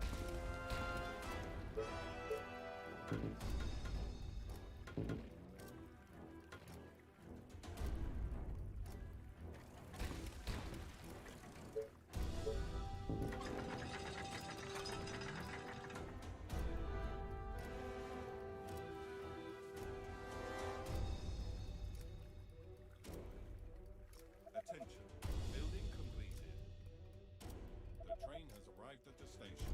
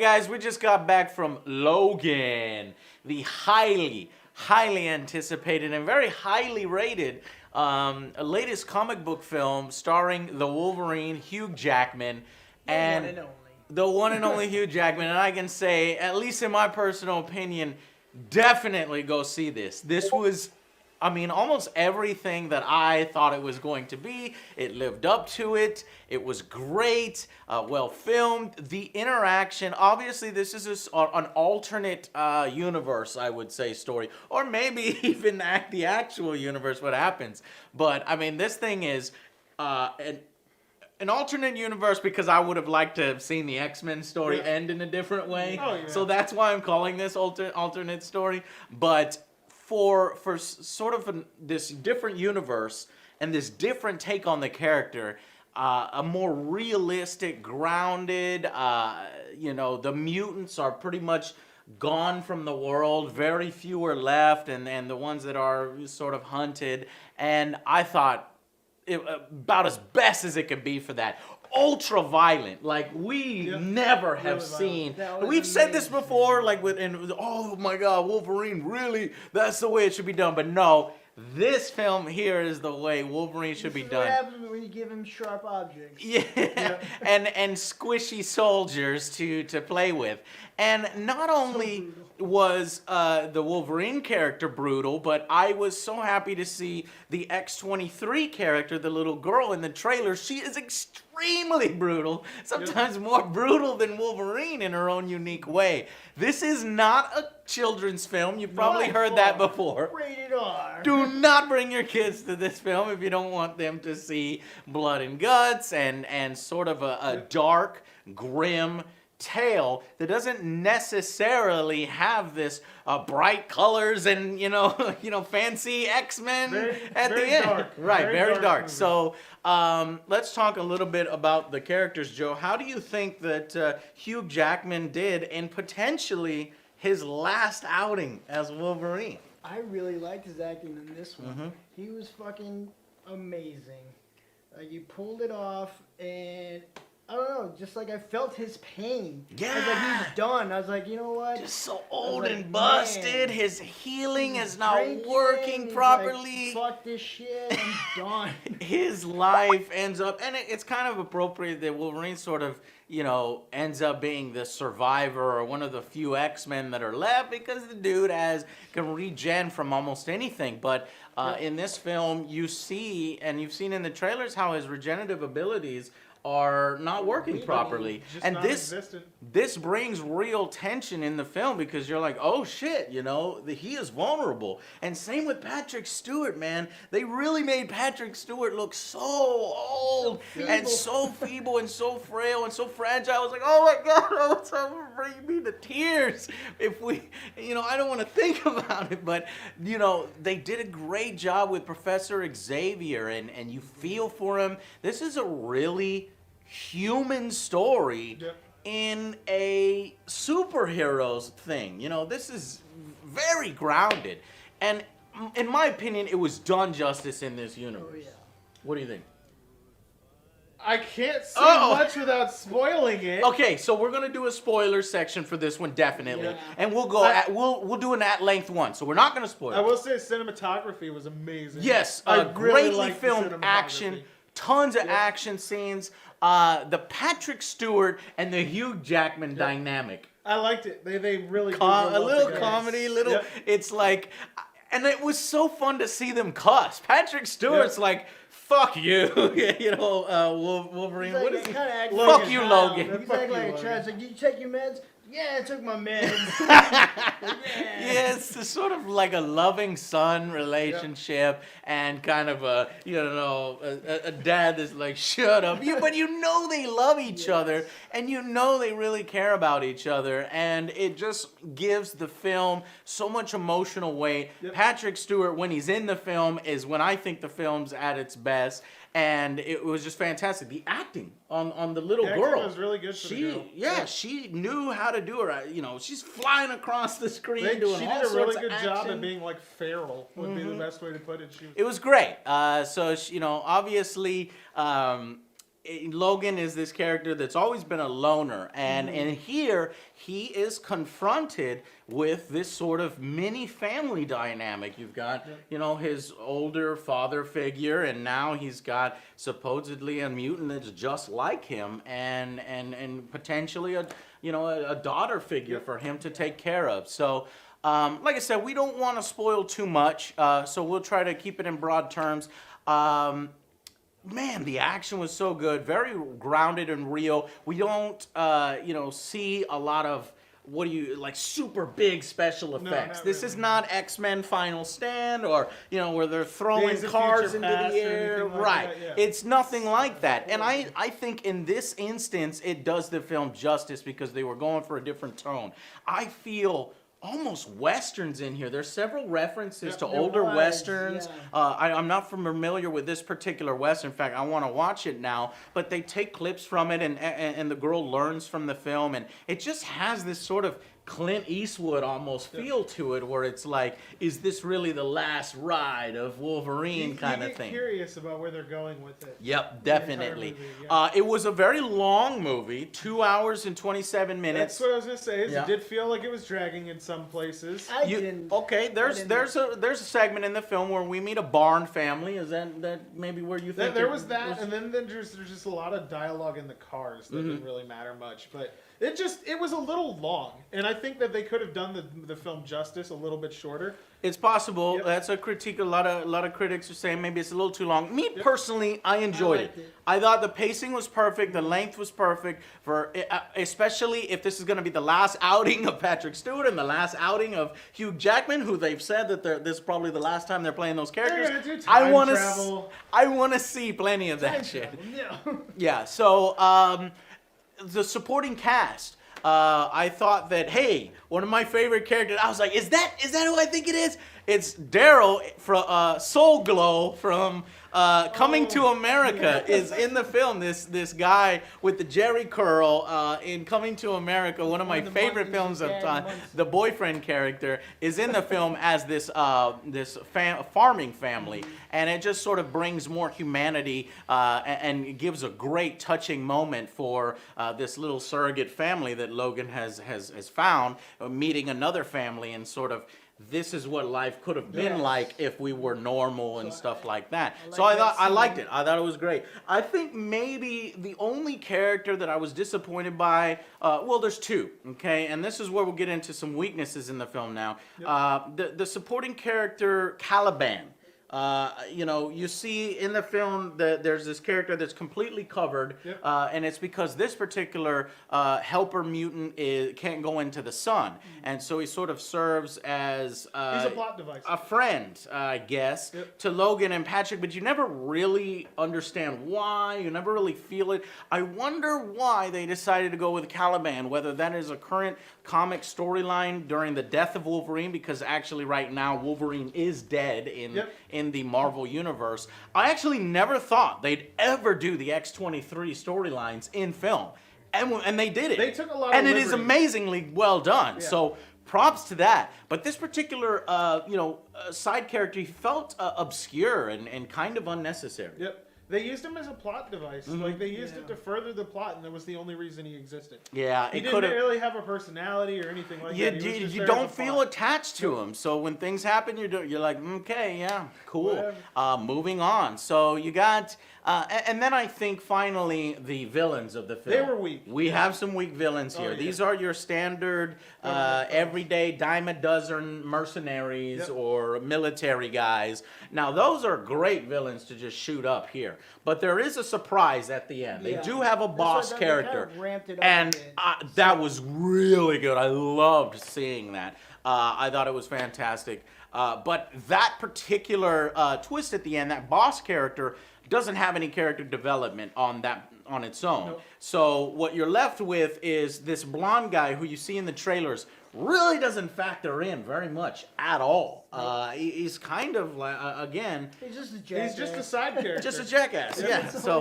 So the main cast of Patrick Stewart, Hugh Jackman, and the little girl, fantastic. The supporting cast, and even the farmer family was good. But the rest of the cast there really you're They like, fell short. I was hoping for a little bit more there, a little bit more depth.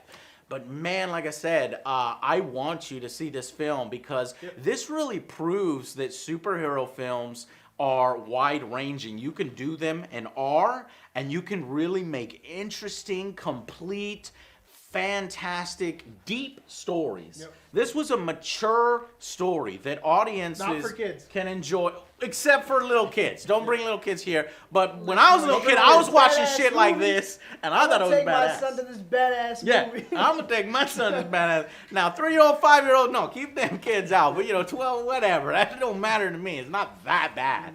You don't really see any guts, like pure guts or It's anything not like John that. Wick level of guts. Yeah, John Wick wasn't even that bad either. to John Wick me. was pretty bad. You think so? I guess I saw that fucking trailer for Raw, and I'm like, God damn it, I That's don't want to messed see. up. That's a messed Don't up take shit. your kids to that movie. I'm tired of seeing that. I don't too. want to see it. Anyways, so let's go ahead and kind of give our final verdicts and maybe say what our ratings are, and then maybe what it missed and what it did well. So I Start guess with OJ. Okay, we'll start with OJ. Yes. Pressure's I'm on gonna OJ. give no pressure. No pressure. I'm gonna Pressure. give this a 9. Yeah. I really like this movie, but it kind of fell at the end, and I'll explain later in the spoilers.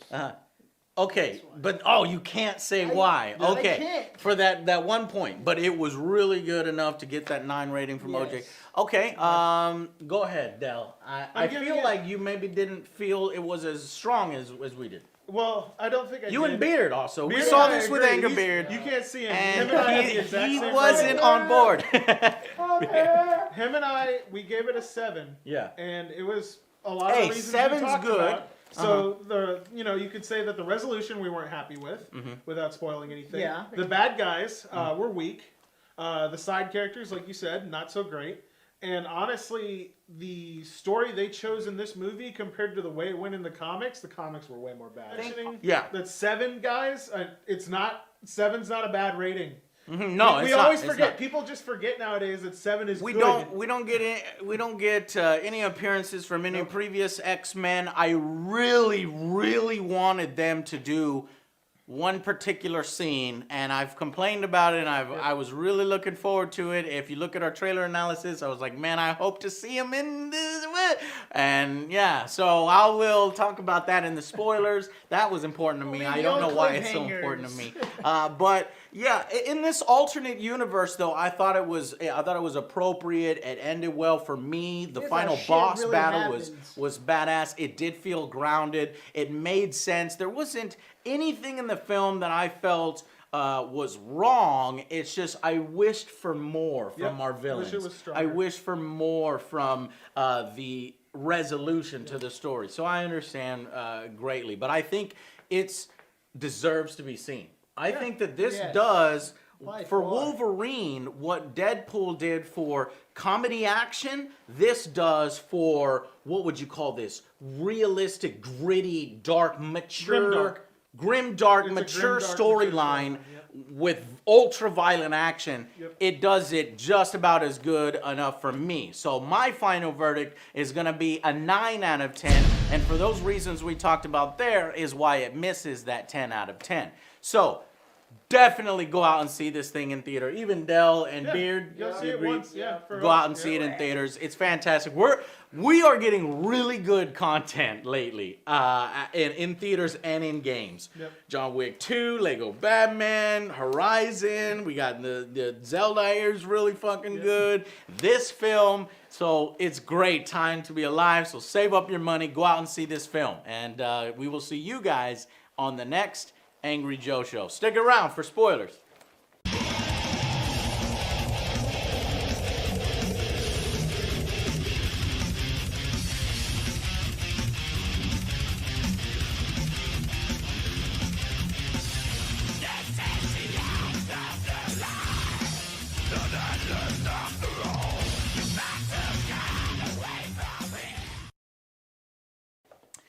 Okay, so this is the spoiler section where we get to talk all the spoilers. So, Joe, what were you referencing? First, let me jump in and say I wanted to see Hugh Jackman in the yellow and blue suit. Yeah. Joe, that doesn't make any sense. This is an ultra grounded, realistic take. They would have never done that. I found a perfect spot in the film they could have done it, where X-23, they rescue her, and she's a part of this family. They're doing a road trip kind of thing. Eventually, they end up at the Barn family, the farmers, and they spend the night there.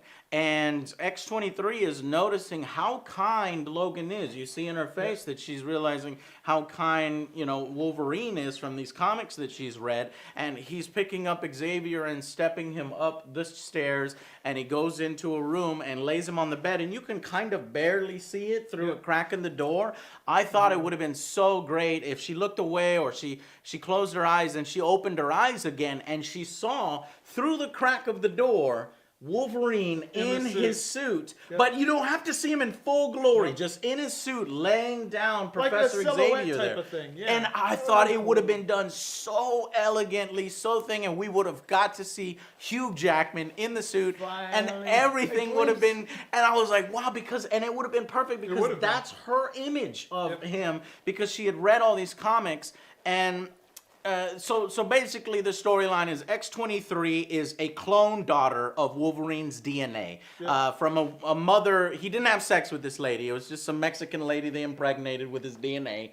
And that was the true for a lot of the other kids, because this was south of the border, as this company was trying to make soldiers, and they started with kids. And they realized, well, fuck this kid thing is not working, because they're either jumping off buildings, killing themselves, or they have this moral dilemma. They still had free will. They said, fuck it, we're going to go with Program X-24, which is Wolverine, an evil Wolverine clone. They never fucking explained that, though. And that kind of bothered me, how he just literally obeyed every goddamn thing they told him to, with literally no explanation. Right, and how did they, because the original Wolverine was feral as fuck. Yeah. You know what I mean? Before his humanity sort of started to come in and control him.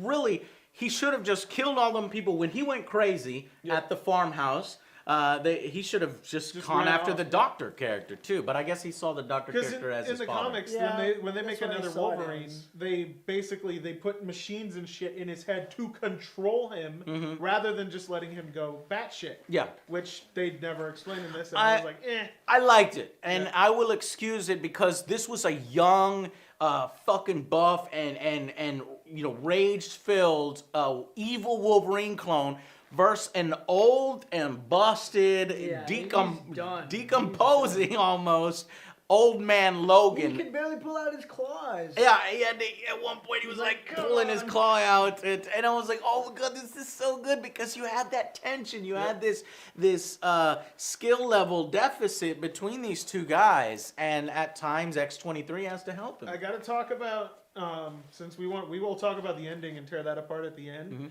but I gotta talk about how fucking badass Charles was when he was having his seizures. Yeah. Like the whole casino thing, where he's having his seizures and everybody's frozen, and he's basically like just a weapon of mass destruction. Yeah, so he's having. I like that scene too, when Wolverine's trying to come by. One of the security guards or whatever just sees him. He's slowly turns his eye. His eyes like, I'm fucked. So to put it in, he has ALS. He has a degenerative brain issue. And he has a brain that everyone knows has like super power, crazy, nutso mind reading, mind control, just insane stuff. And he gets seizures because his brain's degenerating, and he basically just causes everybody to just seize and become paralyzed. Yeah, and, if you surprise him or freak him out, it can also be induced right there. And you find out that this isn't the first time it happened. He killed a bunch of people previously. Yeah. They referenced he killed the X-Men. And I thought that was so different and fascinating that they turned that. That's like turning Superman evil in Injustice. But this one goes even deeper, because Xavier realizes he's not like evil Superman, where he's like, no, this is the way it's going to be done from now on. He's like, oh fuck, and he becomes this broken shell of a man that talks to himself and really doesn't remember what happened, but knows that something happened, until he realizes, Oh my God! This night with this farm family was one of the best nights I've ever had, and he realizes just then that he's like, but I don't deserve this And then because on I the- killed all the original X-Men. They talk about it on the radio. They said that there happened before, and there were 600 wounded and 7 dead. Yeah, and so the that was 7 the dead X-Men were the team. X-Men. Yeah, and it could have been the 600 wounded, could have been the rest of the children at the Xavier Academy, or just regular civilians. Yeah, so I thought that was really cool, flipping that on its head and kind of explaining that in a very tragic way. This was a tragedy in many respects. In fact, it is a tragedy because all the main characters fucking die. So, Patrick Stewart, dead. Professor Xavier, fucking dead. And I wish he went out in a little bit better way. Yeah, he went out like a He went bitch. out quick. I wouldn't say a bitch, but he went out quick. No, he went You out didn't like a expect bitch. it. No. How did He got stabbed in the chest and died. Get up and fight? What Yeah, the come fuck? on. It's Professor Xavier. You surprised him. His time was already passed. He's old. He's like having a good time. Then you realize, boom, surprised by he somebody. Let his guard down because it Looks like Logan, Yeah. exactly. So I don't think he went out. He could have gone out in a cool way, like triggering a seizure. He did that already. No, he could have He triggered did that. one, and then the other Wolverine could have come at him nice and slow, and then he could have like held him off long enough for them to get away. Okay, I can see what you're saying now. They could have done his death a different way. And I kind of agree. Went out and kind of, oh, damn it. And obviously, towards the end of the film, spoilers again, if you're here, this is You already spoilers. saw it, hopefully. Logan dies at the end of the film. And that's how he does this send-off to the end of the role. And I thought it was appropriate for the film. Yeah, and you know, I heard you wanted him to kill the evil young I had Wolverine. a good way to wrap that up. But I also have to talk about where in this future, the government is not just jailing mutants, they're straight up capturing and killing them.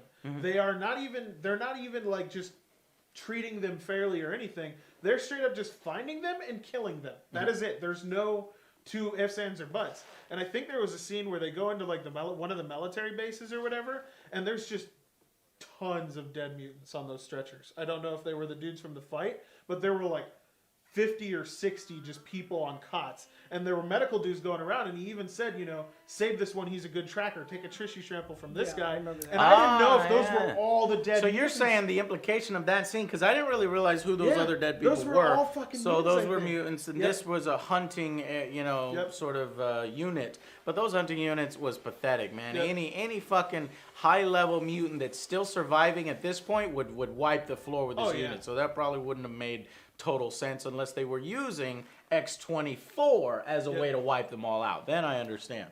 But yeah, so towards the end of the film, they also have this adamantium bullet. It's like, how are they going to kill Logan? At first I thought Logan, he's going to take his own life, or he's going to run out there's the danger if he wants to take his own life. Yeah. Never thought that would happen. Nope. But, I thought he would go out fighting, and he does. So the adamantium bullet is actually saved for the X-24 project, this younger version of Logan, where X-24 just beats the fuck out of Logan. Logan he does not win this fight. This is not a triumphant fight. And I heard you wanted this big fight where he fucking wins because he took the injection.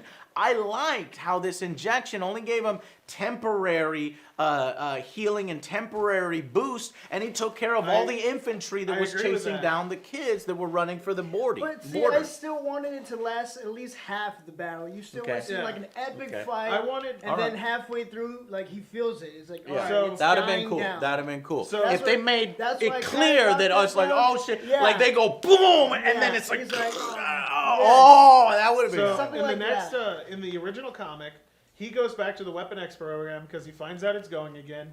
He kills the new Weapon X in straight combat. And he gets adamantium dumped all over his body. And he goes to the very top, and he's like dripping in molten adamantium. You know he's fucking dead. And with his last breath, he kills the director of the program and ends the program, and he dies like an accomplished man. In the first fight where they had 24 fighting Logan, he got his ass kicked, like fucking annihilated the first time at the farmhouse. And so I thought when they were doing the resolution, because he was weak through the entire film, he took the entire vial of like this super drug that basically made him young Logan again. I thought it was going to be like where he's going to die. I got it. You know he was going to die. He kicks that guy's ass. He kills him barely. He's all fucked up beyond belief. and then he just kind of dies from his wounds fighting, but Gotcha. he gets to kill That the would have guy. been a more glorious hero Yeah. death, and I agree it would have been a more glorious hero death, but I liked that they turned your expectations on its head. It dared to be risky, and it did something different, slightly more realistic, that it's like he is already at his end. And he gave whatever last gas in his tank, and then he went past the gas, and he was running on fumes, and he still made it happen. And he needed a little bit of help, yes, from X-23. She uses the adamantium bullet, blows off X-24's Yeah, head. she was actually But to me, putting that up a doesn't good make fight, sense. That doesn't make sense. X-24 is still alive. Because 'cause it's the that adamantium blood bullet thing. would need... Yeah, I was like, okay, so as long as the bullet goes in and lodges in the what I was brain where he thinking, too. can't heal, I was like, okay, I buy this. And I was thinking about that, the bullet, the whole time. I said, they're going to do it when eventually, no, boom, his head blows off. And there ain't no way that that bullet is still there. So his brain is regenerating, and the kids run to Canada, and X-24 is going to get up. But you didn't see that. Maybe, shit, should I have stayed for after the credits? There was none. Are you bullshit? There's none. We looked. It literally just ends. like Oh, that. okay. That's That why would've we were been like cool. so disappointed, is because Yeah. I looked, there was none. And the other thing I gotta say is they could have done symbolic, because he for the adamantium bullet, he was considering killing himself. Mhm. If he had actually killed X-24, he literally would have killed himself and done it in a different way, in a symbolic way. And then died. Yeah.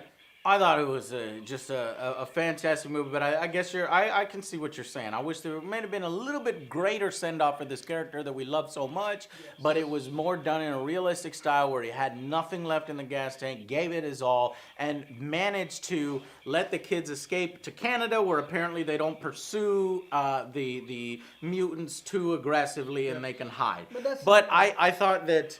What's that? Well, I was going to talk about the kids. Yeah. Go ahead. Well, I was thinking that maybe the happy ending. What could have been the happy ending? We got a dark, grim, realistic ending. What could have been the happy ending? You said big fight with her. Let me do one now. Okay. I think it would have been cool if you want a super happy ending. He wins the fight. Is barely gonna die, but there's a little bit of green serum left or whatever. They repair him, and he becomes Xavier, and he is leading the kids in Canada and starts a new university, and this is his university. He finally finds a purpose with his daughter character, because this is a character at the beginning of the film that had no purpose whatsoever other than taking care of Xavier, but now Xavier's dead, has no purpose, takes care of this daughter character, and the rest of these kids finally sort of assumes the mantle of the next professor. That would have been the Hollywood ending that we didn't get. What were you gonna say? I was going to say when I guess the troops are coming in and closing in on the fucking kids, nobody really used their fucking powers. They didn't do shit. Yeah, until and yet- the end, they're all running this whole time. and None you of the can't kids say- fought back. That little fat, And that they've little been fat kid was training- like running. They've been So... training them from like whenever they got built or whatever. Yeah. But nobody did shit. I was like, what the fuck? Yeah. I Well, they expected started to do something. shit at the end. Baby. Yeah, right, where it was a But why Deus did- Ex thing. No, they all fucked up the Yeah, the they all blonde guy fucked with up all one their guy, powers. but they They're could've done kids. something. Listen, Joe, they don't want to fight. That was the point of that they're poor they'd ass rather get soldiers and they captured. didn't. X-23 was a badass soldier because she has the genes of Wolverine. But the rest of these people didn't necessarily have that fighter gene and they just wanted to get out of there and run. That's the explanation for me and what I'm thinking. I don't know. I feel like even she was running. And that's the one thing, is there were like 3 dudes chasing her, and she was running for parts of, like, the majority of that. And she was running with the other kids. I would have expected her to just go fucking She batshit. did go fucking bad shit, guys. After, like, it's a a few movie. You have to minutes- set up the tension of the team running away, trying to get to Canada, and it's like, oh shit, they're on us. Now we turn around and fight a little bit. You guys would have liked to see more of the kids fighting individually rather than at the end where they're all rounded up and they say, you know what? Wait a minute. We have fucking powers. Yeah. Right, I got you. No, it Because, was I mean, in 100%. every family, like you said, they were trained to fight. They knew Would how you to lower use your their review powers. score then? No, that's what Dr. Dan said 9. Okay, for that part, And I wanted a better fight. at the better end. fight. at Oh, the yeah. end. I still Okay. liked it though. All right, so I understand your 7 out of 10. Makes perfect sense now. Yep. And same with Beard. Beard 7 out of 10. Yep. Okay, Beard's at 7 out of 10 as well. All right, guys. Well, anything else that you wanted to say? Let's see. The Caliban character, like we said, Yep. was very weak. I Very would have weak. wished they would have used a different character. I would have preferred fucking Jubilee than this character Caliban that I didn't even fucking know. It's just because he was a tracker, so they could have him follow X-23 and have that sort of plot point resolved. And how can they chase them this far? Why didn't they just use fucking Sabretooth?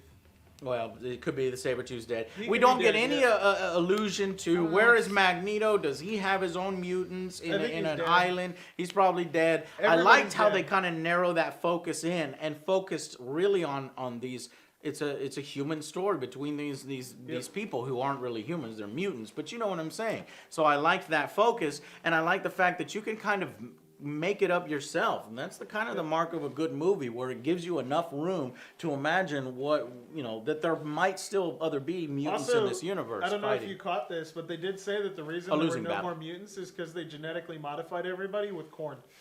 Right, yeah. This kind of went over my head initially, but towards the end when the doctor was talking, I was like, oh, and the other guy was like, this is the reason why all the mutants are dying out, is, mutants gotta eat. They gotta eat Everyone's fucking gotta food. eat, yep. And they put in a little political message, because that is a real thing. Like, we are consuming a little bit too much corn in our diets. So they were like, all right, let's put that in here. And that's how the mutants' powers are getting, Yeah, it was deteriorating. it was enough that it wouldn't affect normal people, but it genetically modified everyone else that Mm-hmm. was a mutant and got rid of their powers. Yeah, so they really, when you think about it, all the plot points are kind of pretty tight around here. We're just hoping for a little bit better send off and a little bit better villains. But otherwise, fantastic movie. It needs to be seen and talked about below. If you disagree with us, or if you want to say something about like the battle or how it was in the comments, someone we missed, leave it down below. Can't wait to read them. And yeah, that's pretty much it. The only other thing I'd like to talk about real quick is the opening. Initially, and I don't know if you're going to get to see this in your theater, but this film opened with Deadpool. And so I was like, wait a minute, did I walk into the wrong movie? Am I getting Deadpool 2 now? I was really hoping that it would have just been a Deadpool movie. Yeah, no. I wanted that would've Deadpool to been meet amazing. Wolverine. I wanted them to actually what is cross going over on and here? Hugh Jackman and Deadpool. I would have been like, fuck yeah, if they found a way to do it. But it did feel like out of place, and I was like, no way. And then I realized this is an advertisement for Deadpool 2. And it was done perfectly. Now, of course, I'm going to say that. I wonder why. Because Deadpool does a Superman. There's somebody's robbing a guy. He does a I wonder why. because Deadpool does a Superman. There's somebody's robbing a guy who has a bunch of groceries, an old man with a gunpoint and beating his ass, and then Deadpool's like, oh shit, and he's like runs to a phone booth, and then he's like taking his clothes off, his ass is up against the thing, and he's taking such a long time, and you're hearing the whole time, oh god, somebody, has nobody heard me but you, stuff like that, and they play the Superman theme. John Williams, a Marvel property, is playing DC music and using it more effectively than DC did in Superman films and in Batman v Superman. And I was like, Marvel is using this song and it's rushing all the feelings of superheroism and doing the right thing. And they played it for laughs in a good way, not a disrespectful way to Superman, in sort of a revering kind of way, saying, Deadpool's kind of a fuck up, and that's just his personality. So he ends up, the dude gets shot, he hears a gunshot, he's like, oh, all right. What does he do? He goes over there, sits down next to him, eats his He's Ben like, and that Jerry's took a ice lot cream. longer than I thought it would. Yeah, I was like, I don't know how they do it, how this guy does it, and I was like, oh my why god. is there a phone book? Didn't they get rid of him? in He's like, we're both 1990? ignoring the real question here. Why is there a phone booth on that corner? Yeah, so I might take this clip if they actually release that, and I'm just gonna release this clip here because this is how I felt about it. We'll react to it again, but this was so perfect, and it really encompasses, to me, that they know what they're doing with Deadpool, and I cannot wait for Deadpool 2. And kind of takes a jab. Well, no, not really. It doesn't take a jab at DC, but it's just I wish DC was doing better and actually using their own fucking music in the right way in their own films to really pump up Superman in the right way. But they're not going to use that John Williams theme ever. They're not going to use it in Justice League, I can guarantee you. They're not going to use it in Man of Steel 2, I guarantee you, because DC and WB are fucking it up. Not until the next crowd, like when I am fucking 60 years old and they do another Superman film, maybe I might get to see Superman on screen with that music again, and yeah. So, anyways, Logan was badass. Deadpool 2 looks fucking cool, like they still know what they're doing, and yeah, it's awesome. I can't wait, and see you guys on the next Angry Joe Show. Bye, guys.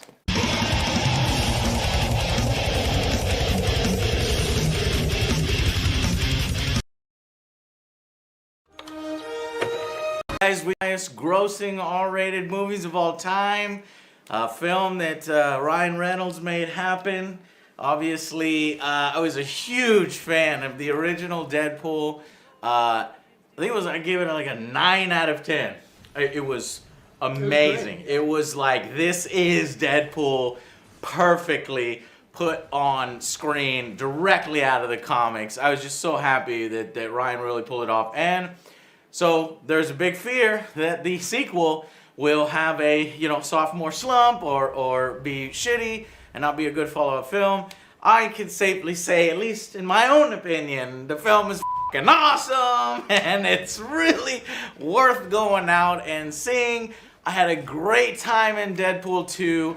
And despite, I guess probably the only thing I'd say is maybe a little slow, a little slow first act. But once you hit Act 2 and 3, it really ramps up. There's some surprises in the film, so we're going to have no spoilers here and then have a spoilers section afterwards. But let's talk a little bit about the film. Alex, how'd you feel? I like this one. I don't know if I like this one better than the first, because the first one was so... Oh, man. The first one was really good, right? Yeah, I don't know if I like it. It came out of nowhere for me, too, and so, since then, the bar's been getting higher and higher with the other Marvel movies. So I don't know if my expectations are screwed up, but I really like this one. It's definitely one that I would recommend it people to see. I mean, the jokes were really good. Some of them weren't exactly for my taste, but everyone else in the theater seemed to really like them. Yeah. The action was incredible. There was a lot of there was not too many callbacks. There was a lot of them, but there were a lot of little hidden jabs and Easter eggs. If you're a comics fan, like Rob Liefeld, jabs. There was a lot of for comic fans. Oh, if you were a comic fan, you'll like a lot of. They're ones that even went over my head, like it can't draw feet. Was that Rob Liefeld? Or and then the pockets, the little pockets everywhere. So I thought that was cool, but there was people laughing at some jokes that I didn't get. I think the first act for me, Joe, was a little slow. As far as the jokes go, I wasn't really laughing out loud. When Deadpool 1 started, I laughed. I said that movie was like written by me because every single joke hit in the first one, and in the second one, it started off slow, but then second and third acts, every single one hit. I guess it was just that opening. What did you think? I really liked it. I honestly am gonna say I like this one a little slightly better than the first one. Okay, all right. I did. I expect the unexpected in this film. Yeah. Like a lot of stuff that I wanted to happen, kind of blew my mind. Yeah. I don't want to spoil anything, but I really had a lot of fun with this film. It was funny. The action was great. Ryan Reynolds was being fantastic. I loved it. So I'd say agree on that. The action was really good. In fact, that's where it's better than the first, in my opinion. I think that they had better villains that they go up against, or at least more entertaining and visually entertaining villains. They really tied a lot of the fights to have emotional gravity to them, or have a reason to kick some of these dudes' asses and fight, and a lot of emotion and character character motivations intertwined into the fights. Whereas the first one, you had, the generic guy that shows up to give him the Ajax, powers. yeah. Right, Ajax, the most obscure guy. And you're like, meh, he's just a baddie of the week, when he stabs it with the sword and Colossus is like, don't kill him, and they're arguing and he gets away, it's like that. But here, the villains were interesting and a surprise and a good thing. So Big surprise. big surprise. Big surprises. One thing I was worried about in the film was, I don't know, as I saw in the trailers, I was getting really excited about this X-Force idea. The film, so we'll talk about that in spoilers. So it was really fun seeing that come together. Great and I team. do feel like we're going to see more of that in the future. What was I saying? Oh, shit. There was the team. Oh, yeah, okay. The Domino was the one I was not convinced on. I was like, she doesn't look that I great. honestly really like her because I Right. like her work from Atlanta. It's an awesome show. I You need didn't to watch it. Great show. I didn't know. She plays a great character, and I also really like her character in this one. Yes. So that's what I was saying is that Domino kills it in this film. She doesn't say much, but I can tell just her mannerisms, her attitude, it really fit the Domino character. She does it justice. A little hidden gem in this film is Domino. Just watch her. It's hilarious. What's your superpower? She's like, it's luck. If you don't know, it's Domino's luck. It's not a superpower, but by the end of the film, you are convinced that she deserves to be on the team, and I want Domino on my team. I want her powers. I want her powers. Joe, you got her powers. You're a lucky guy. Anyway, I'll tell you what. So I really, really enjoyed the film, and I'm actually gonna side with you, Joe. I do think I like it a little bit more. It's just it's a different kind of like. Yes, the first is way more fresh because it did something, and I didn't think that Fox could do. And really, it was a breakout moment, I think, in superhero films. And this one just builds on that, and so it doesn't have, some of the impact. But boy, do they pour on those references, the meta stuff. For some people, it might actually be too much. But guess what, buddy? You're at a Deadpool film. Just like the comics, it can get on you. And they pour it on here. Ryan Reynolds is in fact part of the writing team, and I could tell.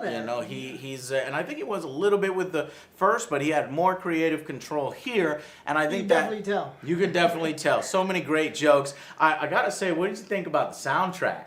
Oh, they did a really good job. There was a lot of songs that Ryan Reynolds has air supply in a lot of his movies. It's like a part of Van Wilder. I think it was in the first Deadpool. It was, I think, another one too. Oh, he really loves that song. Okay, I didn't notice that, but that's true. That actually is true. And there's so many songs in this film. The soundtrack, I would give this an 11 for the soundtrack. Because it has one of my favorite artists in it. Okay, well, let's not spoil it, but during the epic final fight, so to speak, they've got this song that plays. It's hilarious, and you get to hear more of it after the credits. By the way, stay after the credits because there are two mid-credits scene, and then at the end of the credits, there's nothing at the end of the credits, but there's the song that replays from the epic battle that is a good song. So, man, just... As Joe said, fantastic laughs, great action this time around. The plot. What did you guys think of Cable? Joe? Josh Brolin, what is he doing here? Thanos! That joke with Thanos. That's pretty good. I guess that wasn't the trailer. That's not a spoiler. Yeah, I didn't know. I didn't know how to feel at the beginning of this because I still wanted somebody else to play. Me too. You wanted Eric Lang? Yes. Yes, I wanted Eric Lang. But he actually did a great job with this. Man, that guy can act. He can do everything. Don't ever sleep on Josh. Okay, this guy can do it all and convince hardcore comic fans and grouchy, assholes like me that he deserves to be Cable and Thanos and whoever you whoever you want. Now, who can Josh not be? He cannot be Storm. He's not gonna be able to pull off Storm. No. I'll hold my judgment. Hold your judgment until it happens. I want to see some screen tests. So in my opinion, Cable was done really well. Cable in the comics, man, he's so multicolored and so like 90s attitude with the Rob Liefeld stuff, looking stuff. And he's kind of a difficult character to pull off, but Josh really does it. It's the stoic, serious, sort of, grizzled veteran character. Yeah. He Yeah, it was does that great. well. Yeah, he does. Oh, that very yeah, well. They made a lot of jokes because some of the people on the internet were like, "Oh, he's not tall enough to be Cable," and they make fun of him constantly throughout the movie. Yeah. They've got time travel in the film. They even continue the girlfriend storyline. Now I'm happy that wasn't really a big part of this film. They kind of take care of that in the first act, which is good because the previous Deadpool film, she was a big factor in the second and third acts. So they did that in a good and tasteful way, and I think that this idea by the end that they can expand on the Deadpool universe. He obviously interacts with his old buddies that we've seen from the first film, Colossus, who again is a star in this one. It definitely seems as if these two are developing a bromance of some kind. They've got great chemistry, maybe even a little more? No, that's not. Hey, Joe, don't you be judging, man. But I'm thinking maybe there's a little other element here going on. I don't know. I can dig it, whatever. I don't care. So I thought that was kind of interesting the way they play that up. And they do sort of go to Xavier's. When I saw this in the trailer, him spinning around in the chair, I was like, oh, I can't wait to see his antics in the house, and that paid off big. The jokes in the house pay off big. We won't talk about it here except for in spoiler section. But yeah, it's a satisfying movie. Deadpool fans are going to love it. I think your average comic book movie fan is going to like it. Fans of action, fans of comedies. This is an action comedy. It is. It's an action comedy, and if you treat it as such, if you're down with the meta stuff, you're gonna really enjoy You it. have a great time with this film. If you're, I don't really see critics probably liking this too much because maybe it gets a little too far into the mythos and the meta without much depth. To be honest, so let's talk a little bit about the deficiencies of the film. It does sort of lack a little bit of character depth. They do inject quite a few characters in here. I mean, we've got the old, roommate, Deadpool's roommate, I forget the old grandma's name. We got T.J. Miller is in it again. Darkender's in there. The cab driver. Boy, they really try to pack everybody in here. And when you're doing that, you're spreading sort of the screen time and the depth a little thin. But they do sort of center it around the idea of family, and I think it works. Do you think the family thing worked? Yeah, everybody really got all their little time in, which was great. I felt like it was enough time to get the point across. Yeah, a little bit for everybody. What did you think was a little bit? What did you think? There was some slow parts. Without going into the spoiler, it's not the plot part, but they spent some time in areas of the film that it's like, okay, we get it, and let's get back to either the funny or the action. And I'm not watching this because I want them to have like this fully developed. It was a fully developed plot, but like they really tried to like press upon you some of the like the values of the movie, and it's like get back to cutting people in half and making me laugh. So. Yeah, exactly. And I did appreciate how it explored other facets of Deadpool's powers, if you can kind of call it that. He has a relationship with, I don't know if I could say much. No, I'm going to save it. Let's go ahead and jump to the final verdicts, and then we can let loose, okay? So, final verdicts, I'm going to begin with Alex. Okay.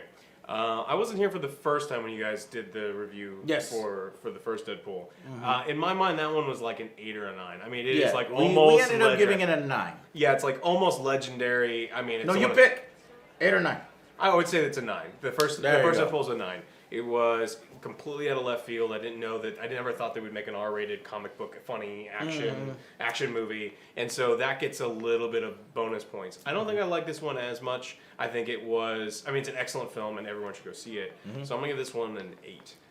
There was a little bit of humor that didn't quite jive with me. Yeah, there was some slower little bit parts at the beginning. I agree. That just wasn't. It was just a little bit slow. Mm-hmm. But once it got going, it just all the way through till the end. I really enjoyed it. But because of the little hiccup in the beginning, it lowers it a little bit. It subverts your expectations. That reminded me to say, it subverts your expectations, but I think ultimately in a good way. Joe, what is your final word? For me, the beginning didn't bother me as much as like it bothered you guys. I still enjoyed the beginning. I'm gonna have to give this a 10. I liked it slightly better. Right. It's a 10. I really like the cast. The cast was great. There's a lot of stuff that kind of just blew my mind. I was not expecting that. Yeah. Josh was great. No spoilers. No spoilers. Josh was great. Terry Crews was amazing. And there's good performances all around. Yes, the list goes on. Everybody did their part, and I love this film. And I think the reason why it can get that is because the writing is pretty strong in here. The writing, the choreography for the action, great. So I'm gonna go ahead. Oh, geez. I liked it a little bit better than the first. I gave the first a 9, but I tell you what, I'm gonna give this one a 9 out of 10. So, but I like it sort of in different ways from the first. You see what I'm saying? But if I had to choose between the 2 9s, this one is the one I would probably watch again first over. And I just thought it was, there's so many things I want to tell you. Okay, so 9 out of 10, fantastic film, badass, seal of approval. Go out and see this one. You'll really enjoy yourself if you're anything like us. Okay, so thank you so much for watching. Stick around for the spoiler section. If not, thank you for watching, and we'll see you guys on the next Angry Joe Show. Bye, guys.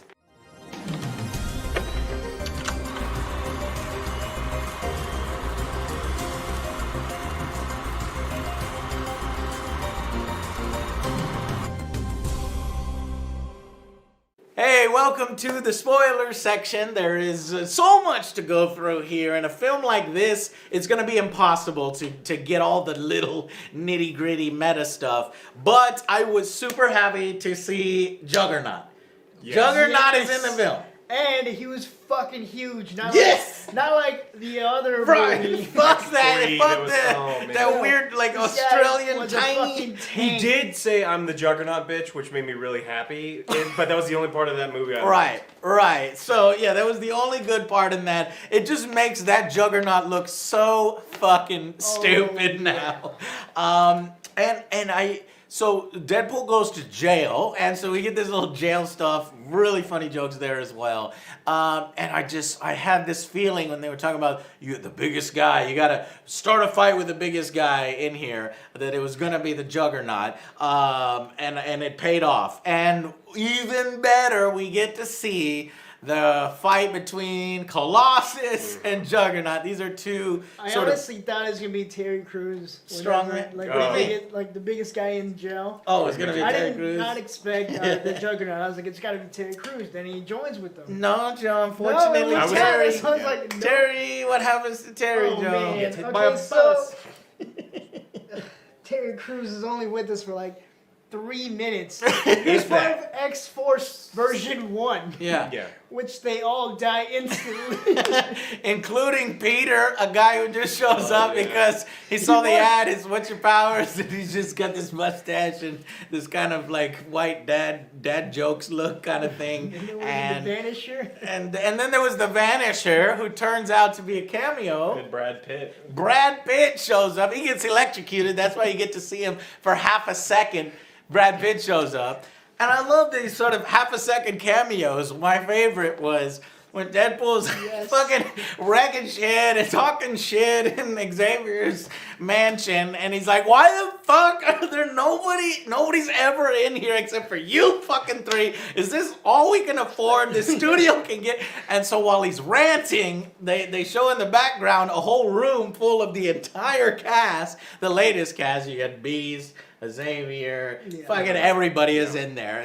There's at least like 8 of them or something, and they're just like they try to shut. They don't want to deal. Like Beast is like, They don't want. They were hiding from Deadpool the whole time, and they're literally only in there for like 3 seconds. So they got all these guys together to do a 3-second cameo in costume, in full makeup, and it paid off so well. So a lot of really good spoilers. You know what we didn't get to talk to about much? Fuck. Was the kid? Is the kid in the review? Fuck. All right, we'll talk about him here. I don't like him. You don't like him. I like him, and I think it's because I saw him in another film, some of the Wildebeest or something, where he was like a that film is spilling over into this film. That film was so fucking fantastic. I'll put it up on the screen behind me because I can't remember what it is. No, Joe, you can't see it. No. So look at the description. It was great, and at least I think that's the kid. I hope he is because it's the New Zealand accent. But he was a great actor there, and I thought I bought the fact that there are mutants, and this kid that sold it, that there are some mutants that are out of control. And they did this whole storyline where this kid eventually fucking destroys stuff. And it's not like he is Apocalypse. It's not, they didn't go with the whole, he's going to be this god amongst the villains. They really just said, well, first off, all you mutants turn our fucking world into shit, is what Cable says. So you don't really know quite what that means. It could mean, the war in the future with the Sentinels and the fight and all this other stuff, but it could mean something completely different. But the reason why he's after the kid is because the kid personally kills his family, his Cable's wife and daughter, and his daughter has this little bear that bear that you've seen that he hangs on his belt. And because of that, he goes back in time to fucking murder this kid so that his family can live. And so it's an isolated, sort of off to the side kind of thing. There's no world-shattering beam hitting the earth or something like that. Revenge plot. Oh, a revenge plot. And so I respected the movie for that. And it's kind of, refreshing to see, neighborhood Spider-Man kind of film. Yeah. So I thought the kid did a great job. Why didn't you like him? I don't like characters where I have a hard time believing that someone would ever act like that. Where that someone is just pure evil and the kid is pure dick, 100% pure, ridiculous. But that wasn't at all what the kid was. Anytime the kid is acting around the school, he goes from, in the prison, he's like, I want to be Deadpool's friend. I got your back. I'm going to do all these other things. Yeah, he's real nice. And then the other scenes in the movie, he is 100% asshole, where he is no compromise. I'm going to murder all these people. I'm going to kill everybody. It's like, I don't buy that. I don't get this bipolar kid where he can just be. Man. Yeah, I get it. Maybe that's just what it is. But I thought I didn't like. I'm not. It didn't ruin the movie for me. Yeah. I still liked the movie. Yeah. But it's just I didn't buy the character. I didn't like him all much. What did you think? I thought he was fine by me. Yeah. He acted like a teenager. What is his name? Fire Fist. Firebat? Fire Fist. Fire Fist? Yeah. It's a weird name. Fire Fist is Deadpool's But I thought he making was fun fine. He acted like a normal teenager. He was angry majority of the time, but he was trying to make a friend. Yeah. So, And he was they trying to be buddies with Deadpool. I guess that's how it jumped. Yeah.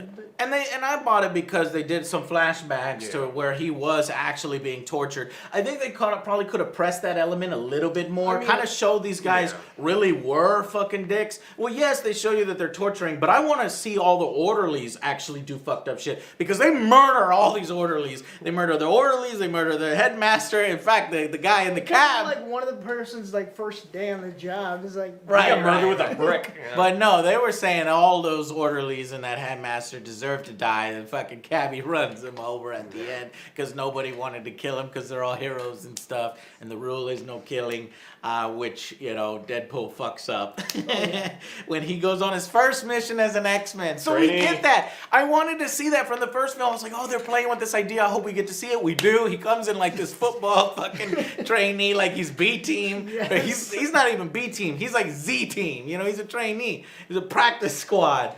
And he fucks it up royally. And it was just a fantastic scene. Just great, great scenes. What else? What was something cool that we could talk about? The constant little one-liners. Calling Josh Brolin One-Eyed Willie was really good. I love. I didn't hear that one. Oh yeah, One-Eyed Willie. he's about to get shot. He says like cut it out, One-Eyed Willie, which is great because he has one eye in this movie, and then him being in the Goonies. Yeah, and also that, and I love it when he was calling him. He's like, "Oh my God, you're so dark. Are you sure you're not from the DC universe?" And I was like, I laughed so hard because it's easy. When he was calling him, he's like, "Oh my God, you're so dark. Are you sure you're not from the DC universe?" And I was like, I laughed so hard because he hands out digs left and right, and there's references to Superman, Logan. to Batman. I am Batman. Logan too in the beginning. Logan in the beginning. He jumps on Juggernaut's back and he's trying to steer him. He's like, "The sun's getting real low, big guy." It's just like, oh, perfect. Great. There are so many things like this, and it's so cool that we have so many superhero films to reach into. There's more reaching into other superhero films than there is almost of reaching into the comics that you have to know. So that's really cool that we have this era of sort of great superhero films. There is one character that really kind of just seemed tacked on. And it just really had no purpose. Now, I'm not talking about X-Force, because that was a setup joke 100%. All these... Yeah, the mustache is amazing. The mustache. Man, we could talk for hours on this film, because I think they even referenced Mojo, like that spider guy, that gross, disgusting thing from a different planet. And one of those, aliens comes, and he's like Shatterstar, but he gets fucking... destroyed, like fucking chopped up in blades because they decide to jump out to ambush the convoy in high winds. Everybody goes everywhere and dies. Who would have known those high winds? Everybody did. Literally everybody. Except for Domino, because she's lucky and she's obviously perfect and could follow them for miles. But the thing is, what I meant is, so those weren't like, sort of useless characters to me. That was set up purposefully. However, that new X-Men, I don't even know her name. Now, she's cute as hell, and I love her personality, her bubbly personality. What? Yuki? Is that her name? Yeah. I don't know how you remember that, because she's barely there. She says it over and over. Yeah, hi Wade, hi Wade, and it's just like thrown in because they wanted to make a joke that teenage Negasonic, Megasonic lady, something, is a lesbian. And it's like, hey, she's a lesbian, I didn't know she was part of the team till the very end. Who? Yeah. Oh, that you dressed up? I was just like, I just thought it was your girlfriend. That she was an X-Men? Yeah, yeah. Like, this is my girlfriend. I was like, oh, cool, whatever. But then, like, at the very end, she's like in uniform and then fighting. I'm like, holy shit, I didn't know Which she is was part kind of of the cool. team. But I don't know. Maybe some of her scenes got cut or something, but she kind of seemed a little tacked on there. But I guess it's not necessary. It's just, hey, Negasonic has she's got a relationship, and she brought her along for more backup. Because when you fight the Juggernaut, you need some fucking backup. And, God, they did Juggernaut so well. Now, it's so cool. The only thing I wish I could see him in his original armor, but of course he's in his prison stuff. You get to see his butthole. Yeah. You don't see his butthole. Yeah, you see his butt. Well, that's what I mean. So did they murder him, or did they make a reference that I gotta go take care of? Because I think it was somebody said before he wakes up. And I was like, he was moving talking at the end. about. Yeah, at the very end, they're all walking away. He's getting out of the pool. Oh, okay, I missed that. So, okay, good. Juggernaut's still alive. They can use him in the future if they want to. And they're all doing this slow walk sort of at the end. And honestly, these members, Domino, Cable, obviously Deadpool, are members of the X-Force. So I think that in Deadpool 3, which I hope this movie does well enough, I asked you guys to go out and see Deadpool 1 and support it, because it was an R-rated film, and those films make a far less money than other films. And it did well enough, and it got a sequel. So I really want the same thing for this, because I would be happy with a trilogy. I really want a trilogy. I'm going to watch it again, too. I still have to see Avengers again. Did you Of course I saw it again. You saw it, yeah. I just had some other things. But I'll tell you what, it's worth seeing twice, guys. And I want to see at least one more film. Please, Fox. I think this will do well enough. But I think what they're probably setting up is X-Force. It won't be Deadpool 3. Well, it's begging Disney now, right? It'll be X-Force. No, actually, I mean, there was Comcast or somebody else is trying to buy Fox. They might try to outbid or something. Ooh. So that's still up in the air. I don't think they're really fully, or maybe I don't know. It's weird. So I don't think we can bet that, you know, that's going to happen, all that stuff. At least not by the three. Yeah. So I want to see 3 films. Would you guys be all right with the trilogy? Oh, yeah, I love a third film. As long, I mean, if they put the same time and effort, because they put a lot of effort in this. Yeah. And they actually put, the last thing that you see is how many people worked on it and over how many hours. And then they really, you can tell they put a ton of time into this. Yeah. So. I mean, they got all those cameos. Obviously, they really wanted it. Yeah. Yeah, it was great. So 3 films for me, and maybe one final cameo in the actual Marvel universe. That would be that's asking a lot. That would be the icing on the cake, guys. So there's so much more to talk about, but we don't make this thing 3 hours long. So leave it in the comment section. Tell us what you thought of it. Was it better or worse than the original? Do you think it deserves the rating that we gave it? And I loved it. And One more it's thing. going to be another thing I buy. Let's talk about the end. The ending. My girl, Oh, shit! My girl, Cher. I love this song. If I can turn back time, yeah. because they played. Joe actually perfectly. legitimately likes I love Cher. Cher. Cher's amazing. She's one of my favorite. But one of the ending credits. Yeah. They fixed Cable's time machine. I thought it ran out of juice, but apparently it was just broken or something. Yeah, I thought it was. Yeah, it runs out of juice, but they fix it because magic. Because they all of a sudden make Negasonic teenage lady genius a genius, and she could fix time. What the fuck? She can make time machines? Okay, whatever. But it's basically just to set up that he can go back and he can, save his girlfriend. Save his girlfriend. Kill Deadpool.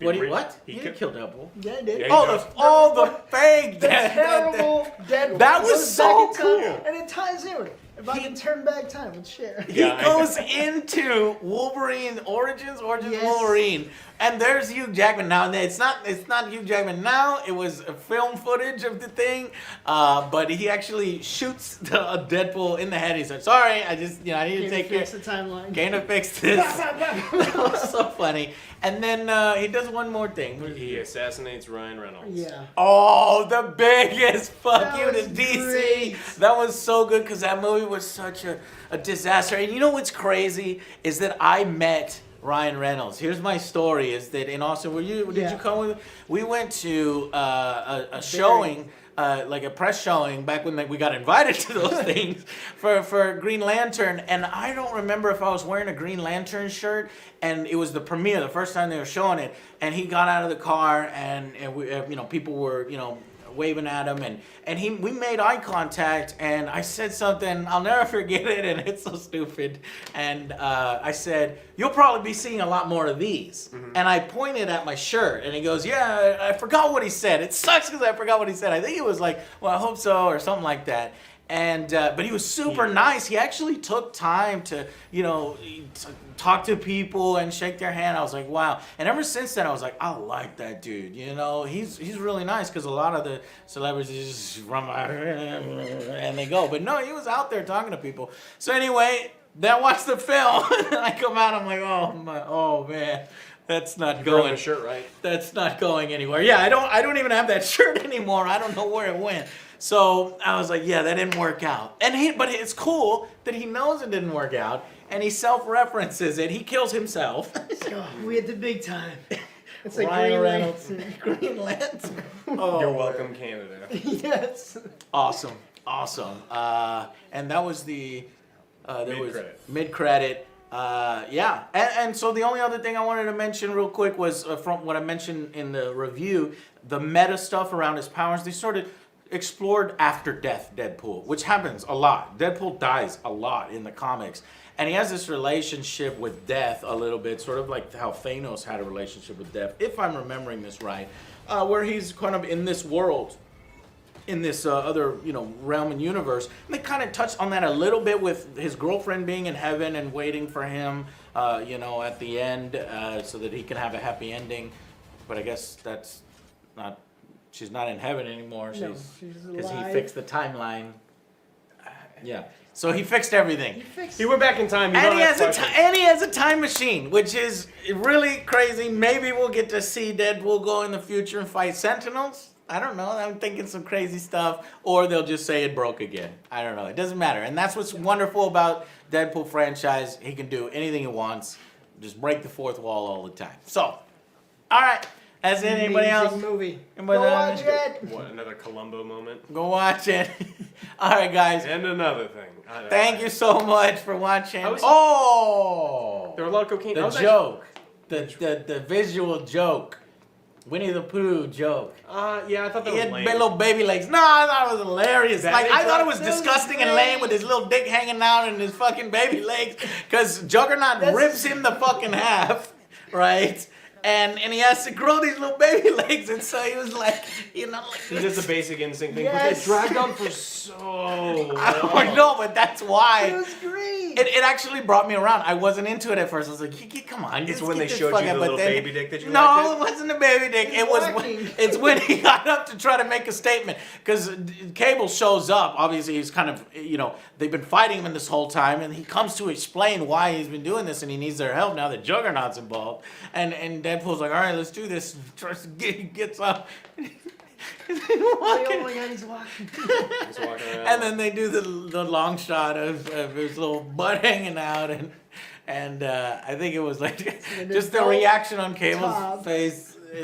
I could have gone without using that. And when Deadpool dies and Cable goes back in time, uses his last time charge to so he can't see his family anymore, to stay in this timeline and be Deadpool's friend. So we will get Cable and Deadpool next. If it's not X-Force, it's Cable and Deadpool, no doubt. And it was fun, and it was touching. The one thing I noticed, and I don't know if it's a fuck-up, you guys maybe are smarter than me, can tell me what happened. So when he goes back in time, you'll notice he does not have a robotic eye anymore. He still has his robot hand, but he doesn't have his robotic eye, and I think he doesn't have some of the cybernetic on him. It's just a robot hand. So by going back and affecting the timeline... You mean after, at the very end of the movie? So when his he still has it on his neck. He still has it on I'm not sure, because when his bear sort of materializes and it's like his family didn't get killed by the kid, then I think that's why he no longer has that eye, because perhaps it was Russell, the little kid, the New Zealand kid, Fire Fist, that had hit Cable with something in the past as they'd done battle in the future or whatever, and it fucked up his body. But his eyes are both clean. They're clean, and there's no robotic pieces. I didn't notice the eye, but I definitely saw it up his neck. So I'm wondering if maybe the fucking visual artist fucked up. Because remember, they made that meta joke.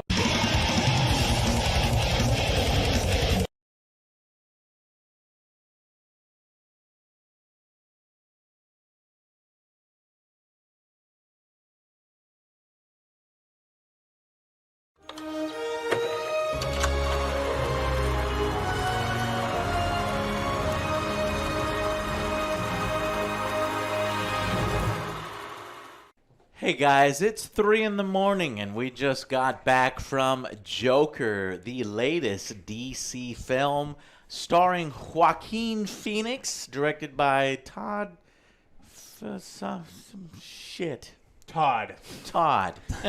And, well, let's start right away.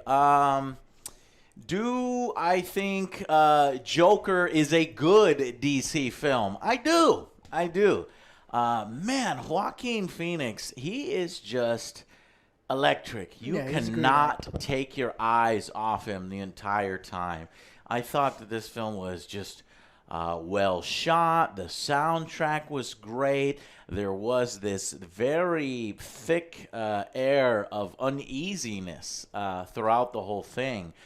And ultimately, I thought it was a good what would you call it? Elseworlds tale of Joker. They sort of mix some stories together. They take Martin Scorsese's King of Comedy. King of Comedy. They rely very heavily on that. I think that might be the most unoriginal. They use it as a crutch a little bit. But it does, give this film some extra oomph and some interesting aspects. And then you got the Killing Joke, where, the Joker is a failed comedian. And they mix all these elements together to give us essentially a new Joker origin story. Now, I didn't know when I first heard about this. I'm like, whoa, what's going on? We already have Jared Leto, but we're gonna have a different. We're gonna have a different Joker now. It's always gonna be there. Will a separate origin story for Joker work? Will it be compelling? And I'll tell you right now, it is. I really enjoyed this film, and I think Joaquin Phoenix did a much better job than Jared Leto playing this alternate version of the Joker. But I'll pass it on over to you guys. What did you think? I agree with you, except for one point. Whenever Joaquin Phoenix was on the screen, I was glued. It was a great soundtrack. I loved his character development. You could see his transition into whenever stuff started getting chaotic. But I don't think it was like a good DC. I found myself at times forgetting it was a Joker. I thought it was like another movie we were watching at one point. Yeah, I kind of agree with you. I think that Joaquin Phoenix did an incredible job. I think that this is more of a movie that's kind of it feels about like abuse and trauma and mental illness. And when I think of this movie about characters going through that, I really liked. There's so much of this movie that I really like, and I do like this movie. I'm not saying I don't like this movie, but there's some things about the movie and choices that they made that kind of rubbed me the wrong way. I mean, even if I'm fine with different origin stories and different things, but I just didn't feel that this was a Joker film. It felt like they wanted to do an homage to the King of Comedy, and then the Joker kind of was the afterthought. And they're like, well, we'll just put it in Gotham and we'll do some other things that went along with it. And so I think that their focus was, let's go through this really troubled man and his his illness and his trauma and like his development and that side. And it was less about the DC characters that I actually thought it was going to be about. I will agree that it's a very real-world take on the Joker. They liken him to more mental illness than some kind of criminal mastermind. I think on the ride over here, you said that he was not really, super smart or cunning. He was more. I think you called him a simpleton. Yeah, he seemed like more imbalanced. This is the kind of the problem that I have with this is if you want to link this to the DC universe, this isn't a guy that any of the heroes in the DC universe would genuinely want to help this person. Like Batman would not have an issue. Like there's not going to hit him. They're not going to do. No, they're not going to be like I either. I felt so bad for him. You feel bad for this person because he's a real character and he's not a psychopath that's like holding people over like a vat of whatever laughing gas or whatever it is the Joker is going to do. He's just more of a guy that had a very rough life and then acted out and needs therapy. Like this guy needs therapy. He doesn't need Batman. And yes, the Joker in all of the things needs some serious therapy, but this just feels different. This just feels different. Well, I called it, guys, a while back. I had said this. I want Joker to be a villain, right? I don't want him to be the sympathetic. Well, it's okay if he's sympathetic, but in the beginning, it's fine. Yeah, but then he turns. He's got to cross evil. Yes. a huge Yes. line or Okay, something, I could go right? behind that. Do you know what I'm saying? But isn't that kind of fucked up? Do you think Hollywood has the balls to have him cross a fucking line and then people write articles? How could they glorify this Joker? You know what I'm saying? Because if he does something fucked up like he should, then this was a story glorifying Joker. You know what I'm saying? I thought they would do the sympathetic thing. And I wanted them to do the brutal thing, and they ended up doing both, and so that they presented in a very raw way for you to kind of make your own decision. There was a little bit of fervor around the film saying, "Is this glorifying killing, or is the director trying to say that these things are okay in society because society deserves it?" That's one of the themes of the film. It's like you, as a society, created the Joker, and you basically deserve this. And then some chaos happens, and I don't think that they're trying to glorify it. I still think that this is an actual Joker story, just an alternate take on a Joker story. And just because he's a mental patient, I think he's actually found what he's good at this point. And he could become, you know, some of a Joker that's very creative, a Joker that could be the rival to Batman. They do have Thomas Wayne in this. They have Alfred. They have little Bruce Wayne. Okay. I think that was Alfred. And towards the end of the film, we'll try to avoid some spoilers, talking about it in spoilers, but the film ends, and I feel like this could be its own little cinematic universe. There could be a continuation of this. I think this is one and done, though, right? Yeah. This Well, there's a lot of rumors. That's what I heard. Everybody kept saying that, oh, Joaquin Phoenix would only do one. Well, I just actually read an interview where it doesn't sound like that at all. He said he was very excited to play the character. Joaquin Phoenix himself has owned several comic books. He said he really enjoyed playing the character. It was difficult to prepare for, especially the he lost a lot of weight for this role. Yeah. He's emaciated. He's he has awkward movements. But I think when asked about, you know, whether this could continue and do another one, he's like, it's all up to the writer, the director, if we could do this. It was very open about it. He's open about doing another one. Me personally, I thought he did much better than Jared Leto. Obviously, Heath Ledger, did a fantastic performance, but that has to stay in the Nolan universe. And if I had to select a Joker who could actually fulfill that role and be the Joker that we know, or start to become more the Joker that we know from the comics, I think Joaquin Phoenix could pull it off pretty well. I agree with that statement big time. Yeah, I think he's definitely. I mean, he's an incredible actor, and he did a very, very good job. I don't see that this Joker ever being a villain in any story. I just don't like. They didn't do any. They could have done things where they showed that he had incredible capacity to do things, right? That he was an intelligent person, or he did things. Like, this is a guy that you look at, and I don't see him being a villain in any story. Like, yes, he's good at killing, like, a couple people. They made him too realistic. He's not.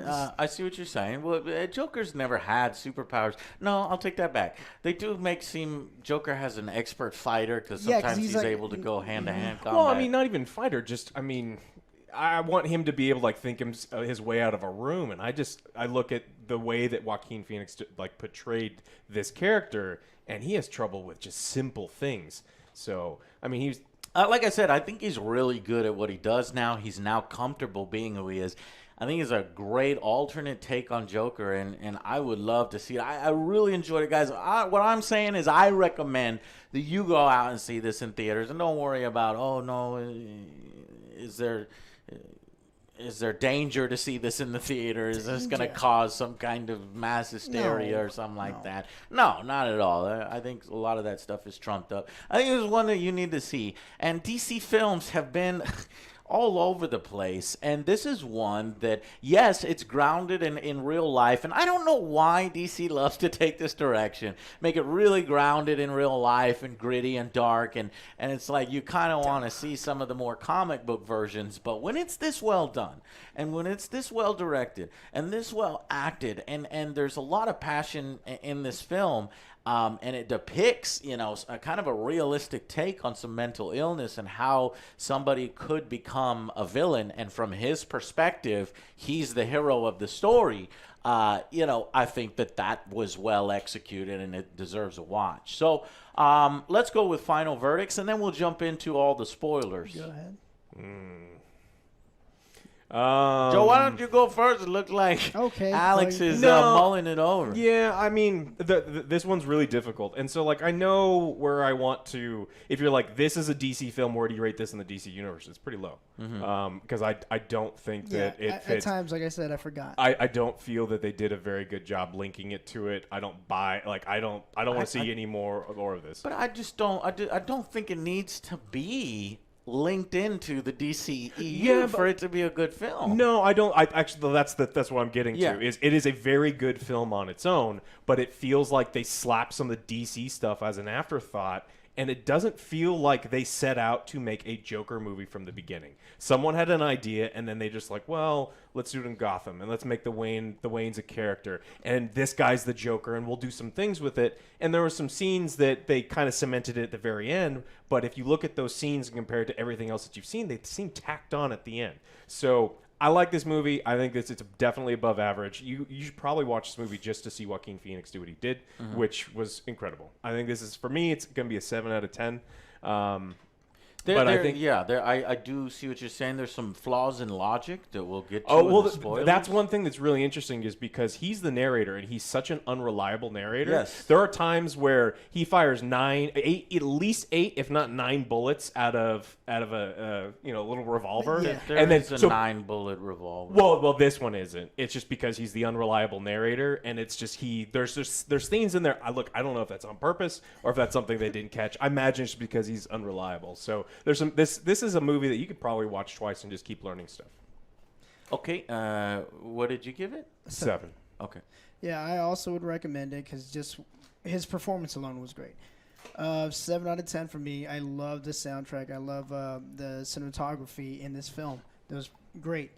And his transition, like I said, was uncanny. I was like, all right, take this little simpleton guy. He's just mild-mannered. He had a bad week. And then all of a sudden, he's just so confident and whatnot. But like I said, I forgot it was the Joker. So 7 out of 10 for me. Okay, I disagree a little bit. I think this is one of DCEU's better films, but I do agree that they had to use an existing film, King of Comedy, as a little bit of a crutch. Like you were saying, it seemed like that guy goes, you know what, that would be kind of a good way to introduce Joker. And then he does his research. He's like, my God, the Killing Joke. He's a comedian. These two things go together perfectly, right? And honestly, they go together perfectly. So I think he executed his idea well enough, and he does turn into kind of a Joker that we could buy towards the end. And just the performances are electric. The tension is really good. There are moments where you kind of get annoyed with Arthur's character. His laugh is annoying, but I think that's all done on purpose because he's such an off-putting, character. But you do feel sympathy for him, and you find yourself, my God, am I rooting for this? This is terrible. What the things that he starts to do, and it starts to spiral out of control. So that's why I really wanted to give the film a 9 out of 10. But because it uses some of that other material, and because some of the flaws in logic towards the end as it spirals into its climax, you say to yourself, really, would that really happen in this particular way? I think those kinds of things hold it back just a little bit. An 8 out of 10. But I personally, now that I figured out that Joaquin Phoenix didn't say, nope, I'm not doing anymore, I'm doing one and done. No, he's actually open. I wouldn't mind seeing, if they could connect this to maybe the upcoming Batman film or something like that. I don't know if the ages work out because Joker would be quite old by the time. Yeah, none of the ages in this will make it work. It does kind of seem like that this is a one and done, even though he's open to whatever happens next. But so I'm going to give it an 8 out of 10. But that also reminds me, too, one of my points I forgot was some of these scenes for me felt unnecessary. Like, oh, we got to make sure, you guys know he's going crazy. Check out this scene and check this out. I was like, it felt unnecessary. Yeah, there's a couple in particular that are just real odd. Yeah. Well, I did appreciate the extra layer there. This could, is this really happening? Is he having delusions? Is it real? I like that. That lends itself well to a second viewing, and I do want to see it again. And for films, I can't really say that DC films in particular sometimes. You're like, you want to see the Justice League again? again? Well, we had to, actually. Yeah, we had to many times. All right, guys, that's it for our review. I highly recommend this film. I wanted to give it a 9 out of 10, badass seal of approval, but only because it uses these different, source materials, kinds of, and it rises on the back of those. But it's just so well executed. I think you should go out and see it. That's it. So stick with us for the spoilers discussion. Lots to jump into here, and we'll discuss it. Okay. See you guys on the next Angry Joe show.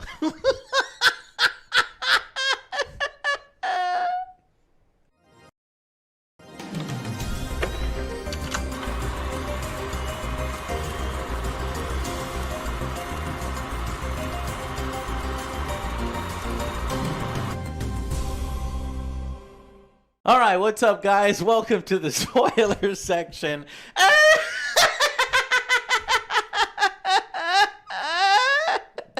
Am I annoying you? Yeah. Okay, because that laugh did annoy me quite a few times. But I think that's the point. He's supposed to kind of grind on you there a little bit. But, okay, so here's why I think it lost that extra point, at least for me, of not able to obtain that 9.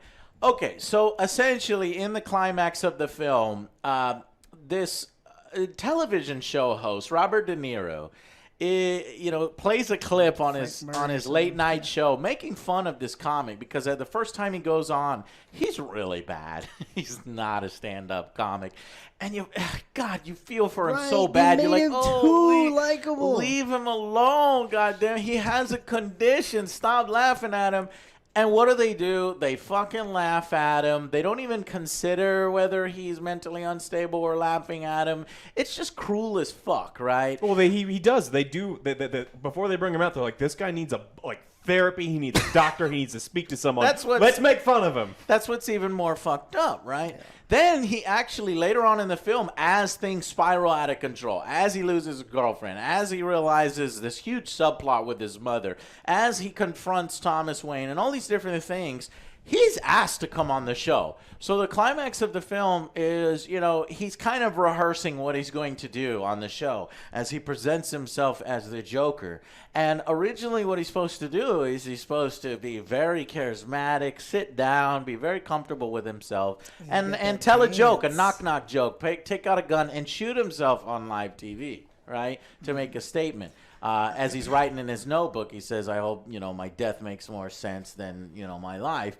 But it turns out when he gets on there, he gets more and more angry with the situation, especially them making fun of him over and over to his face. And at that point, I think he makes the decision to just, fuck this guy. And he shoots him on live TV. And then that creates... he becomes sort of a symbol for this movement, which simultaneously is trying to fight the power. They're trying to fight rich people but I don't think the late night host that everybody who hates rich people would support just shooting this guy who has nothing to do with, Wall Street or anything like that. He tells funny jokes. He seems charismatic, but you just shoot, I don't know, David Letterman, or you shoot Jay Leno just because he might have more money than you, and everybody, and he's revealed as a hero to these people. Later on, he's going to jail, obviously, and they smash his car with a ambulance, and they save him, and they put him on the trunk of the police car, and everybody's like, yeah, and then he gets up, and he slowly starts to dance, and now he's the leader, and while this is happening, we get yet another origin story for Batman. I'm like, oh my God. Pearls. I hate seeing this shit over and over, but I'm like, okay, it has to happen if they want to integrate this shit. And that's basically the climax. So I like what you said. They had to put that in there in case they want to integrate it. It's like we need to make sure you realize it's a Batman movie or it's in the Batman universe. It really could have been. I agree with you. It could have been any. He never had his girlfriend though. That was all in his imagination, that's all in his mind, yeah. And which leads me to believe. This was the whole film. Yeah, the whole film was in his imagination. It's very, very possible. Yeah. I like that kind of. I don't of, know. So I like that deep filmmaking. Now, I do think, yes, the director definitely leaves the door open that it's up to you, but he heavily implies, I think, that this is real. there are certain things that happen in the film, but I guess you could all explain it away as it happening in his mind. So at the end of the film, they show that he's in the insane asylum. So you're like, wait a minute, how does he go from being the sort of leader to in jail all of a sudden? Not jail, but a mental asylum. And in the beginning, you also see a flashback of him in a mental asylum. So he's in a mental asylum, and there's a lady there talking to him. And he has this conversation with her, and he's laughing about something. And she's like, "What? What are you laughing about?" And he looks back, and he sees Bruce Wayne looking at his dead parents in the alley, and he thinks it's hilarious. There's no way he could have seen that from his point of view. Okay, right. So it's just an image in his head. Then later on, they show him walking out of there with blood on his shoes, implying that he killed that lady, and he's trying to escape. But you're right. Could all have been in his head because I can't say from that point. It was a dream. Come on. Whatever. It was creative. It well was. done. And I think Joaquin Phoenix makes a unique Joker. It is a different Joker than we've seen depicted before from Jack Nicholson and Mark Hamill and Jared Leto. I would be 100 times more afraid of Jared Leto's Joker than Joaquin Phoenix's Joker. I don't know. I think Joaquin Phoenix at this point, at least in his fantasy, just let's assume his fantasies are real. He's very unpredictable. No, he has no idea what here's he's going. Here's the thing, Okay. because he beat the shit out of Randall because he was a jerk to him. But the other guy, he's like, you were super nice to me. Go ahead and go. So if you're nice to fucking Joker, you're fine. Yeah, but he's like the only person that's ever been nice to him. Be nice to him. Don't be a dick. He kills people that are dicks to him. Yeah. That was it. Yeah, he played a very grounded.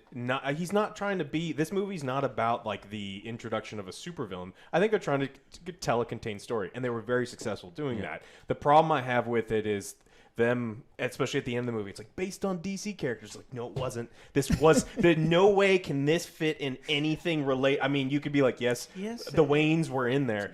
This Joker cannot be this Joker would not be a menace to you. You said he's emaciated and he's like scary with scissors if you're surprised by him. Like he can't put his shoes on in the morning. Like you're afraid of this guy? Remember he's sitting there struggling with clown shoes? He can't figure out fucking clown shoes. This is the villain. This is the guy, the Trump to Batman. He's like, "Oh man, I don't know what this guy's going to do." He can't figure out his shoes. That's because I'll give you a justification. It's a weak one, but he's could beat a uncomfortable he in could his beat a life. Bruce Wayne He's right not now. being seen, and now he's finally comfortable with who he is. It doesn't bother him that he kills people. He finally found what he's good at, and then that's the argument I make. But I see what you're saying, and I understand what you're saying very much. But I thought it was entertaining from start to finish, and whereas you have a problem because it's not Joker from the comics, I think. If you look at it as an Elseworld story, but it's not an Elseworld story. They don't introduce it as you're calling it an Elseworld story. Right. They're just trying to tell their contained story, and I think, like I said, I think they were very successful in that. They're not they. I think it's obvious they did warn people before that this is not the comic book version of Joker. Oh, for sure, and I'm not expecting it to be the comic book version. It kind of sounds like you are, though. Well, you're talking about, are they going to do more showings of them? I don't want it because he cannot be a villain. His story is done. Yeah, it's kind of difficult to see how he would take this to the next level. Like four 14-year-olds beat his ass, and like not even close. And That's it's before like, he was Joker. Well, yeah, but he. And then he went. Okay, explain to me the refrigerator part. He's crazy now. He's in the refrigerator. Why do I need to explain that to you, Joe? Why no, you don't. I'm just saying, like, what was that scene for? I don't know. He's trying to go back into the womb. I don't fucking know. He's trying to hide from he's hiding from the world, Joe, and then he realizes I don't need to hide anymore, and the way he has confidence as he comes out, but it could have all been in his head, and when he's doing his fantasies towards the beginning of the film, he says, "Oh, you're such a good dancer," and he's like, "I know." Right? But that's in his head, and he's doing these fantasies. But then every single time when you see him, he's actually a good dancer. So you're like, wait a minute. It's just in his head because in his head he's a damn good dancer. Well, he also thought he was succeeding in the comedy, the place where Uh-huh. he's like he can hear all the laughter yeah. and no one's laughing. I was at like, him. oh, man, I wanted to see the like stand-up. that. I like that complex, ness to the film. I just, But okay. This is a character that I feel sorry for because this character needs help. That needs medication and therapy. He stopped taking the meds, and he that's- like yeah. he mentions it's They like look, pushed him. society has like cast him aside and stepped over him, and he feels invisible, and that's horrible. This is a guy that I do feel sorry for, that I want to help. This isn't like a DC villain. And he was trying okay. to get help, but then Yeah, he was trying. those he was trying. rich people. Yeah, they cut his funding. Yeah. The government. Yeah. And then he killed his mom. That's So here's turned the into a What's with monster. him and patricide? He did it in Gladiator, and now he's on this where he's just like pillow, go to sleep. Dad. So the thing is, there was an interesting twist that they were sort of teasing that his mother tells him that, oh, Thomas Wayne is going to help us. They're in a bad situation. They're poor in a shitty situation. Thomas Wayne is a good man. He's going to help us. I worked for him for a very long time.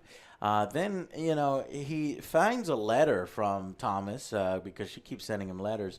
And you see some stuff, your sons, or she finds the letter that she sends She was to going to bail Thomas. out, yeah. And she's always talking about your son. And so he thinks that he's the secret love child of Thomas Wayne. He's the fucking brother of Batman. Holy shit, this is crazy.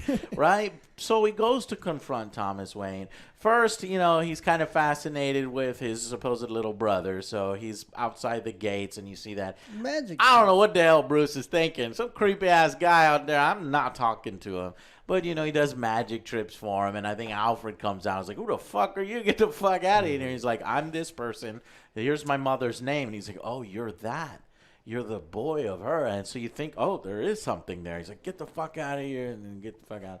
But later he manages to sneak in as a bellboy to the a theater and confront Thomas Wayne in the bathroom. Very awkward. You think something's going to go you down. don't talk. He was using the urinal. Yeah. But you don't talk to him. He's like, you want an autograph or cardinal something? He tries to tell him, you're my father. He's like, no, your mother was fucking crazy.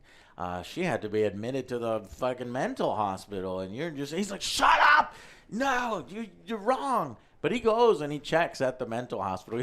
But he got steals punched. the records. He Oh got yeah. punched first. How can I skip that? Yeah, he got punched. He's like, stay away from my son. I was like, he did magic tricks. That's all he did. Well, except for Alfred. Well, he did try to choke Like, out. clearly, if your mom's in a mental asylum and this guy's over here creeping on your kid, you'd probably be like, get the fuck away from my kid, too. But so he steals the documents and he goes through and he finds, oh, shit, it's real. This is not even my mother. I'm an adopted child. And she even let her, boyfriends beat me and chain me to a radiator. And that might be why he has brain damage and has those mental conditions. So he basically suffocates his own mother once she wakes up. Yeah. And, he's committing a lot of murder. Doesn't seem like he's going to get away with it, at least in the scenario in his head. But He's killed what? He's killed 5 people in this movie, right? He killed the 3 dudes in the beginning. He killed the Johnny Carson guy, Randy and his mom. and then Randy. Oh no, and the mom. So that's 6. So he killed 6 people. Yeah. And these clowns we're talking about, his friend, so he starts the film as a clown, not a failed comedian, but a clown, a sign spinner and shit, and. His friend at first seems sympathetic. It's like, don't let people push you around. Don't let them beat you up. Here, you need this. He gives him a gun, and you're like, oh, man, I shouldn't have this. And you're like, okay, well, maybe there's... Boy. I was like, man, he's a good guy. There's one good, New York, and he's rough and tough. And he's, yeah, take a gun. Don't worry about your mental illness. But it turns out he's being a fucking dick because he uses that against him later on. Basically tells his boss, all about it, that, he tried to buy this gun from me. And it's Arthur himself who fucks it up because he's kind of glorifying using the gun, accidentally shoots it off in his house, And he does it takes it with him to a children's I was hospital. like, what are you doing? He's actually a pretty good clown. The kids were into it. They're having a good time, but then the This is a gun dream. falls out. Right.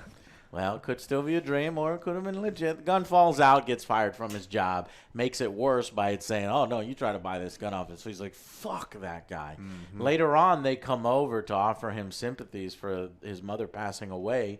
And he takes a pair of scissors and buzz, just like, stabs him in the neck and in the eye, and it's brutal as hell. And his other friend starts He's screaming. like, oh my god, starts going crazy. He's like I'm not sure if he's a midget or a dwarf, but he's like hiding in the corner, and he's like, I'm not gonna hurt you. Yeah, you were always nice to me. Yeah, exactly. If he would have killed him, I was like, all right, he went evil. He's like, no, you're nice to me. Right. Go ahead and go. He lets him go. Well, here's the funny part. When they walk in, he locks the top lock. Yeah. So this little guy tries to run out the door. He's like, Arthur, can you help get me? that? And he's like, sure. He passes by. He's like, I'm kidding. Yeah, you thought he'd kill him. I was like, but, no, I don't agree kill him. with you. Very sympathetic, villain, and I was really afraid that they take that route. They took that route. It might be lazy. It might be manipulative, but the way they executed it, I was like, all right, it's working. It's working. And there's still the brutalness. His actions are wrong. You're rooting for him, but I think that's the message of the film. It's like, look at what you're rooting for, and look at how things can sort of spiral out of control. And we need mental health. We need to make sure some of these people don't fall through the cracks. Otherwise, it can spawn a Joker. So, yeah. We pretty much covered it all. I do see Alex's points about them jamming it all into the end, because it's like, really, these guys are going to glorify him, and he's killing. I understand killing, these Wall Street people that were being jerks to him. He never mentions that, by the way. He's being jerks to the girl that was across from her. Well, they were beating his ass. They were kicking him in the head. He shot in self-defense. Honestly, if there was a camera there, the first person he shot, then maybe he could make an argument for self-defense. But he goes and hunts them down, and at that point, it's no longer self-defense. Crosses the line a little bit. Obviously. Maybe he was going for reinforcements. You don't know. Obviously crosses the line, kills his friend for setting him up, and then shooting the guy on live TV, which is brutal. Yeah. And, in the climate that we are now, it's a little haunting, People a little are inappropriate. People, this is not a movie you should probably take your mother, religious, people probably should stay away. This is or people who look for deeper political meanings and things. This is maybe one to sit out, because there's gonna be people on both sides of all arguments they're like, he's going for this and he's glorifying this subgroup of people, and these people are it's this message. It's like if you're that kind of person, it's a DC movie. Don't read into it. Yeah, I was seeing maybe there might be an end credit scene, a mid credit scene. There's none of that here. Don't stay afterwards expecting his son to be like, I'm Batman. Where are the drugs?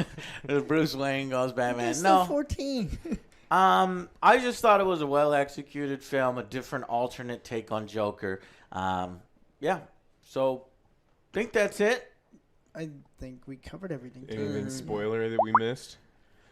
Do you want to talk about the girlfriend? They really ramped up. Yeah, I mean, that was definitely in his head. And but the camera makes a purpose to show you that it was in his head, but yet it doesn't show you that some of the rest of the stuff was in his head. But it was, so that's why I feel like it implies that some of it was real. Yeah, but why would he be imagining that he has a girlfriend, but that girlfriend was fake, and he's telling himself that his girlfriend was fake the whole time? No.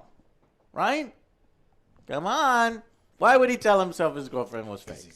He's off his meds. Yeah. No. I mean, they telegraph pretty well